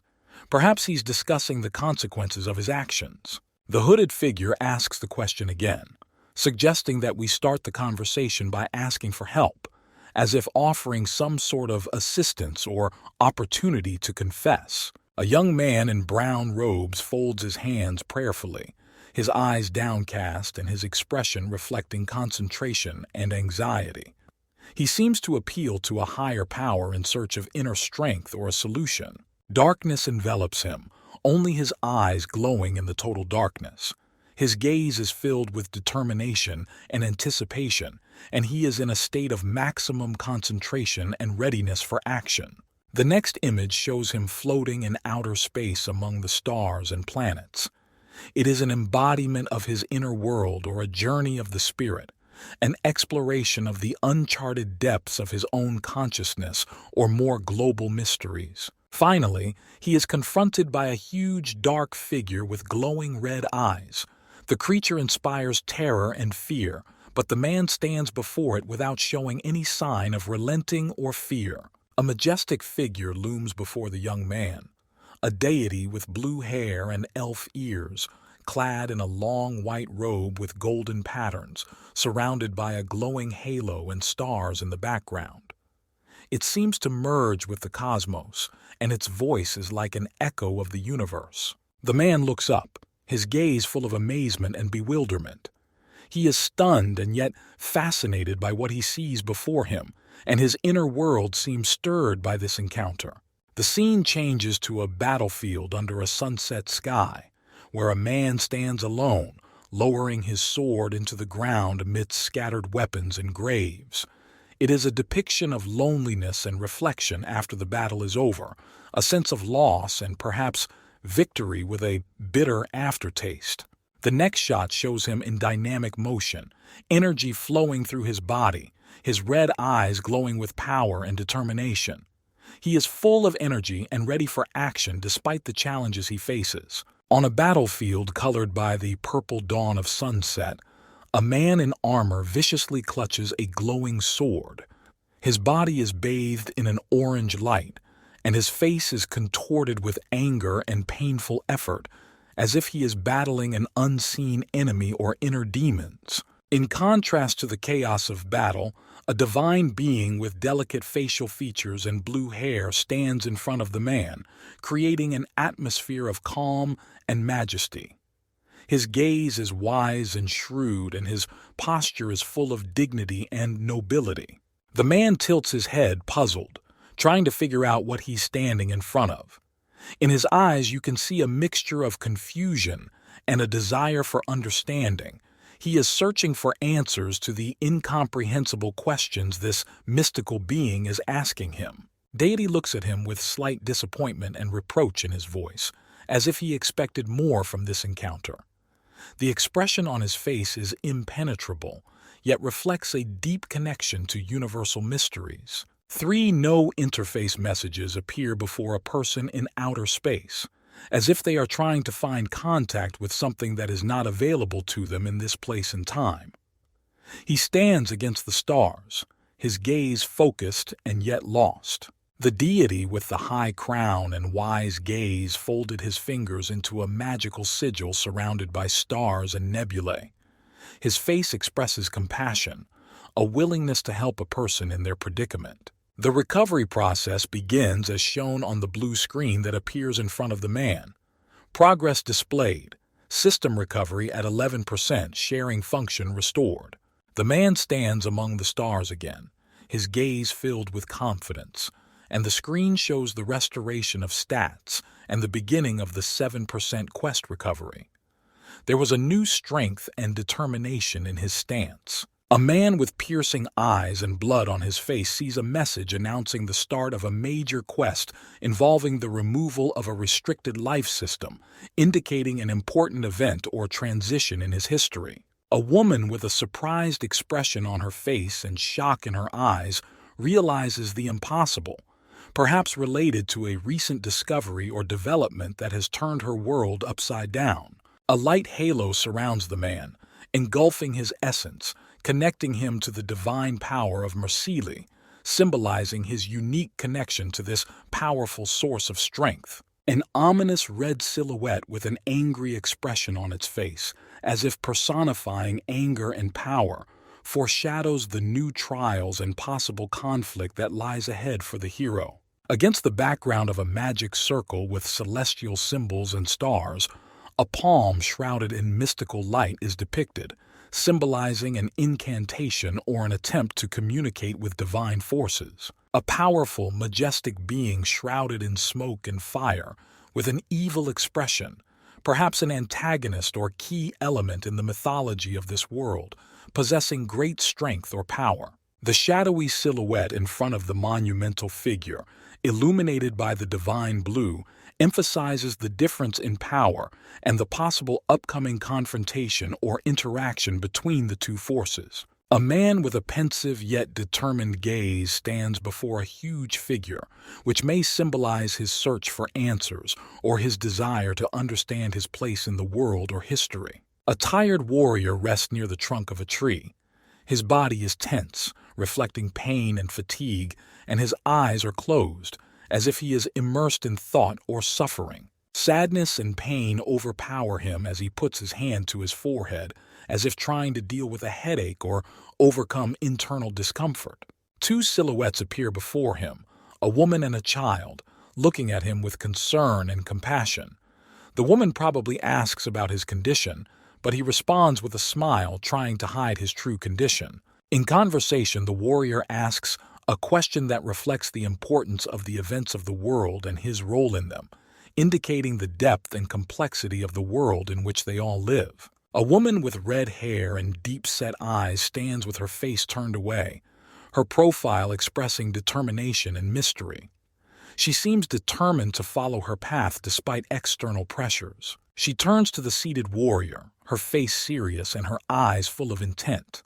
It appears to be prepared to face possible threats despite its perceived vulnerability. The warrior squeezes her shoulder tightly as he listens to her, a mixture of weariness and gratitude reflected on his face. His eyes are closed, as if he's accepting her words and support. When he opens his eyes, his gaze is heavy and full of determination. He will no longer be a former knight of the empire. His new path is one of struggle and self-determination. A warrior with red hair and a face contorted with painful tension stands against a pale blue sky, his silhouette surrounded by a halo of light, as if in answer to a prayer. A woman with red hair stares straight ahead, a look of bewilderment on her face. You can read in her eyes the realization that she has before her a power far beyond human capabilities. The warrior bows his head, his grimace expressing a mixture of weariness and despair. He feels weak and helpless despite his former confidence and strength. The woman approaches the boy with blonde hair, her gaze full of determination and protection. She is willing to share information, even despite the red-haired warrior's fears and displeasure. Opened palms with magical symbols on the inside of each hand look like a window into another world where ancient rituals and spells come to life. The red-haired warrior addresses the child, his stern look and surprise at the simplicity of the name Seal contrasting with his warlike image. The red-haired cloaked woman looks mysterious and knowledgeable, her intense gaze hiding knowledge of the ancient powers she wields. An armored warrior, bound by blue light and energy, radiates strength and determination as he prepares for the battle that will decide the fate of worlds. Blue energy flowed into the mysterious runes on the warrior's hand like an air current piercing through space and time, connecting them to ancient magical forces. A red-haired man looking at a glowing magic bubble mixed with blacksmithing skills finds it a subject for jokes, levity, mixing magic with everyday life. An encouraging and warm dialogue between a strong warrior and a young girl in which hints of commonality, shared traits, or destiny are dispelled with a single word, no. The girl's disappointment in the small but seemingly magical bottle is a counterbalance to her expectations of greatness and wonder, showing that even in the world of magic there are little things and simple joys. The red-haired warrior reflects on the fact that the art of creating magical things is only available to those who have not only talent, but also hard work and the right attitude, not to those who expect miracles from random bubbles. The pink-haired girl's irritation suddenly flares up when she hears the comparison to a dog, and she strongly rebels against such treatment, defending her pride and dignity. The imperceptible appearance of another figure on stage changes the course of the conversation, bringing new mystery and a sense of foreshadowing of greater events, and the characters exchange glances full of questions. The girl's sudden interruption of the conversation and her unexpected behavior surprise the warrior, making him think that even in serious circumstances, there is a place for lightness and childlike directness. The man in the gray robe questions the decisions made by their group, especially regarding the use of divine power.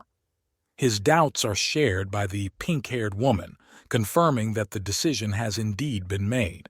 Two travelers in cloaks stand against a forest backdrop, pondering the question of man's ability to touch divine power. There is mystery in the air, and their looks are full of seriousness and hidden wisdom. The words that flow from them are profound and full of hidden meaning. Among the assembled group of people stands out a man with a confident posture, his eyes staring into the distance. He speaks of a man who has not only earthly powers but also the capacity for divine things. His words immerse his listeners in reflections on the limits of the human and superhuman. A close-up of the face of a man who has a mark on his eye that seems to be the key to his extraordinary strength. He offers to unravel the mysteries, hinting at the connection between the gods and man, whose destiny is closely intertwined with the celestial beings. In the semi-darkness, someone talks ironically about searching for traces of the deity who created mankind. His facial expression skillfully combines skepticism and insight, as if he knows more than he's willing to admit. Two warriors, one with brightly colored hair, the other with a sly smile, banter, exchanging remarks full of self-confidence and insolence. Their friendly, mocking dialogue creates an atmosphere of friendly rivalry and adventure yet to come. A red-haired warrior with a distinctive scar on his face addresses someone off-screen, asking a rhetorical question. You can sense a note of irritation in his voice, but at the same time, curiosity. The answer comes from a young man who, pulling back his hood, tells of the falsity of the gods and the man who destroyed the seal. His tone is light and cheerful, as if he has found the answers he was looking for, and now he has a discovery to share. The conversation is cut short as attention shifts to the ruins shrouded in green mist. This debris may be evidence of a recent battle or disaster, leaving only questions and a mysterious decrease in monster numbers. Silhouettes of a group of people appear against a foggy landscape. One of them seems to be thinking about the future, pondering the fate of the monsters and how long it will take for their disappearance to become noticeable. Their dialogue hints at profound changes in the world around them. The red-haired warrior confidently concludes that their task is not yet complete, as there are plenty of monsters left. His companion asks with a slight degree of derision about the reason for this decision, hinting at the lack of logic in his actions. The young man with the red eyes speaks of a reciprocal duty, perhaps indicating some invisible debt to fate or obligation to others, which gives his words weight and significance. Red discusses his duties, indignantly asking if he should make a living selling monster remains. His words express disappointment and confusion in the face of circumstances contrary to his expectations. The group is represented by soldiers lined up in a row, their appearance and posture demonstrating discipline and readiness for action. This could be the beginning of a new skirmish or challenge that the red-haired man and his companions will have to take on. The situation suddenly changes vector when the red-haired warrior, ready for battle, learns that there is no threat. Instead, there is a sense of misunderstanding and confusion in the air, and they both realize that the situation is not what it seemed at first glance. The situation escalates, but a cheerful character with an almost childlike slyness in his eyes and a bottle in his hand brings relief. His relaxed demeanor and appearance suggest that there is no danger, but friendliness and an offer of peace. Now it becomes clear. The soldiers express their gratitude by bringing food and drink as gifts. Instead of the expected fight, the prospect has turned into a celebration, and misunderstanding is replaced by hilarity. The invitation to join in the festivities is in the air, creating an atmosphere of community and warmth. Such an invitation reveals a new side to the characters' relationship, inviting them to share each other's joy and company. Evening comes and the sky gradually fades into blue. The bonfire burns brightly against the setting sun and the green of the forest, creating an atmosphere of coziness and warmth. It's a scene of calm and reflection after an eventful day. Then the atmosphere is filled with laughter and warmth. The red-haired warrior and his comrade are surrounded by others enjoying a feast. The smiles on their faces reflect the camaraderie and joy of a shared celebration. Meanwhile, the girl with blonde hair refuses the offer of a drink, explaining it with a post.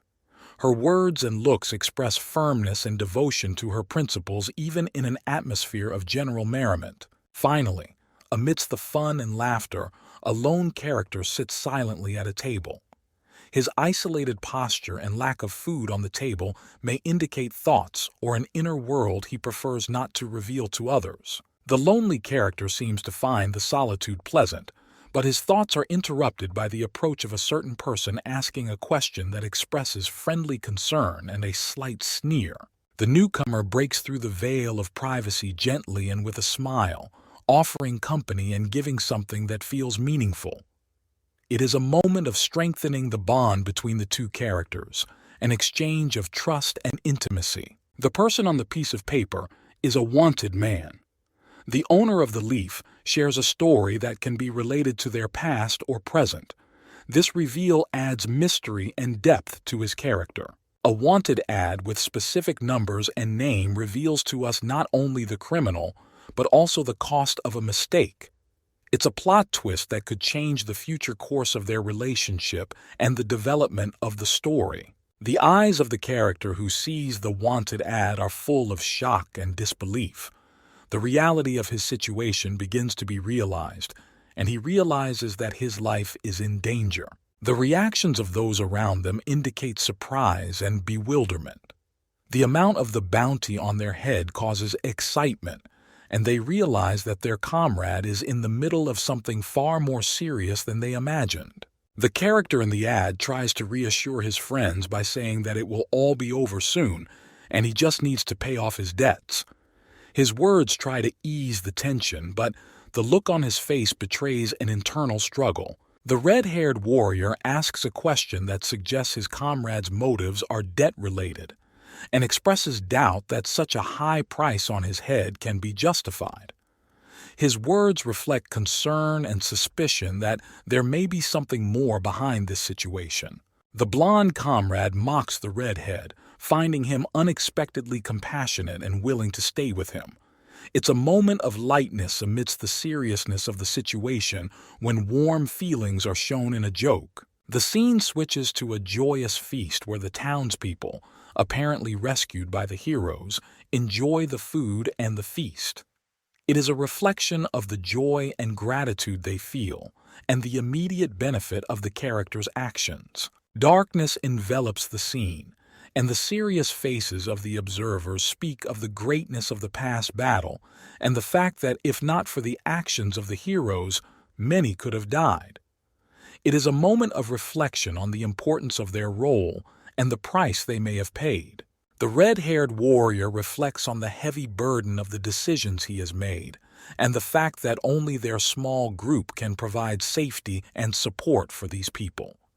His words and look are full of determination and understanding that their way is the only way to salvation. The blond man replies to his companion with a slight smile and a note of sarcasm in his voice, admitting that despite the misunderstanding, he is willing to follow him. The atmosphere relaxes, and the redhead gratefully notes the blonde's willingness to join him, recognizing it as reason enough to continue their journey together. The character with the red eyes looks directly at the viewer, his gaze full of determination and calmness. It is the expression of a man who has accepted his fate and is ready to face the future. A message will appear on the screen, indicating that the quest has been completed and a new main task has begun. It's like a signal for a new chapter of their adventures, heralding greater challenges and important discoveries. A new page of his story opens before the character with his first task, which looks like the beginning of a more challenging journey. There is confusion and questioning in his eyes as he searches for answers to the task before him. The red-haired warrior, focused and serious, breaks the moment of silence with his question. There is not only curiosity in his voice, but a deep concern for what lies ahead of them. The red-eyed man addresses his companions with an unexpected question about Behar, adding a new element of mystery to their conversation. His gaze expresses a sincere desire to understand and learn more about his situation. His face reflects shock and bewilderment as he tries to grasp the meaning of the word Bahara, which may be a clue to the next stage of their adventure or conceals an important meaning of his own story. The situation heats up when the command is given to close down the company. Everyone around him is puzzled, a questioning tone in the air. The redhead and the blonde discuss whether this order is addressed only to them, their conversation filled with bewilderment and anxiety. The townspeople don't seem to notice any tension. They continue to celebrate, happy to be able to drink and eat.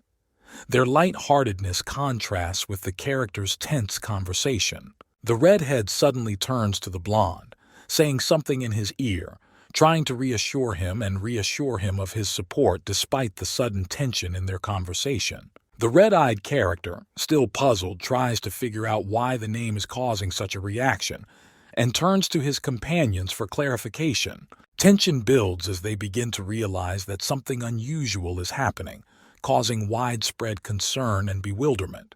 The faces of those around them reflect surprise and concern, indicating that the situation is becoming increasingly tense. A man with red eyes begins to doubt his words, wondering if he said something wrong that might have caused such a reaction from others. The red-haired man emphasizes the seriousness of the situation, trying to figure out what's going on and making sure that even Luce himself doesn't seem to be aware of what's going on.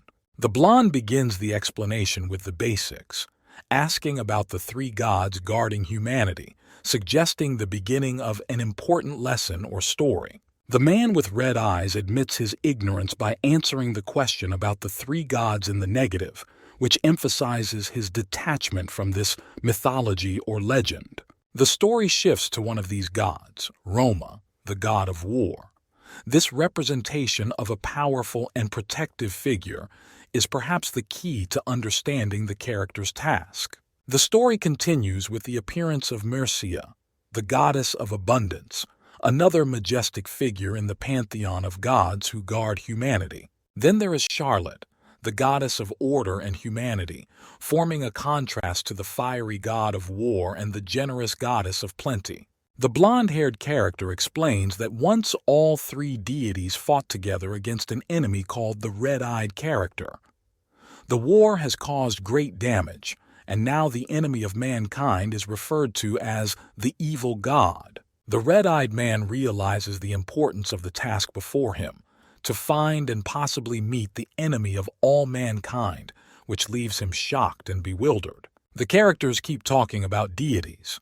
The blonde-haired man explains that you should not say the name of the evil god as it could be dangerous. He talks about the sad fate of scientists who mentioned the name in the past and what they paid for.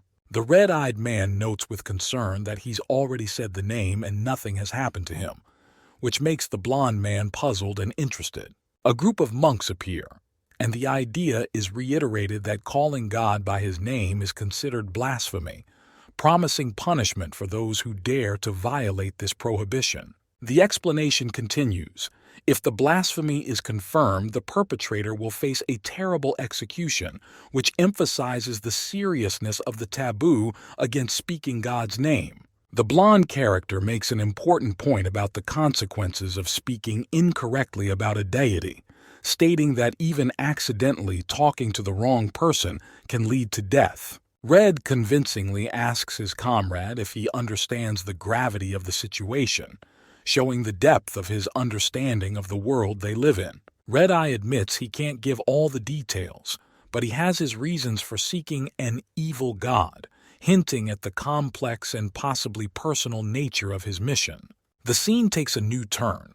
Tension fills the air, and one of the characters exclaims, perhaps in shock or pain, while another screams back, denying his involvement in what happened. The redhead confidently states that the blonde comrade's words have no relevance to the current moment, recognizing that the decision was his own. The red-haired character confidently states that he made the decision on his own and not influenced by the words of a comrade.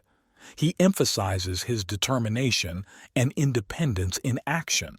In the next scene, the character is surrounded by armed figures, perhaps about to be captured or arrested. He shares personal reflections on his existence that reveal the depth of his experience and backstory.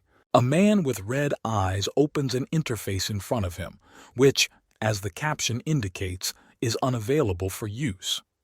He says that thanks to his relative, he was able to talk to the gods and now realizes that the gods have intervened in his destiny. Red asks if this means that the man with red eyes can harness divine power, to which he hesitantly replies, suggesting the possibility of such a connection. The red-eyed man then states that He wants to know who the gods are and what they want, expressing his desire to understand the higher powers that seem to guide his life. The next scene shows his determination to figure out what he should do next, depicting a moment of epiphany or possible discovery of a new ability or course of action.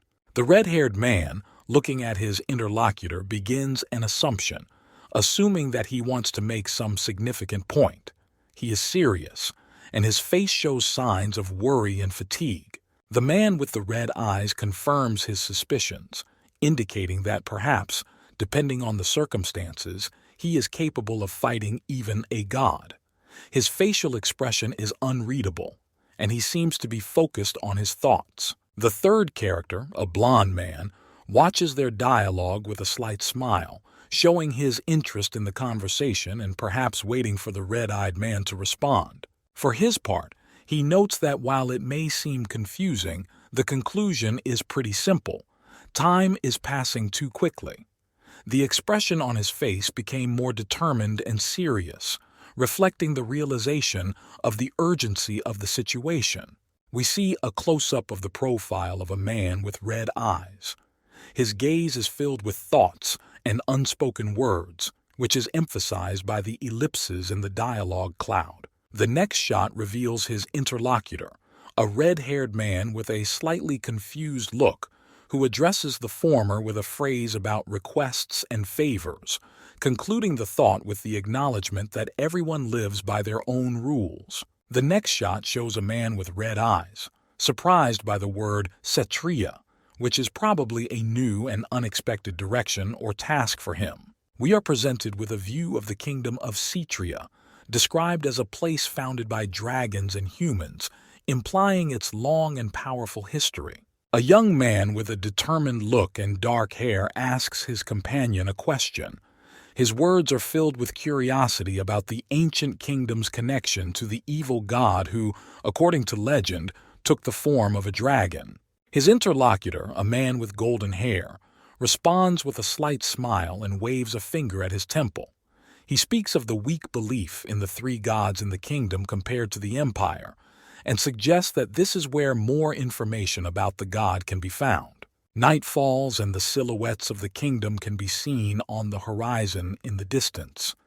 The sky is studded with stars and the full moon lights the way, reminding them that it will be a long journey and that they will set out at dawn. At dawn, a girl with blonde hair stands at the edge of the forest and looks out into the distance. Her eyes are full of determination and anticipation, and she is ready to follow the call of adventure that pulls her to uncharted lands. A girl with blonde hair and a determined expression stands amidst the blue flames, clutching a red bracelet in her hand. The energy around her pulses, heralding the beginning of something new and exciting. A hooded figure stands before her, shrouded in shadow, with bright red hair flowing down her back. She expresses surprise that the girl has started her morning workout and calls her Ein Sister. The blonde girl looks away in response, her face shrouded in disappointment or doubt, as if she's wondering if she's on the right track. The hooded figure next to her continues to ask if she's sure this is the only way to get stronger. A silhouette of a man with a smirk and a look full of hidden knowledge wonders if the girl has a real reason to become stronger, suggesting that she has a deeper motivation for her actions. The blonde girl in gray clothes explains that her desire for power comes not from a desire to command others, but from a desire to be independent. She doesn't want anyone to have power over her. She dreams of wielding a sword as skillfully as the great warriors, but for now she can only rely on her fists in battle. Her movements are energetic, but not precise enough. A man's hand appears in front of her, holding the shining sword she has desired for so long. She experiences mixed feelings of surprise and joy at the unexpected gift. With admiration, she weighs the sword in her hands, feeling its weight and strength. Her eyes light up with joy and gratitude for the opportunity to experience the true wielding of the weapon. The girl gratefully accepts the sword, gleaming blue and powerful.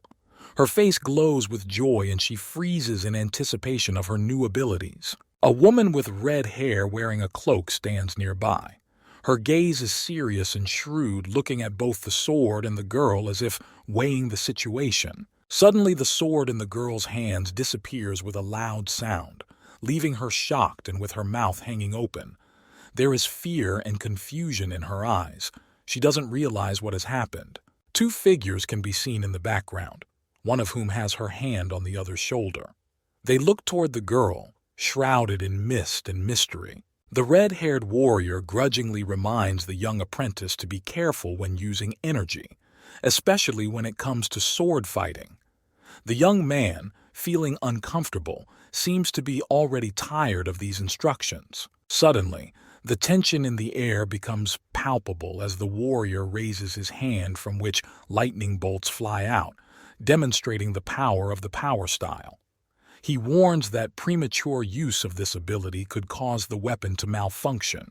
The dark-haired young man, vaguely aware of what has happened, admits that he was simply using this very energy, which raises questions from his mentors. One of the mentors, a red-haired warrior, touches the young student's head with tenderness and concern, wondering if she has just begun to learn the technique, pointing out her inexperience and possible risks. The red-haired warrior speaks admiringly of his apprentice's talent, recognizing her genius so rare. His focused gaze expresses pride and confidence in his abilities. In the next shot, he and the young man stand side by side, and the warrior says with a slight smile that training with the girl will be much more interesting than training with him, to which the young man replies with an understanding grin that it will be. A man in a robe standing some distance away from them notes that the food and views here leave much to be desired, expressing his desire to leave, which emphasizes his desire for comfort and better conditions. He nonchalantly spreads his arms to the sides, considering his current location as something dirty and unsuitable for his elegant nature, which angers the red-haired warrior who reminds him that he is now part of their family. The man in the robe holds out a small object, declaring it a gift. In his hand is a card or ticket decorated with the image of a bird. He reminds the man that he is the owner of a trading company and presents a document certifying the buyer's initial position in his company, which may bring great benefit in the future. He also offers a stone youth with a sword on his belt to take this document, emphasizing its importance. Inside the leather bag are light and valuable goods looted from demonic monsters, and the man in the robe offers to consider this as a severance package, emphasizing the generosity of his gesture. The young man with red eyes and a sword at his belt looks at Captain Gigor gratefully, gratitude evident in his gaze. He recalls the past 2 months as a time spent alone, when he trusted no one, and how those days filled him with doubt. He squeezes his companion's hand tightly, his gesture expressing determination and gratitude for the support and camaraderie he has found. Turning to the girl and Captain Gigor, he admits that he is now not alone, but surrounded by people who have become like family to him. Captain Gigor looks at the departing young man and tells him that they are always happy to see him, and he can return whenever he wishes. The young man walks away down the dusty road while the captain and the girl watch him.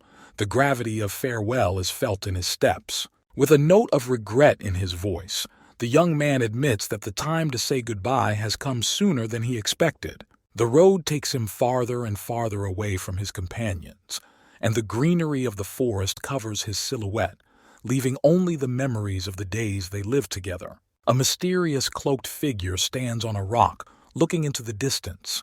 She weighs her words about the imminent return of darkness and the opportunity to prepare her troops for the impending threat. Turning to the seal stone, hidden deep in the dark forest, the figure expresses doubt about its return, pointing out the importance of keeping such a powerful artifact safely guarded. In her eyes, one can see the frustration at the inaction of what has happened.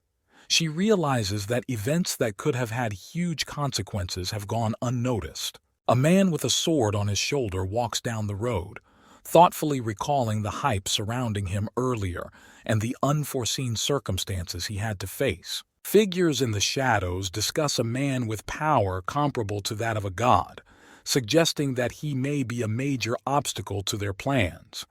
The decision to follow him is cemented in their conversation, for this man has knowledge and skills that require special attention. One of them wonders with sarcasm in his voice about the direction of flight of said man, who he says is heading towards the center of Sateria. With irony in his voice and a carefree smile on his face, he expresses his bewilderment at the seriousness of the situation, as if questioning the gravity of what is happening. The towering figure on the throne, surrounded by an aura of power and mystery, notes that the people of Cetria have already begun to grow weary of her, suggesting a weariness with the impending events and the possible problems they may bring. The enigmatic woman, with a shrewd gaze and a confident smile on her lips, said thoughtfully, "Let him go." Her companion, majestic and scarred, stares silently into the distance, his face expressing a deep weariness of the burden of power. The sight of the castle of the kingdom of Cetria reveals its power and grandeur. The walls, fortifications, and towers rise above the surrounding countryside like an impregnable fortress ready to withstand any threat. The urgent orders of "follow him" and "stop" sound insistent and decisive as the castle guards rush in pursuit, their armor ringing with the tension and urgency of the moment. Surrounded by the guards, the young man shouts irritably, demanding that the pursuit cease, his face contorted with anger and incomprehension as to why they have disturbed the peace of his solitude and now want to capture him. The young man, the object of the hunt, stares at the wanted poster with his image clearly stating the bounty on his head. Despite the certainty that his identity will remain unknown in the depths of Cetria, his face is tense and serious. The guards do not relent. Their determination to catch the fugitive is extreme, their menacing faces expressing unwavering determination and strength. He contemplates the possibility of using force to finally rid himself of the pursuit. His eyes glisten with anger, and the thought of violence seems more and more attractive to him. But his companion, a fearsome warrior with a wild look, categorically forbids him to resort to extremes, shouting, "No, you idiot!" in a voice full of desperate seriousness. With determination in his eyes, the young man realizes that bloodshed is not necessary and decides to retreat, admitting that it is not worth it. To the shrill cries of "Napra-ah! Stop!" he speeds up his run, leaving a swirl of dust behind him as the guards inexorably continue to pursue him. Fear and chaos envelop the market square as the giant blue creature suddenly invades the space, causing merchants and visitors to panic and run in different directions. With determination in his heart and a burden on his shoulders, he rushes forward, tearing through the crowd in search of a path to freedom, pushing himself off the ground with such force that he seems to fly. He looks over his shoulder, experiencing an unexpected but familiar feeling, as if there has been an unexpected turn in his path. There are shouts throughout the square. "Drop your stuff!" commands one of the runners, his face contorted with fear and bewilderment at what is happening. Monsters, as if coming out of the darkest corners of fantasy, appear at the very walls of the city, wreaking panic and chaos among the population. They move inexorably forward, wreaking havoc with their huge bodies, their beastly faces distorted by an evil thirst for chaos, causing everyone around them to flee in terror from their menacing presence. One of the monsters, filled with ferocity and rage, raises a menacing gaze, preparing for another attack. Madness shines in its deep-set eyes. The man, dressed in simple clothes, falls to the ground, his face contorted with fear, his eyes pleading for mercy. He doesn't want to believe the terrible things that are happening. The sword that was merely a weapon of defense suddenly becomes an instrument of death in the hands of the defender as he disdainfully cuts off the beast's head in one decisive move. The stone-faced man stares at the scene of carnage with a cold and calculating gaze. If Cetria's troops have truly come to their senses, then it is time for them to engage the monsters. Suddenly, armed men appear in front of the hero, their faces expressing determination and readiness for battle. At this point, they are unexpectedly confronted by the monsters. One of the warriors, gripped by the excitement of battle, laughs as he looks at his uninvited guests. He is ready to fight them as if it were his only goal. With relief and hope in his eyes, the man he has just rescued promises to reward his rescuers generously if they secure his property. The protagonist's gaze darkens with doubt when he notices the mercenaries. His gaze is full of suspicion and disbelief at this unexpected turn of events. The hero is puzzled by the absence of Cetria's army in the city. Their presence there seemed self-evident to him. One of the warriors calls for a retreat, noting that their enemy is worth a lot of money and poses a threat. The gravity of the situation increases when the hero questions the role of the local army and its absence at the critical moment. He boldly attacks the monster. His movements are decisive and quick, and he shows his superiority in battle. The monster seems to have the ability to regenerate, recovering from a lightning strike which surprised one of the witnesses. However, despite its seeming invulnerability, the monster begins to feel threatened when the hero gets in its way. Alarmed cries for help are heard, and full of determination, the hero prepares his retaliation, promising that he will make an excellent defense. The hero seems determined, ready for action.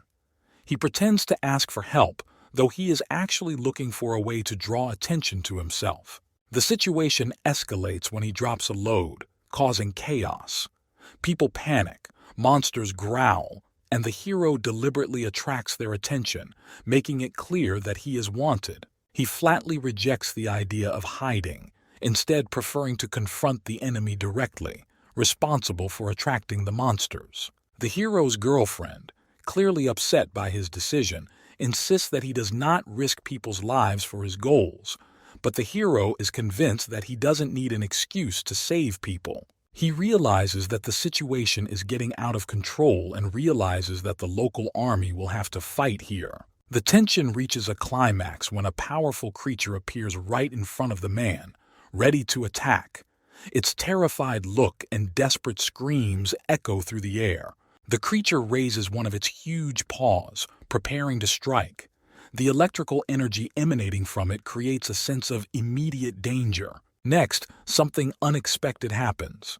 The hero fights the monster, his sword piercing the air, enveloped in electricity. The force of the blow is so great that it seems as if it is cutting through space itself. In this moment of struggle, the monster, seemingly invincible, is defeated, its gigantic body falling to the ground under the blows of the hero's sword. The monster, shrouded in glittering lightning, relentlessly continues to attack despite its previous defeats. Its eyes glow with red flames full of rage and unstoppable power. The hero, without wasting a second, responds to the challenge with precision and determination. With each powerful stroke of his sword, electricity runs through the air as if it were cutting through the very fabric of the storm. The force of the blows is so great that the monster is knocked off its feet, and the energy of the blows creates a blinding light that turns daylight into night for a moment. During this time, the hero figures out how long it will take him to defeat the monster, wondering if it's less time than the time spent in the previous fight in the dark forest. On a dusty and ruined street amidst overturned carts and breathless bodies, the silhouette of a stranger appears, disappearing in a cloud of dust. A smiling woman with purple hair and glasses introduces herself as Dana from Horn Trading Company, emphasizing her role as manager. The man is shocked to learn the name of the company, his eyes full of bewilderment and doubt. Dana explains that their company is contracted by the kingdom to eliminate the monsters, but she doesn't want to go into details, simply demanding to be paid her due reward.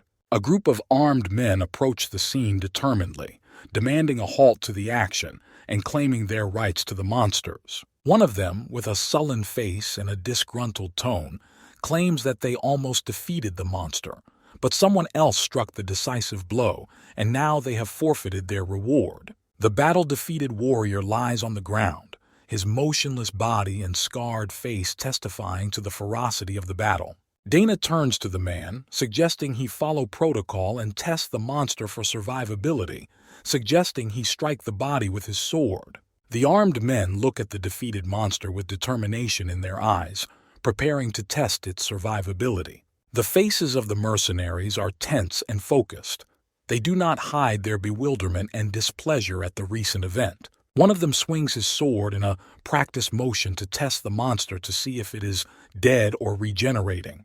The sword hits the monster's scales, sparks fly around, and for a moment the silence around them seems pierced with tension. Two people stand before the defeated monster. One of them, a woman, expressing gratitude, perhaps for successfully completing some task. The faces of the mercenaries have a mixture of anger and fatigue on them, one of them ready for another attack, seeming to want to prove something. The man in the dark robe swings away the sword summoned by magic with ease and disgust, as if he's sick of the whole situation. The sword-wielding mercenary delivers another powerful blow, trying to attract attention and perhaps establish his dominance of the situation. The mercenaries, exhausted and irritated, propose to resolve the conflict through combat, confident of their victory and eager to take everything. One of them calls out to his comrade to perhaps retreat, but his partner insists on staying, though he looks confused. The bag on the ground surprises the mercenaries. It is not what they expected in this situation. Misunderstanding grows. Suddenly, one mercenary notices something unexpected and disturbing in the bag, his gaze full of amazement. The purple-haired girl, who introduced herself as the company manager, admits that despite failing in battle, they should still be rewarded for their help. The man lying on the ground emphasizes that without the sacrifice of the heroes, everyone would have died. One of the mercenaries smiles, noting the irony of the situation and thanking him for saving him. The girl explains that their company values trust above all else, implying that supporting heroes is part of their reputation. The bespectacled company manager agrees with the young man who looks wistfully at the departing castle, realizing that they have yet to help each other. The mercenary pulls out a card showing a man with lush hair and a white beard and ponders that it is a gift from an acquaintance. The surprised manager recognizes the industry leader's sign on the card and asks with interest how she can help. The young man explains that he needs to get to Cetria's castle, where there is a bounty on his head, and wonders if she can help in this endeavor. The manager asks with surprise and disbelief in his voice about the young man's plans to infiltrate the castle, feeling excitement at the unexpectedness of his plan.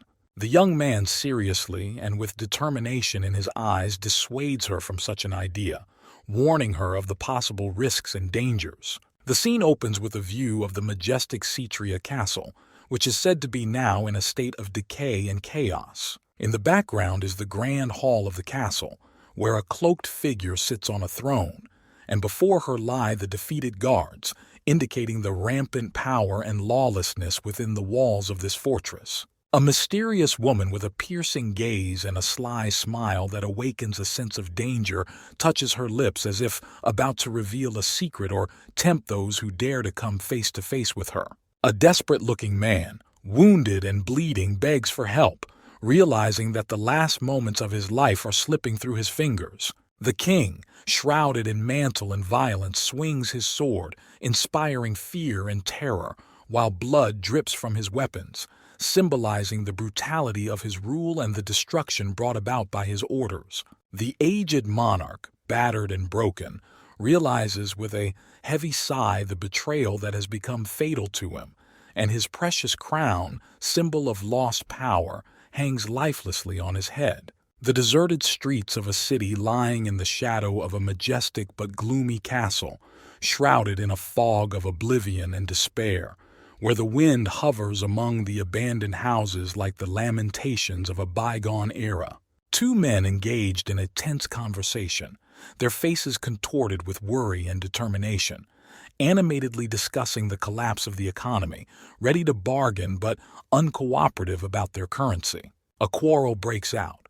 Money is tossed into the air as a sign of contempt and despair as resentment and financial need collide, while coins, symbols of fallen wealth, fall silently to the ground. An enraged man, his face disfigured by anger and blood, discovers that his funds no longer have value, that his world has collapsed under the weight of priceless gold. Guards dressed in red and gray uniforms stand with helplessness in their eyes against a backdrop of streets ravaged and devastated. Their presence does not promise safety. It is only a reminder of the chaos that has engulfed the city. The scene is filled with chaos. One of the guards looks away where his comrade stands helplessly over a blood-drenched body slumped on the paving stones. They are surrounded by the daily reality of lawlessness, their eyes filled with the realization that their efforts are futile. The looming castle in the background, once a symbol of power and stability, is now surrounded by a fog of oblivion, like an ancient monument on the edge of a crumbling world where every stone screams its fall. The guards approach a cart in which a figure with purple hair sits. The simple question, "What's in the cart?" hovers in the air, foreshadowing a new intrigue in a world where even the smallest details can matter. The guard, smiling, hands the bag to his comrade as if to signify that all checks have been passed. "Move along," he says, and thus opens the way forward. The gates of the fortress rise up, shrouded in mist, creating an atmosphere of anticipation and foretaste of what awaits on the other side. The silhouette of a carriage slowly passes under the archway, heralding a new chapter in the story. The cityscape is revealed in all its misty glory, the castle looming in the distance as a reminder of long-gone grandeur. "You know, you can solve problems if you have a little trust," the mysterious traveling companion who sat in the shadow of the cart commented thoughtfully. "Thank you. I was only able to get through because of you," he said quietly, acknowledging his dependence on the help of his purple-haired companion. Their fates are now intertwined, and new challenges and adventures await them. The lilac-haired girl waves off her thanks with a smile, as if it was just her daily duty. "Come on, it's not worth it. It costs nothing for someone who saved my life," she says, emphasizing her gratitude. The man in armor sitting across from him seems confused by her words and only nods, confirming her gesture. "Well, maybe so," he replies, as if unsure of his contribution. Three men stare intently at one seemingly ordinary passerby. "Shh! What did we hear?" One starts, and the other covers his mouth with his hand and whispers, "Don't worry, I won't tell you about it anywhere." The man in armor stares warily at the scene, perplexed. Like, where do I go to find out about the battle? And waits for an answer, hinting at his desire to participate in the events to come. "The best choice would be the temple," one of the men offers him, pointing the way to a place where he can learn more. The man in armor touches his chin thoughtfully. "I can't pronounce the name Bakar here, so that's not an option," he ponders aloud. His companion offers an alternative. "Then maybe the library?" Before entering the building, he asks, puzzled. "The library?" The girl explains to him. "You know what this is? It's kind of like a big pantry of books." He nods back, admitting his ignorance. "Of course I know that. I just didn't think they were here." He ponders his next move, holding the package in his hands. "Oh, and one last thing. These are the materials of the monsters I killed in the Black Forest." He asks the question, "Can they be exchanged for money?" He asks, hinting at his intention to turn the loot into something more valuable. A man in armor stands in front of a stone building, his gaze thoughtful and attentive. "I need them for one thing," he thinks as he ponders the next steps of his mysterious plan. His face is impenetrable, his gaze cold and judicious. Suddenly he is surrounded by a group of roughly dressed men armed to the teeth. The tension in the air is palpable, their intentions clear. The man is not surprised by the sudden aggression. "I didn't expect that, but—" His thoughts are interrupted by his readiness for action. He didn't come here to fight, but he's ready to defend his life. One of his attackers taunts him, questioning his sanity. But the armored man does not lose his composure, his gaze remaining cold and focused. A stern-looking warrior displays a placard with the image of a wanted man, announcing a bounty on his head. He exudes confidence and obvious contempt, holding the fate of the person depicted in his hands. The armored werewolf calmly addresses his opponent, hinting that if their intentions were serious, they would have attacked him by now. His tone suggests confidence and readiness for battle. The silhouette of a warrior looms against a red background, giving the impression of readiness for battle. His posture says, "If you want to fight, start one." The people around him, looking at the cold light of his weapon, feel the charge of tension transmitted through his warning. There is a sense of imminent conflict in the air. The dark figure enters a bright room where a warrior is already waiting, preparing for the onward journey. The silence in the air is broken only by the slight movement of his hand. The image on the paper represents a man whose price on his head is significant. A discovered ad heralds a reward luring bounty hunters. The bald man with glasses reflects on the fact that the criminal is usually asked to be delivered alive, which makes his task more profitable. A man with glasses stands on a hill and watches the warrior from below. He looks like someone with the power or information to change the course of events. A bald man with glasses recognizes the warrior as an old acquaintance who has not been in these parts for a long time.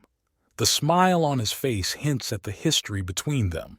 The warrior seems unsurprised by the encounter, assuming the reason for this man's visit is duty.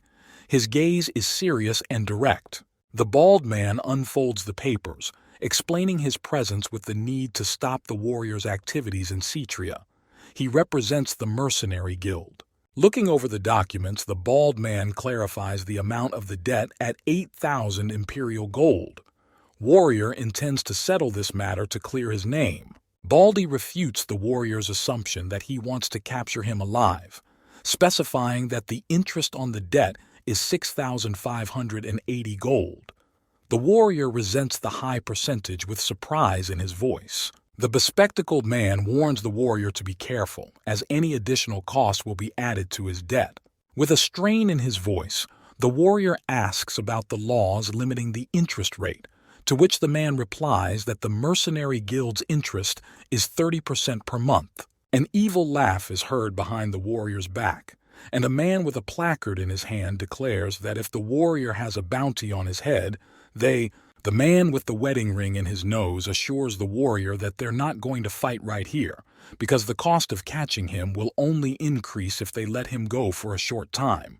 The warrior calls the man a fool with disbelief in his eyes and quickly leaves the room, saying, "See you soon, Levi." Left alone with the bald man, the warrior expresses doubts about his percentage, mentioning the parts of the monsters he can't use. Baldy asks if the warrior is going to pay off the monster parts, to which the warrior replies that he tried to sell them to Korn's company, but the money didn't come together.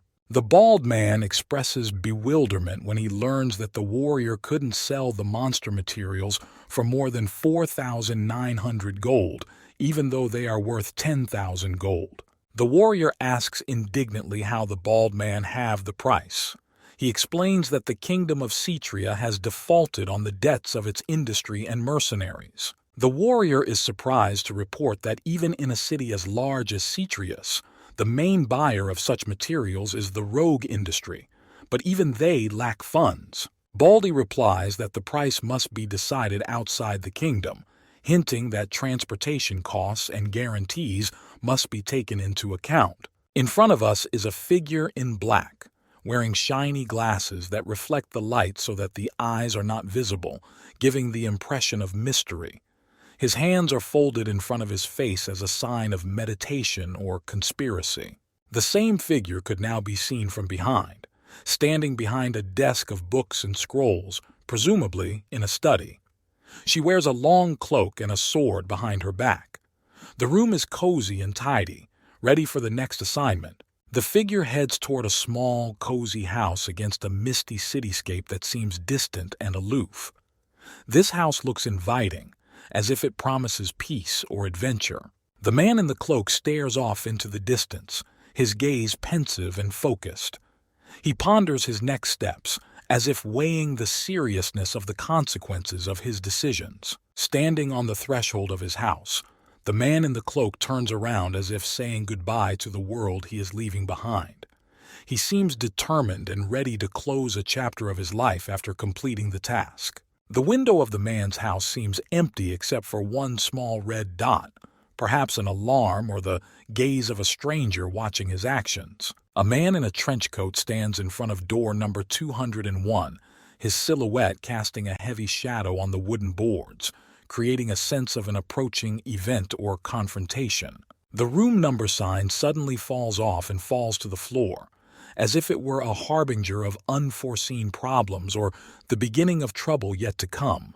The room number sign flies into the air, accompanied by a powerful bang that breaks the silence of the corridor, revealing a surprise attack by an unknown enemy determinedly attacking the protagonist. The attacker, a strong woman with a combative look and a scarred face, backs away, but her eyes express confidence and firmness even in the face of unexpected resistance. The force of the blow is so great that they are both thrown backwards. The moment the shards of the door fly in all directions from the collision of the two warriors, each determined to win. The protagonist looks at the retreating enemy with a cold and focused face.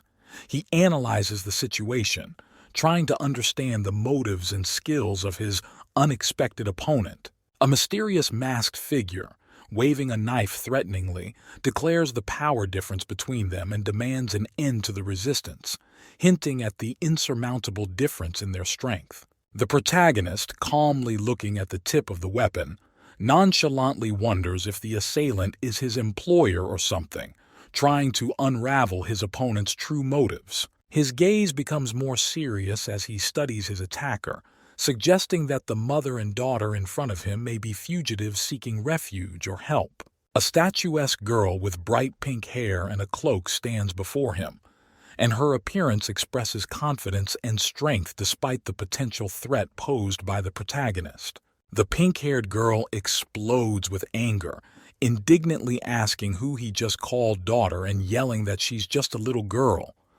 Her emotions are expressed through strong visuals that emphasize her outrage and resentment. The next shot shows the roof of a wooden house from where loud laughter is coming from, indicating that someone inside the building perceives the situation as funny. The pink-haired girl apologizes for the unexpected reaction, explaining that her purpose was to test how useful the protagonist was as a mercenary. The protagonist, confused and bewildered, admits that they finally sent him someone normal, commenting that this is a mercenary guild that may have its own peculiarities in choosing candidates. A man with glasses sits at a desk in a spacious office, holding a piece of paper. He reports that an application was left today, and as a result, a talented person like the main character was sent. He then realizes with amazement that he has been tricked again, and concludes that the protagonist and the girl with pink hair have already met. The protagonist, looking away embarrassed, notes that he is going to complete a task and get paid for it. In response, the man in glasses smiles, noting that the mercenary guild understands only the language of money and reassures the protagonist, saying that there is no need to worry and payment will be made after the completion of the task. A girl with pink hair and eyes wearing a white dress with a red cloak, radiating confidence, promises to give as much as the interlocutor wishes, and introduces herself with the name Syrier Dohin Sestria. The man asks himself in mild bewilderment, does she have the surname Sestria? Is she of royal blood? He is honored to meet a member of the royal bloodline. The girl turns around abruptly, her face filled with anger. She can't believe he turned his back on her while she was still talking. A woman with dark blue hair and a red eye patch appears, armed with a sword. She says sternly, "The princess has not yet finished her sentence." A man with a serious expression and dark hair, dressed in a gray cloak, pensively exhales smoke. He ironically reflects on the fact that there is no point in making trouble. Turning to the pink-haired girl, he decides to listen to her. There's a slight look of irritation and bewilderment on his face. Face to face, he asks what such a noble girl wants from him, emphasizing the difference in their social status. A girl in a red coat and a confident look asks him if he has heard of a mistress. She indignantly declares that he needs to know about the evil queen who destroyed their country. In front of us is a woman with a chilling stare. Her hair is lilac and her eyes are highlighted in red. She looks confident, but there's a sense of challenge in her voice. The young man smiles with some confusion, asking for help to get rid of his mistress as if it were a joke or a game. He seriously remarks that if it's about the emperor's family, he's not supposed to be listened to. He turns his back to the pink-haired girl, emphasizing the distance between their worlds. We are greeted by a majestic monument to the dragon and the girl, symbolizing the union of the human and dragon worlds.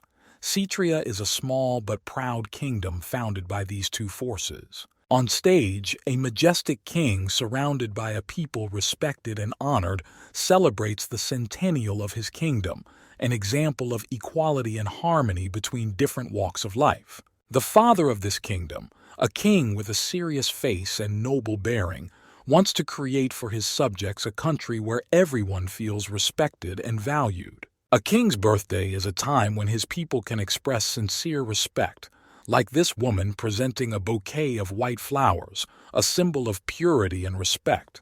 The king accepts the gift with gratitude and love, reciprocating the respect of his subjects. His gaze and gestures express tenderness and care for all who are part of his large royal family. The queen, possessing a beauty that mesmerizes even a monarch, stands nearby, her gaze soft and warm. The king, reverently touching the petal of the flower, feels its tenderness, reminding of a loved one whose love and care is felt even in a simple gesture. The queen's thoughts are directed towards something intimate and personal, perhaps a new status symbol that would be closer to nature and her own essence. And so, Queen Josephine appears before the crowd, majestic but with a soul open to people and the world, a symbol of harmony and wisdom, filling the hearts of her people with hope and light. The family happiness, with the king and queen surrounded by their people sharing joyful moments, seemed eternal. However, fate was unmerciful, and the disease took the life of Queen Josephine, leaving behind only a faint memory of former joy. In the shadow of the crown, devastated and alone, the king loses the will to live, leaving the throne without his lord. And in this moment, the heir, who has lost his mother and lacks parental support, wonders about his past and his future, pondering what role he will have to play in the story. There is bewilderment in the mercenary's tense gaze. In his eyes flashes an unspoken question aloud about the fate of the queen, whose death is shrouded in mystery. His companion, a warrior woman with a scarred face, confirms his fears, hinting at a deeper story that is just beginning. Silence reigns in the royal castle, where the body of the cloaked queen lies alone on the floor. The death affected even the highest echelons of power, leaving behind only an echo of former greatness. The shadow falls on the girl's father, the king, who stands before the light, representing hope and an unknown future. He turned his back on his people, grieving his loss and falling into despair. The mercenary's last words hang in the air as he looks directly into the eyes of the princess, whose family is shrouded in sadness and secrets. Their conversation is cut short, as is the anticipation of the long journey that awaits them. The new queen's silhouette is shrouded in shadow, her gaze cold and detached. She doesn't look like she's alive. It's not customary to return from the world of the dead. But there's something familiar about it that keeps us from completely dismissing the idea of a miracle. The king standing in front of her feels the weight of her gaze. She responds to her name, but her response lacks its former warmth, her voice sounding like an echo of the past. The touch of her hand, her scent all stir the king's heart, filling his mind with illusions and memories of a former happiness that seems so far away. The king's obsession with his late wife blurs the line between reality and dreams. His days and nights are filled with only thoughts of her, leaving the kingdom in oblivion. In the Hall of Thrones, it's become clear who holds the power now. The queen, like a shadow, rises to the throne, and anyone who dares to stand up to her disappears without a trace. Her power seems limitless. The king, mired in despair and obsession, is no longer able to rule the country. His mind is consumed by a single figure, the queen, hovering in his thoughts like a ghost. In this complex atmosphere, he appears, a man whose gaze suggests intentions more serious than mere curiosity. He has questions that could change the course of history. The queen, standing on the bed, begins a story that may reveal the secrets that reign in the kingdom. The beginning of the story promises to be as dark as the atmosphere in the room itself. The queen enters the discussion demanding respect, but her voice sounds defiant. She's not used to anyone looking down on her, and it makes her unhappy. The mercenary, despite her status, calmly asks the second question, showing her bewilderment. Why would he help her? The queen tries to explain that the situation is more complicated than it seems at first glance. If she is indeed telling the truth, then she has a good reason to address it. However, she hesitates when she recognizes that being at the queen's side means more than just completing a mission. Her words hint at ulterior motives she has yet to uncover. The mercenary reacts sharply to the queen's speculation about his motives, emphasizing that money is not always the primary goal, especially when it comes to risking one's life. He continues by saying that he's not going to trade his life for self-respect and that he doesn't really care if it's good or evil. Mercenary notes that it's more important to see if they can achieve victory together, rather than discussing the moral aspects. He concludes by making it clear that if the queen has no more arguments, he is ready to leave, which emphasizes his pragmatic and determined nature. A girl with pink hair and red eyes suddenly turns to someone, asking if he cares that the country is doomed to destruction. A reserved man in combat gear replies that he is not going to get involved in politics. The girl, taken aback by his indifference, insists that he should make better choices about who he associates with. He coldly notes that she may be dedicated but must learn to choose her opponents, thus showing her willingness to fight. She confidently asks if he is sure of victory if she bears her sword, emphasizing that this time she will go beyond mere disarming. A man in combat gear silently exits through a broken door, leaving behind only the echo of his footsteps. He stands in front of the building, pensively reflecting on the wasted time, realizing that there is no plan of action or information about the enemy. With bitterness in his voice, he admits that the girl turned out to be an ordinary child with high ideals, and at the same time, he does not care at all about other people's affairs. Turning his gaze to the sky, he thinks ironically of the bald man, not hiding his irritation at how easily he provokes him. The fighter checks his current assignments, noting that there have been no changes to his objectives. A task appears before him, find Manhwa, clearly marking the next step of his journey. Sarcastically, he considers the suggestion of going to the library, as if wondering at its existence and importance. Their path leads them to the majestic building of Cetria's royal library, which will now be the next stage of their adventure. The fighter takes the unexpected find with doubt. He discovers a glittering magic seal lying in the road and wonders about its origin. Assuming that there is a magical barrier in front of him, he ponders the reason for its appearance at the entrance to the library. Observing the world around him, he is surprised by the lack of attention of others to this phenomenon and confesses his lack of understanding of the mechanisms of this world. The warrior gingerly touches the mysterious seal, instantly triggering a mechanism that emits energy. Facing the unknown forces him to retreat as magical energy surges upward, illuminating everything around him. Reflecting on how knowledge and techniques are protected and transmitted in this world, he realizes that access is strictly controlled. The realization that a place like a library containing such knowledge would be well guarded comes to him with renewed insistence. Against the backdrop of a blurred world, a young man in a snow-white cloak takes a hard look at reality. His hand clutches something resembling a weapon or tool, ready for the inevitable. An ancient city spread out before him, its houses as if they had stepped out of a medieval chronicle. The narrow streets are empty, and in this silence his figure seems even more lonely. The fog slowly dissipates, exposing the calm outlines of the buildings. There is an elusive sense of anticipation in the air, and time seems to have stopped waiting for the outcome. A sudden realization strikes him, and he turns around. There's surprise in his eyes. The world around him is filled with sounds and movement, but in this moment he is separated from them by his task. A young man with dark hair and a determined expression looks over his shoulder. He wears a gray hooded military jacket and is equipped like a scout or adventurer, with a sword strapped to his back. Snowflakes fall softly against the backdrop of ancient buildings, creating the feeling of a cold winter day. His mind is perplexed.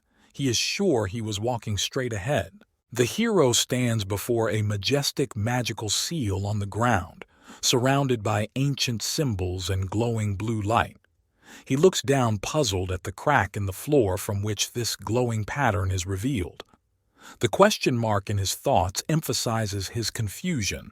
How did he end up here? The character's red eyes stare piercingly into the distance, trying to unravel the mystery of his unexpected arrival. Thin snowflakes adorn his dark hair, giving the scene even more mystery. He approached a door with a bright blue light emanating from a vertical crack in space, framed by incomprehensible symbols. The figure of the hero is drawn in contrast to this light, as if he stands on the threshold of an unknown world.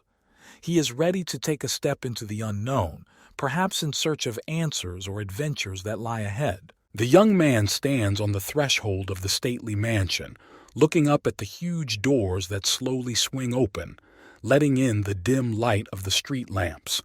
A logo-like symbol floats in front of him, emitting a cool blue glow. As he crosses the threshold, he feels a mysterious force pulling him inside. His gaze is furtive and wary, red eyes drilling the space in front of him, trying to unravel the intent of the unknown force that is pulling him deeper into the building.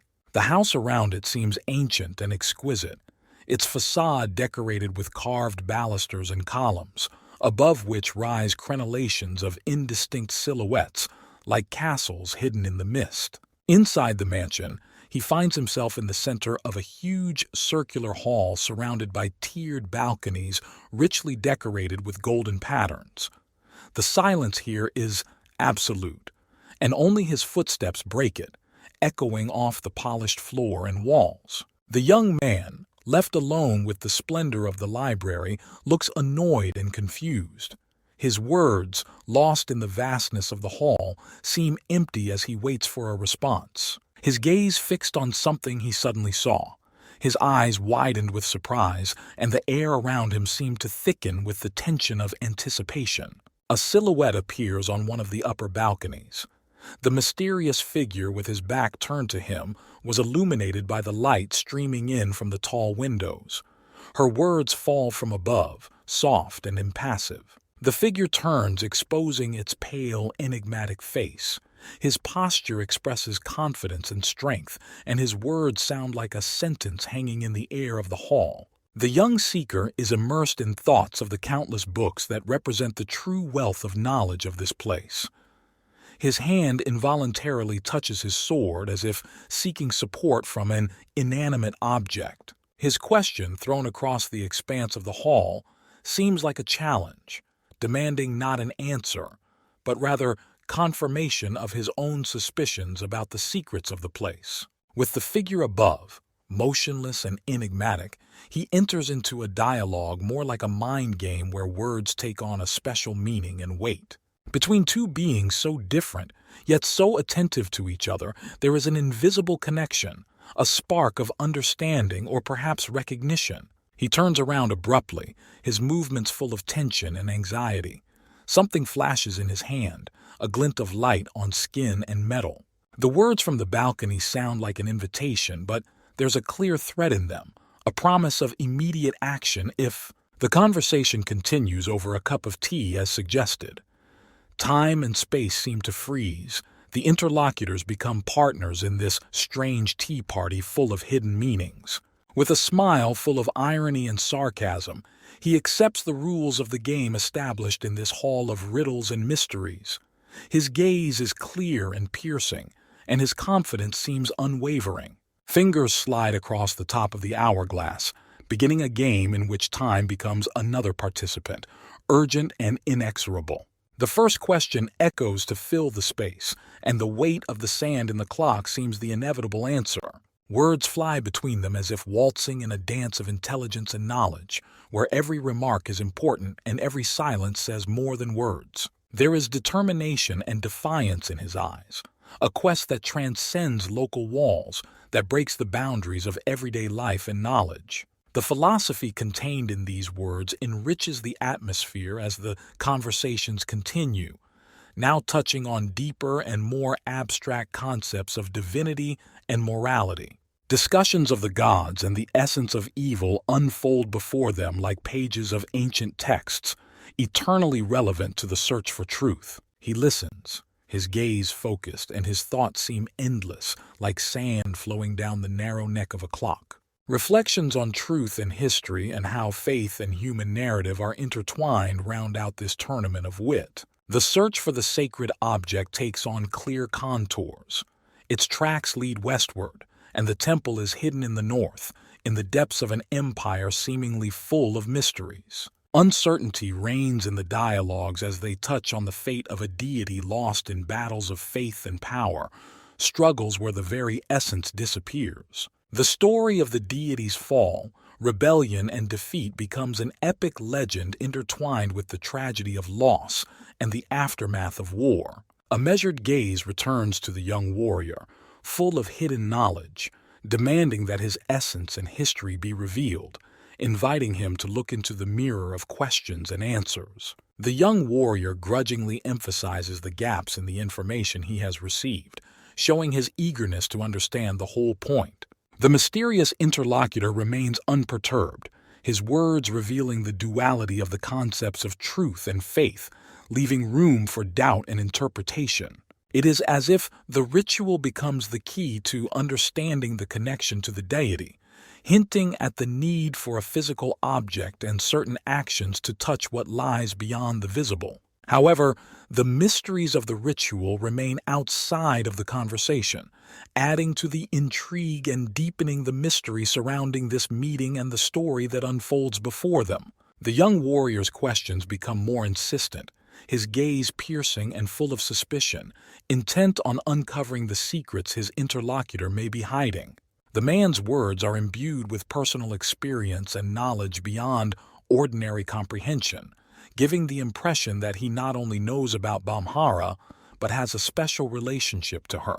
The seriousness on his face suggests a deep understanding of the situation, and that he knows more than he is willing to reveal, which adds intrigue to their conversation.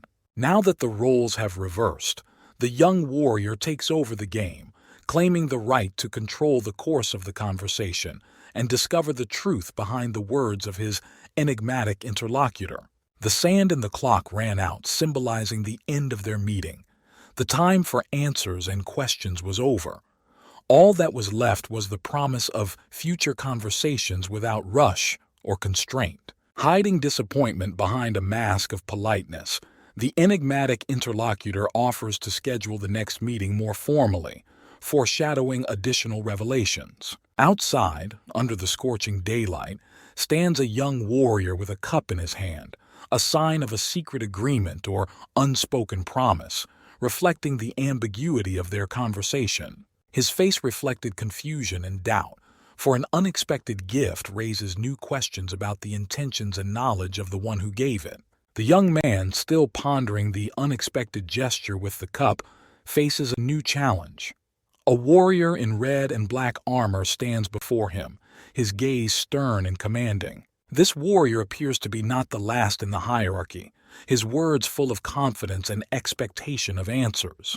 To the young seeker's surprise, the warrior recognizes him as the man who had just come out of the library, as if his arrival was not accidental but carefully planned. A joke thrown in passing does not resonate with the young warrior. His stride is confident and ready for whatever trials may come next. The guard emphatically states that no one can enter the royal library without permission from the monarchy, demanding an explanation from the young man. The words about royal permission make the young warrior perplexed and reminds him of the words of a mysterious interlocutor about the necessity of an official visit. He now realizes that in order for his presence in the library to be legal, he must get permission from the royal family. And suddenly, there is a figure he recognizes, as if it were the embodiment of the answers he seeks or a new mystery to be solved. The young seeker tries to diplomatically retreat, but the guard declares emphatically that he has overstepped his bounds. The situation heats up. The guard recognizes his trespassing on someone else's territory and is ready to use force to restrain him. A guardian sword, illuminated by the light of magic or technology, becomes a clear sign of serious intentions, leaving no room for doubt. The young warrior, though looking distressed, is still willing to accept the challenge, his determination indicating a willingness to defend himself and his beliefs. The young seeker expresses reluctance to escalate the situation before the conflict, warning of his ability to control power, which could pose a threat to the guards. The guard, not taking this as a warning, decides to accept the challenge, seeing only arrogance in the young warrior's words. And then the tension reaches a climax. The young warrior activates his power, the guard's glowing sword reflects his power, and the fight begins.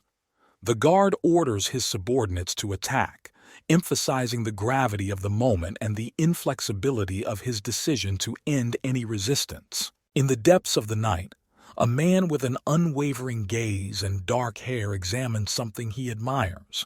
His eyes sparkle in the darkness, and his face has an expression of genuine pride. The words floating in the air seem to reflect his thoughts.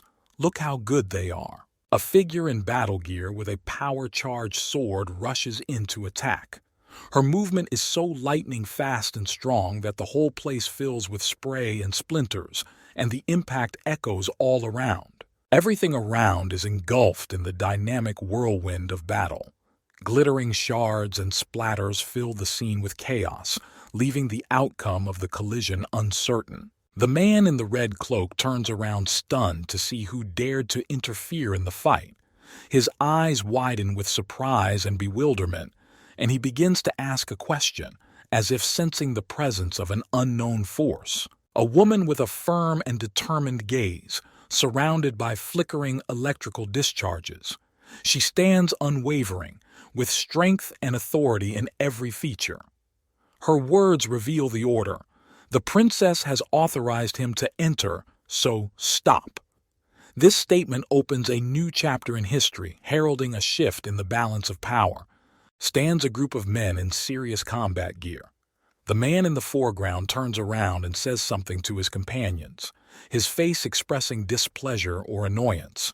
You can feel the tense atmosphere in the air. Outside, where soft snow is falling, two men in raincoats stand face to face. The older man with the beard looks at his interlocutor with a determined look. Their red cloaks contrast vividly with the snow-white background. Her face shows signs of recent combat, abrasions, but it doesn't bother her. It is as if she is challenging her unseen opponent, the insistence of her gaze suggesting intransigence. Two figures are seen walking side by side.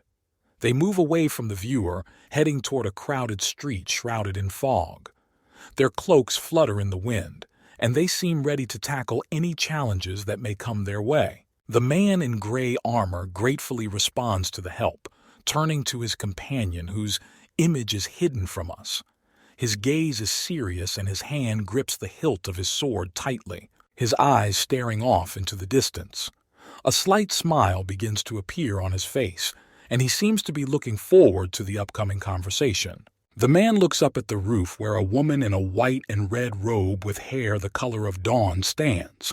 She looks enthusiastic and seems to know something the man doesn't. The woman laughs with open arms filled with joy and confidence.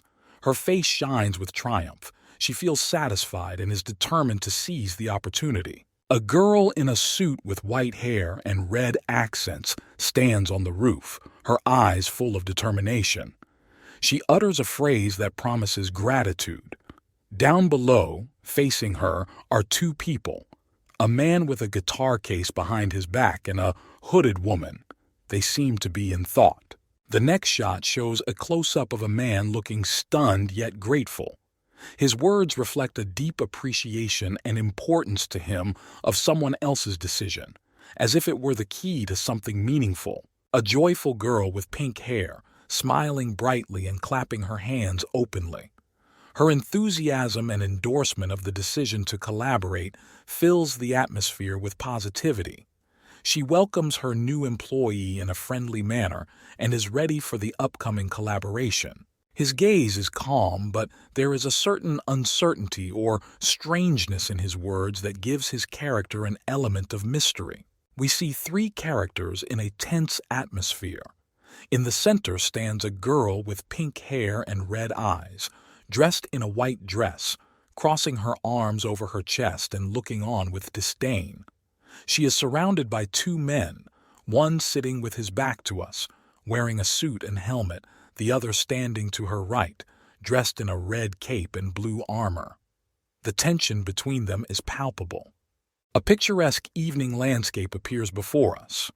The golden light of the setting sun envelops a wooden house with large windows, in one of which the warm light creates a cozy silhouette. The situation seems peaceful and calm, contrary to previous tensions. We see the girl with pink hair again, but now her gaze is anxious and questioning. He is inside a room with gray walls, which also contains a man in a red cape. The air is permeated with understatements and innuendo, which adds to the narrative intrigue. A man with dark hair is saying something important. His face is serious, and he seems to be facing a choice or reflection that could affect the course of the whole story. The situation seems mysterious, and we are left to wait for developments. In a room decked out in warm golden colors, filled with bookish coziness, a girl with pink hair and piercing red eyes stands before a dark-haired man. Her gaze is filled with displeasure and skepticism. The girl's thoughts are occupied with the path to the royal library. She is afraid of hearing something unwelcome. The atmosphere becomes tense as she raises her finger decisively, drawing attention to her next request.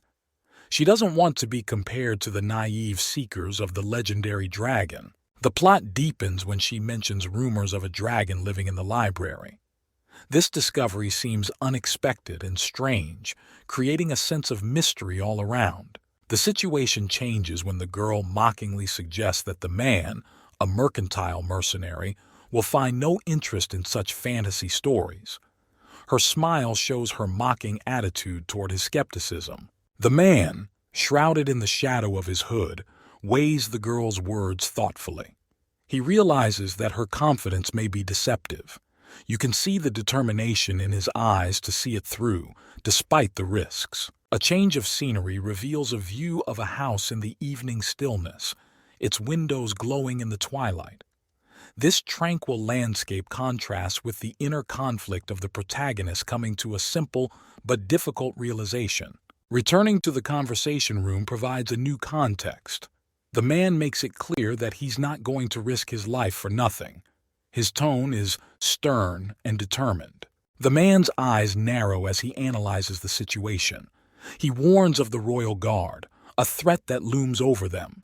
His words paint a picture of a dangerous game of cat and mouse where every move could cost them their heads. She stands beside him with her head down, recognizing the difficulty of their situation.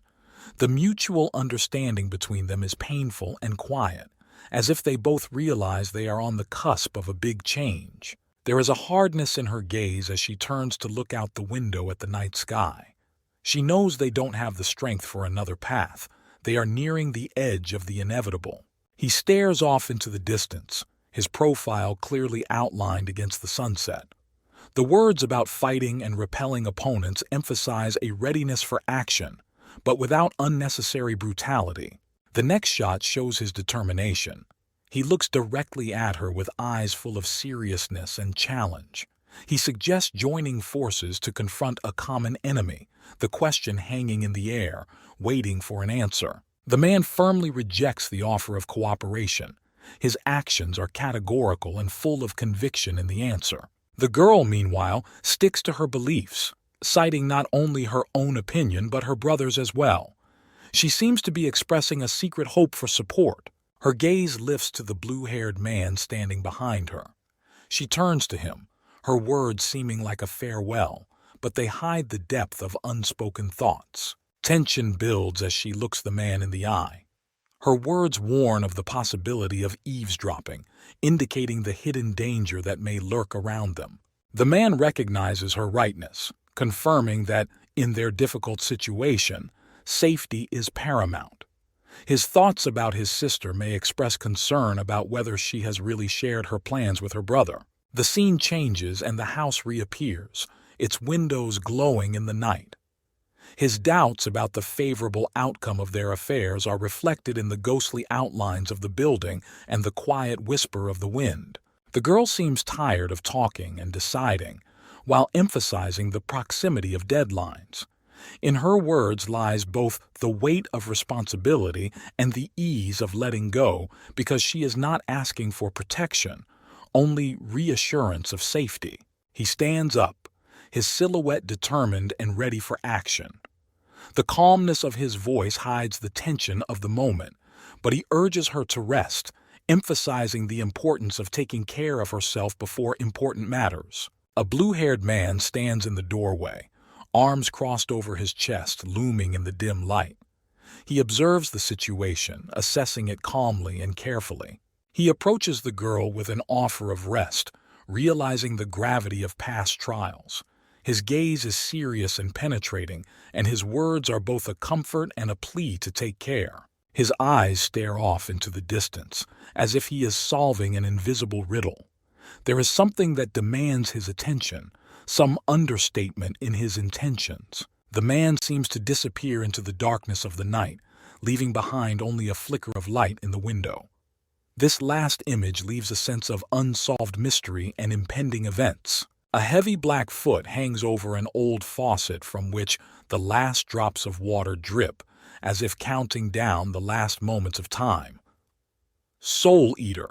These words sound like an ominous nickname, reflecting the grimness of the situation. A blue-haired woman, her back turned to the sullen sky, addresses the hooded figure. Her words suggest some sort of connection to the mercenary manager, which hints at hidden information or betrayal. The hooded figure turns around, revealing an astounding list of merits. Suspicions that he can take down an entire mercenary squad create an aura of danger and power around him. The man looks away, the expression on his face indicating mixed feelings, perhaps resentment or reflection. He is sure that the visit will go beyond mere concern for his well-being. The man looks straight ahead, his gaze asking a question, simple but full of incredulity and expectation of an answer. The water running down his face adds to the impression of tension. A woman in armor stands before him, confidently holding a sword in her hand. Her words are few and direct. They don't bode well. The man is skeptical of the princess's intentions, his words hinting at her good intentions but also a misunderstanding of important details. The scene shows a group of people under a flag with a dragon, a symbol of power and mystery.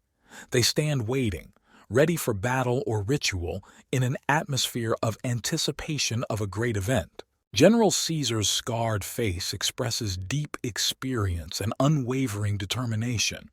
He's not just a warrior, he's a symbol of an era that survived a great war. A hooded man, like a ghost of the past, recalls the times of the Holy War. His words carry the weight of past events and personal rejection. A blue-haired woman who introduces herself as Emma from the Order of the Blue Dragon challenges. It demands proof of loyalty by questioning his belonging and values. The man is in shock. One word, "You," comes out of him, as if he recognizes in her the person who will change the course of history. The tension between them is rising. He is surprised by her aggressive actions, but she quickly responds by denying any connection to his previous actions. He realizes he can't get away that easily.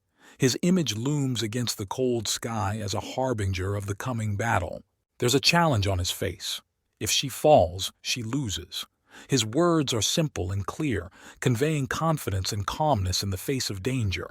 She responds by urging him to start, making it clear that they will fight without magic, just swords, making the battle even more dangerous and personal. Emma moves forward sharply, her body pointed straight at her opponent. The tension of the moment is felt in every line of her movement. Swords clang loudly, sparks flying in different directions. This moment is the culmination of their battle, full of tension and speed. Words full of smugness come from the pink-haired observer. She notices the young warrior's abilities and seems to approve of his determination. She dismisses the idea of passionate sword talk between the knights, reflecting her determination and perhaps hinting at her own intentions in this battle. The swords meet in a mighty blow, the sparks from which light up the battle. Emma wants to test a confident mercenary from the Northern Kingdom. Emma is focused and determined, her gaze full of determination and her sword movements precise and swift. The hooded man ponders the strength of this kingdom's best knight, comparing him to himself. There is both surprise and perhaps admiration in his words. He recognizes her strength, emphasizing that she and the Order of the Blue Dragon are rivals worthy of respect and consideration. Suddenly, the force of the mercenary's sword throws Emma back.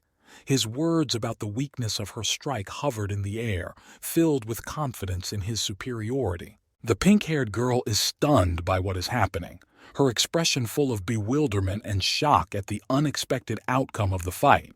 Astonishment and confusion fill the atmosphere. The question, "What happened?" hangs unanswered, adding to the mystery of what's going on. Emma falls to the ground, shocked and hurt. The figure of the mercenary towers over her, forcing the viewer to consider the fate and consequences of their confrontation. The mercenary asks with apparent smugness if these are the best warriors Cetria has to offer, and concludes that if so, they would not be serious contenders. A mysterious woman with red eyes and pale skin appears out of the darkness, her gaze cold and piercing. A young man in a robe with a blue dragon emblem stands with his back turned, his figure shrouded in darkness and silence. The majestic scene in the hall, where General Caesar and a mysterious woman stand against a backdrop of fallen soldiers, creates an atmosphere of triumph and unwavering power. On a snowy street under a frowning sky, a young man in a blue cloak looks up, his face contorted with anger and despair. Blood runs down his cheek, dripping onto the white snow. In his eyes you can read not only pain but also bewilderment at the recklessness of the enemy who dared to attack him, the heir to the throne. In the distance, in a dimly lit hall, stands a warrior in heavy armor with patterns reminiscent of ice patterns.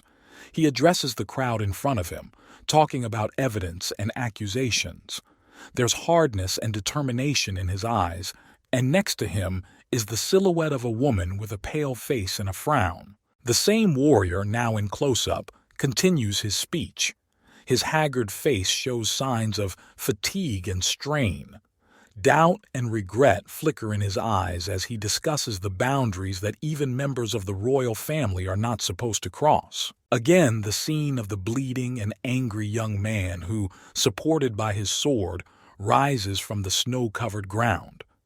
His appearance speaks of an unyielding determination to stand up to injustice, and he is convinced that his way is the only right way, even if the whole world is set against him. An angry young man with a bloodied face stares straight into the eyes of his unseen opponent.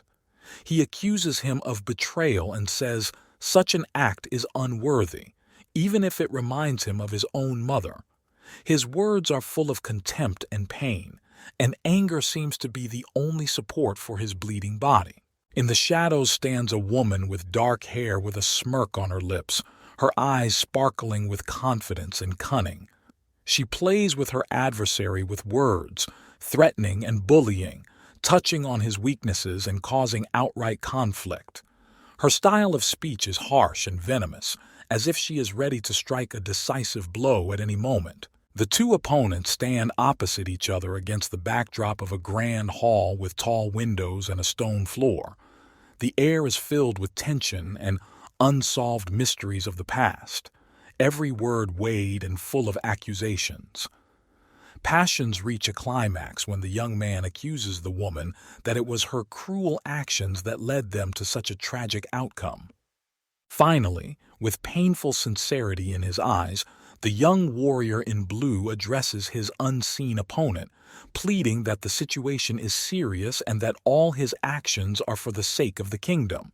His eyes reflect not only anger, but an unwavering determination to stand to the end for his ideals and his people. The young warrior with the piercing gaze pauses to consider the situation. He asks a rhetorical question, as if searching his heart for confirmation of his doubts. His face reflects a mixture of pain and doubt as he tries to discern the truth in his opponent's words. A woman with dark hair and burning eyes responds defiantly, asserting her rightness and the cruelty of her actions.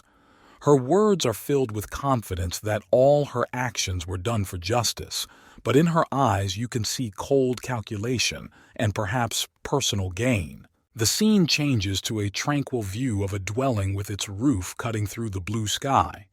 This peaceful landscape is in stark contrast to the previous events, forcing the viewer to consider the meaning and consequences of what is happening. In a room with dim, penetrating light stands a warrior woman in armor facing a man sitting with his back to her. She seems focused and serious, her words filled with concern and determination to deal with the situation that has affected them all. A female warrior shares her fears with a focused gaze. It speaks to the complexity of the situation, that the problem is much deeper, and that contact with important people has been lost. Her face tensed, concerned at the lack of responses from key figures. In front of us is another woman with pink hair and bright red eyes. She looks worried and hesitant, not ready to jump to conclusions. Her reaction suggests that she is carefully weighing every word and every move. The same woman suggests moving to another location to ensure the privacy of the conversation. Her anxiety rises at the thought of a possible information leak. The situation is escalating and she senses that something is wrong. A sudden noise is heard, and the pink-haired woman looks up to find out its source. Her face expresses alarm and readiness for action. She quickly walks to the window to see the cause of the sudden disturbance. The pink-haired woman looks around, clearly puzzled and frightened by what she sees. Her eyes open wide with surprise and fear. Her look and reaction suggest that she has encountered something unexpected and disturbing. She sees a crowd of people under the window, their faces contorted with anger and discontent. They look up, their gazes filled with demand and insistence. This vision foreshadows a storm that starts right at the door. A bird's eye view of the house shows it in complete isolation from the rest of the world, and the replica speaks to the deep crisis plaguing the country. The loss of important industries has thrown the population into despair, and now even food has become a luxury. A scene of brutality unfolds in the street. People fighting. A soldier stands with a bloody arm, exhausted after the battle.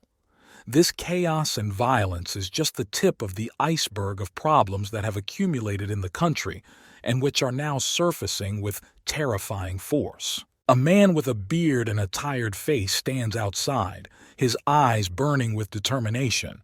He adamantly refuses to accept his fate without a fight, unwilling to accept the predicament his people find themselves in. The same man, now in profile, looks spiteful, saying that desperation has driven people to the extreme of becoming something they never wanted to be. He emphasizes that some paths are not suitable for everyone, excluding those he doesn't want to jeopardize. The girl in the red cloak listens to his words with a serious and grown-up expression. She seems to resent being seen as a child, unable to face the dangers of the real world. But the dialogue continues, and the man, turning his head slightly toward the girl, mentions the rumors of those who secretly oppose the harsh reality of their lives.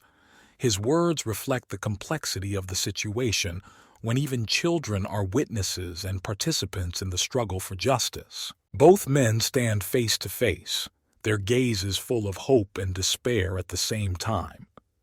One of them expresses doubt about the rumors with a piercing gaze, hoping they aren't true, because that would mean dire consequences for everyone. The girl in the red cloak turns away, her profile expressing deep thoughtfulness.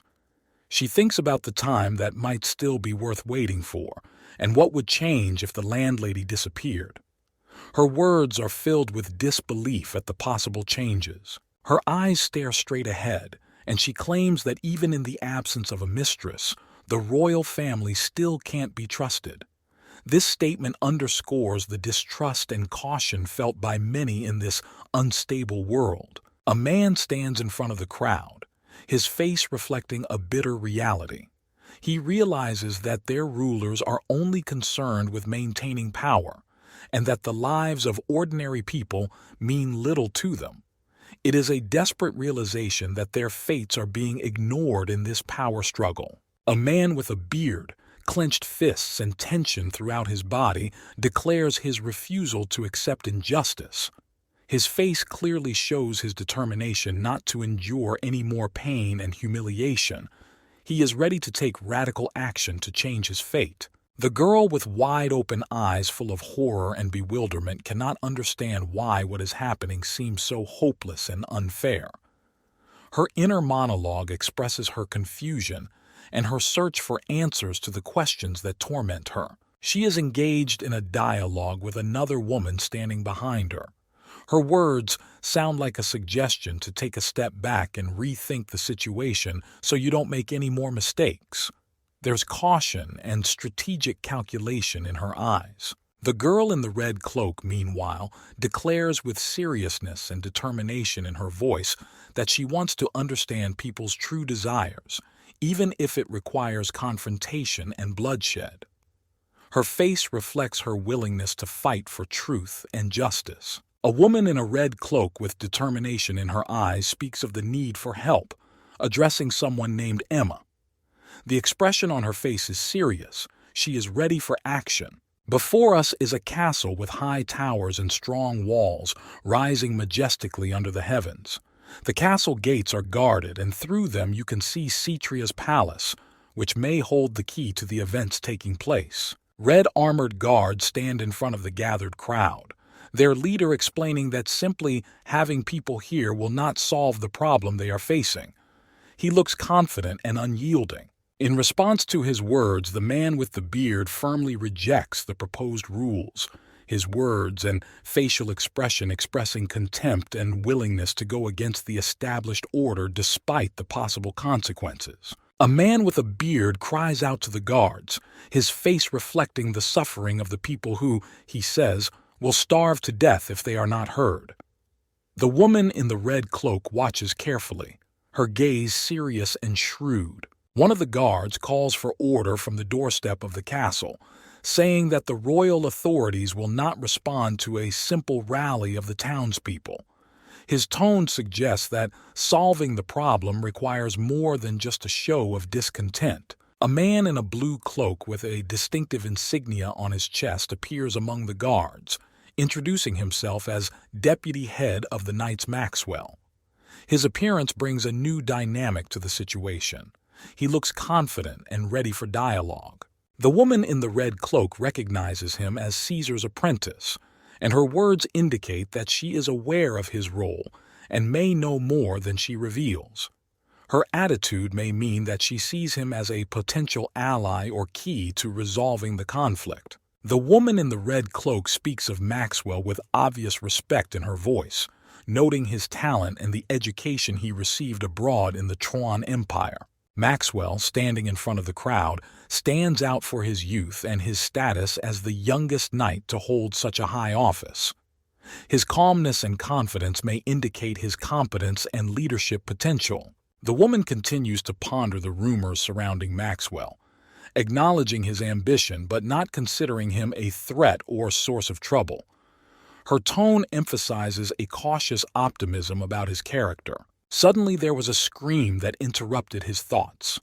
The woman and the man beside her turn around to find out the cause of the commotion. Their facial expressions are tense and alert, ready for any surprises that may follow. A drop of blood slowly sliding down the point of a sword portends tragedy. A voice from the crowd expresses the desperation and fear of starvation that threatens if the king continues to ignore their plight. A scene of violence unfolds before our eyes. The body of a guard lies on the ground, surrounded by blood and the shadow of a man in a blue cloak who asks why so many people were brought in to kill one guard. A man in the crowd with a menacing look reminds them that people like them often come to the palace, presumably with requests and complaints that go unanswered. Maxwell, with sword in hand and blood on his blade, coldly notes that the king has long since stopped communicating with the people, which has led to the current state of affairs in Cetria. His words and facial expression indicate disappointment in the king's actions. The man with the beard, addressing Maxwell, declares the superiority of the royal family over the law, which he believes is the cause of the people's suffering. He seems sincere and desperate in his accusations. Maxwell, standing with his back to the crowd, gives a final warning, ordering everyone to disperse or they will be arrested. His act shows his determination to maintain order and the authority of royalty. One of the guards tries to calm the tension by addressing Maxwell and suggesting a solution without bloodshed, his words and facial expression expressing concern and a desire to avoid violence. In response to the guard's threats, the bearded man resents Maxwell's actions, accusing him of being excessive, as a royal knight should not point a gun at civilians. His words express outrage and shock at the violence he saw. Maxwell is in front of us, his figure sharply carved against a blood-red splash. The tension of the scene is heightened by his unwavering resilience as chaos reigns around him. The story reaches a climax. Maxwell, standing before the bearded man, coldly declares that disobeying the king's order is sufficient grounds for execution. The expression on his face is unwavering. He addresses the crowd, emphasizing that he has given ample time for reflection and assumes that those remaining intend to confront him in a hostile manner. In the next scene, Maxwell gives the order to arrest anyone who doesn't leave, with a ruthless addition: kill if you have to. His eyes and smile express his confidence and willingness to use force. The woman in the red cloak, shocked by the events unfolding before her, exclaims and calls for a halt, her face reflecting a sudden realization of the gravity of the situation. The next shot shows her in motion, perhaps trying to intervene or prevent further violence. Her gesture and facial expression suggest the determination and urgency of her intentions. The crowd around her is excited, and the name Emma can be heard amongst the mixed shouts. The name seems to have a special meaning to her, perhaps indicating a personal connection or the importance of the person in current events. In the next shot, we see a woman in a red cloak with pain and horror on her face, with her hand outstretched in a gesture full of despair. She seems to be at the center of a sudden and violent conflict. A dark figure in a black cloak suddenly raises his hand upwards, shouting desperately. An unexpected burst of drama is captured in the curved gestures and dynamic lines surrounding her. The red background and the white skin of the hand create a contrast full of tension and foreboding. The girl in the red hood expresses shock and horror, her eyes wide open and her hand pressed to her lips. The words, "in heavy, tears," comes out of her in a low whisper, which reinforces her sense of despair and helplessness in the face of an unknown threat. A man with a gash on his face and fear in his eyes looks up.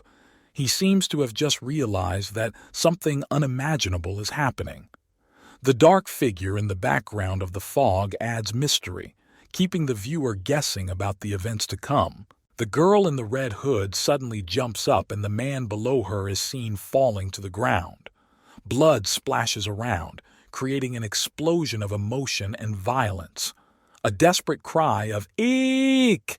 echoes through the air, ending the moment with an explosion of action. The tired breath of the girl in red smells of fear and exhaustion as she leans on the snowy ground.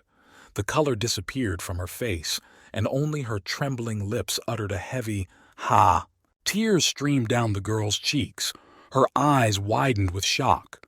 The word "no" comes out of her mouth as she looks at something off-screen that causes her fear and denial. Falling bodies, bloody and lifeless, create a trajectory to a lone figure in red standing against the white snow.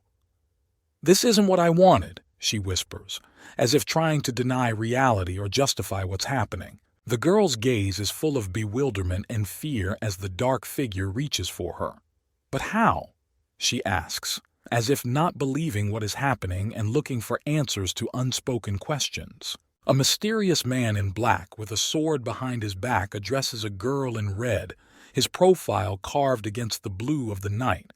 His words are lost, but the question in his gaze is clear. The man turns around, showing a face full of determination. "Levy, when you—" starts the girl, but he interrupts her, quietly stating that he's been following her from the beginning. The man has his back turned to the snowy wind. His words seem measured and stern. "Get up. We need to get out of here first," he says, hinting at a deeper plan than just escape. He stands firmly in front of the girl, talking about the need to stop this. "And how's that?" she asks, touching his arm, seeking support and answer in his unyielding gaze. A man with determination in his eyes speaks of the need for action. His gaze reflects uncompromisingness. The comment about the girl acting without a plan emphasizes the difference in their characters. The girl looks up at him, her face filled with determination despite the traces of tears. She proposes radical measures but immediately rejects them, emphasizing the importance of preserving humanity even in the most dire circumstances. Turning away, the man makes the fateful declaration that there's a lot she doesn't like, but he has no choice to change it. He offers to follow him, confidently stating that he has a plan. The girl in red, having lost sight of him, cries out anxiously. Her eyes are wide with terror and confusion as she surveys her surroundings in search of her missing companion. A red hood lies on the ground, and next to it is a man's hand raised in mute question. "This?" The girl can't believe what she's seeing. The tension builds. The girl in the red hood finds the strength to command. "All rise! Soldiers, drop your weapons!"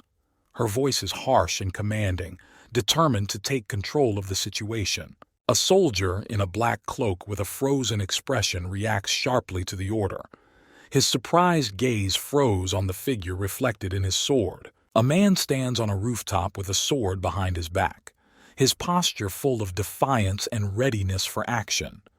A crowd gathers below, people asking in bewilderment, "What's the matter? Who's that?" No one knows what's going to happen next. The man in dark armor stands confidently, holding the girl in front of him like a shield. His words, "Pull your finger," and "E," and the heads of bears will roll down the road sound like an inexorable warning, and the girl appears to be a hostage in his plans. A girl with pink hair and eyes full of anger and terror looks at someone off-screen. Her face is contorted with despair and a question mark, emphasizing her complete incomprehension and horror of the situation. The soldier looks up dumbfounded to see a man standing on a rooftop with a girl as a hostage. The bewilderment and demandingness in his voice reflects excitement and incomprehension of how this could have happened. The man in dark armor makes a sudden movement, raising his fist, drops of blood flying in the air. "What?" His words seem like a strong warning, an action driven by desperation or threat. The girl's blood-stained face is depicted with horror in her eyes. She seems shocked and defenseless in the face of the violence taking place. "The soldiers are shocked at what is happening," one of them exclaims in horror, realizing that the princess has been wounded. Tension is building in the crowd, with horror and surprise reflected on faces. A red-hooded girl with a strong and determined look condemns the actions of the man standing in front of her. Her words reflect bewilderment and resentment at his unpredictable and possibly insane intentions. The soldier, with an adamant expression on his face, orders those around him not to move or panic. His order sounds like an order for discipline in the face of chaos. Tension among the soldiers peaks. One of them shouts that the enemy is no longer attacking. The next moment, he orders everyone to flee, showing that the battlefield has suddenly changed. The soldiers retreat in a hurry, fleeing from the unexpected danger. They seem to be overcome with panic and urgency, emphasizing the critical situation they find themselves in. The man looks down with a confident and calm gaze, claiming to have solved the problem. His introduction of himself as Maxwell of the Knights of the Blue Dragon emphasizes his authority. The man seems surprised or even confused. His facial expression and one-word response, "Huh?" reflect bewilderment or disbelief at what is happening. He expresses doubt about the girl's decisions by asking a rhetorical question about the protection of honor and dignity, indicating his own ideas about honor and fidelity. The girl in the red hood screams desperately, her words and facial expression full of terror and indignation. She condemns the man's actions as an insult to the royal family, promising to return with retribution. The soldier watches something fly into the sky, possibly a weapon or other object judging by its trajectory and the trail in the air it leaves behind it. The man in armor holding the girl asks her a pointed question about how she plans to act convincingly as a hostage, admitting that he inflicted the wound on himself to create a more convincing scene. He expresses remorse or a request for forgiveness. His hand appears wounded, emphasizing the seriousness of his actions. The man with red hair is clearly upset and berating the situation they all find themselves in, his face contorted with anger and despair. A man with red hair, with his back turned to the viewer, looks up where something hangs in the air, flying off a rooftop. His surprised gaze follows the object until it disappears from view. The soldier's gaze then shifts to a red-hooded girl surrounded by sinister figures.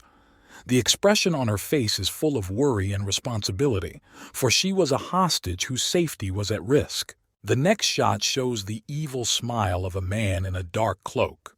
He looks confident, as if he is devising a plan that can resolve the current tense situation. Finally, a man with red hair in a rage orders an arrest. His angry face shows that he doesn't tolerate any excuses for failing to protect the princess, and his decision is irrevocable.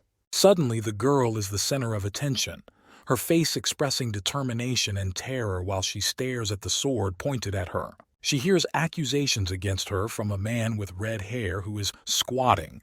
His posture speaks of power and authority, and he doesn't want to hear her explanation.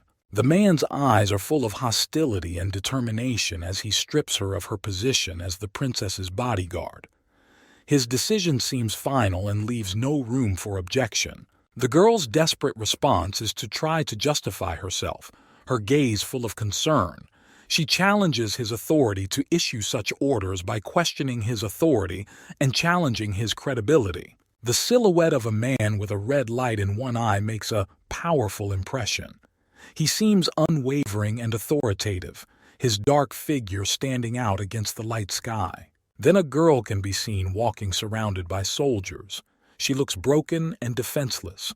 Her hands are tied, and the atmosphere around her is grim and tense. Two men discuss the situation, their faces expressing concern and bewilderment. They wonder about the girl's whereabouts, doubting her ability to survive such chaos. There is horror and amazement on the girl's face. She is surrounded by dark figures with glowing red eyes that seem to pose a threat. In her gaze, you can read the fear and lack of understanding of what is going on around her. The man, shocked by what he has learned, slaps the girl as if to confirm her status that he has just heard about. His actions are abrupt and unexpected. The girl looks at her attacker with panic in her eyes. Her face expresses fear and bewilderment at what is happening. She cannot believe in the reality of her situation. Tensions rise when one of the men angrily points out the cause of his comrade's death, blaming the royal family. In the next shot, a man addresses the crowd, making a statement about the betrayal of the royal family and declaring his intention to avenge the bitterness and suffering of the people. His face contorted with passion and indignation. The girl looks up with wide-open eyes full of fear. Her gaze is fixed somewhere out of sight and she screams in desperation, demanding to stop and explain what's going on. The man with the red eye raises his fist and shouts, determined to prove his point, revealing his resemblance to those before him to be equally in human blood. A sudden scene change shows a man falling to the ground with a wound on his arm, his face expressing pain and surprise. The dramatic fall emphasizes the unexpected turn of events. The crowd around the girl excitedly discusses what has happened, expressing shock and bewilderment. One of the men angrily asks if the man is the one who brought her into this dangerous situation, as she seems to be losing hope of understanding the situation. A man with a confident look standing in front of a falling body says something important. His actions and words indicate that he believes his actions are justified. He then turns to the girl with pink hair, who looks scared and confused. Her posture expresses uncertainty and fear of his words and actions. Suddenly, the situation escalates and the man receives a blow that interrupts his speech. There is a tense atmosphere around him, and it seems that he has been targeted. The person striking expresses shock and bewilderment with their look and words. His reaction shows that what is happening has exceeded his expectations, and he is puzzled by the consequences of his action. The hard-eyed man speaks of his reluctance to be thanked for saving his life, but his tone suggests that the price of that salvation was high. He emphasizes his words with a decisive movement, giving the impression of steadfastness and readiness to go to the end. Another man, clearly outraged, urges him to stop, and there is no desperation in his voice to prevent further violence. He is experiencing inner conflict as he struggles with difficult choices, and his doubts and inner struggles are evident in his words and facial expressions. The girl with pink hair cries with hope. Her eyes full of tears and despair, she begs for mercy. The man shown in profile gives a short but pithy answer, his expression stern and adamant. Her eyes stare upward, full of shock and confusion. She can't believe what is happening around her. Above is a scene of a man lying on the ground surrounded by a crowd. His words indicate an inner contradiction, a struggle between duty and his own beliefs. The scene changes and the character writes down their thoughts about the situation, presumably related to actions or decisions they have taken. The voice addresses the princess, asking a rhetorical question, evoking a sense of her helplessness and confinement. The character at the door makes a statement about having to pay to continue the task, which may indicate some sort of condition or deal put in front of him. He then asks to be left alone, demonstrating a need for reflection and personal space to make sense of what is happening. The character leaves a message, hinting that he can be found if the need arises, and continues down the hallway, shrouded in shadow and focus. The princess's loneliness becomes palpable as she sits curled up on the floor, looking up at the gloomy sky outside, realizing that events have taken an unexpected turn. She ponders this, immersed in thoughts of the gap between her expectations and reality, which is reflected in her mournful expression. Then the scene changes. The king stands in front of the crowd, his words and tone suggesting that he is eager to reclaim the past and feels that the people support him in this desire. The king's eyes reflect not just disappointment, but deep anger and hatred. It seems to obscure the views of him and his surroundings, bringing discord into the atmosphere. The princess is gripped by fear. Her inner world is shaken. She wonders at what point everything went wrong and begins to doubt herself. She examines her hands, perhaps searching for strength or answers to the questions tormenting her soul. Her mind is spinning with thoughts of loved ones, and she feels desperately lonely, as if the whole world has turned its back on her. The young man, with a touch of self-irony in his thoughts, realizes that the princess's kindness is useless in a cruel world where those who are too soft by nature do not survive. His companion's gaze reflects worry and doubt, wondering where Emma might have gone, a girl who, despite her weakness, possesses a certain inner strength. The young man wonders if such nonsense is even worth considering, referring to his preoccupation with the princess, which he feels is distracting him from his true goals. He reminds himself that his main mission is to complete the quest and deal with the cursed system, while he thinks about finding a library that might help him in his tasks. Leaving behind the hustle and bustle and questions of loyalty, the young warrior walks confidently through the streets, immersed in his thoughts of indifference and detachment from other people's enmities and problems. He strongly rejects the idea of changing sides in a conflict, remaining steadfast in his beliefs and true purpose. His past evokes memories of struggle and loneliness, of time spent in a hospital bed, struggling with a terminal illness and isolation from others. The heavy moments of his passing life remind him of a deep, personal emptiness, of ending all alone, with no loved ones by his side. We have before us a man who wistfully recalls his childhood, when he himself was a child to Hyperod, and proposes to look at the world positively, despite the current difficulties. The next shot shows him in profile. The silhouette of another person is seen in the distance, creating a sense of anticipation or an approaching encounter. The man remembers the past, the day of the rebellion when he sent a squad to quell the riot. His question indicates a doubt that what is happening is an accident or the result of a certain person's actions. We see Maxwell with sword in hand, talking about the need for refreshment, perhaps referring to the need to take a step back and rethink the situation. The expression on his face is calm but determined. A man with reddish hair and closed eyes looks confident and relaxed, holding a sword in his right hand. He is wearing a dark cloak and appears to be inside some building with large windows. The outline of a familiar tower can be seen in the room. The air is filled with anticipation. Another character appears, a man with dark hair and sharp facial features. His eyes are fixed on the interlocutor and he looks more serious and focused. He is also dressed in dark clothing, which creates a contrast to the cold light enveloping the scene. He raised his right hand upward, giving some sort of sign.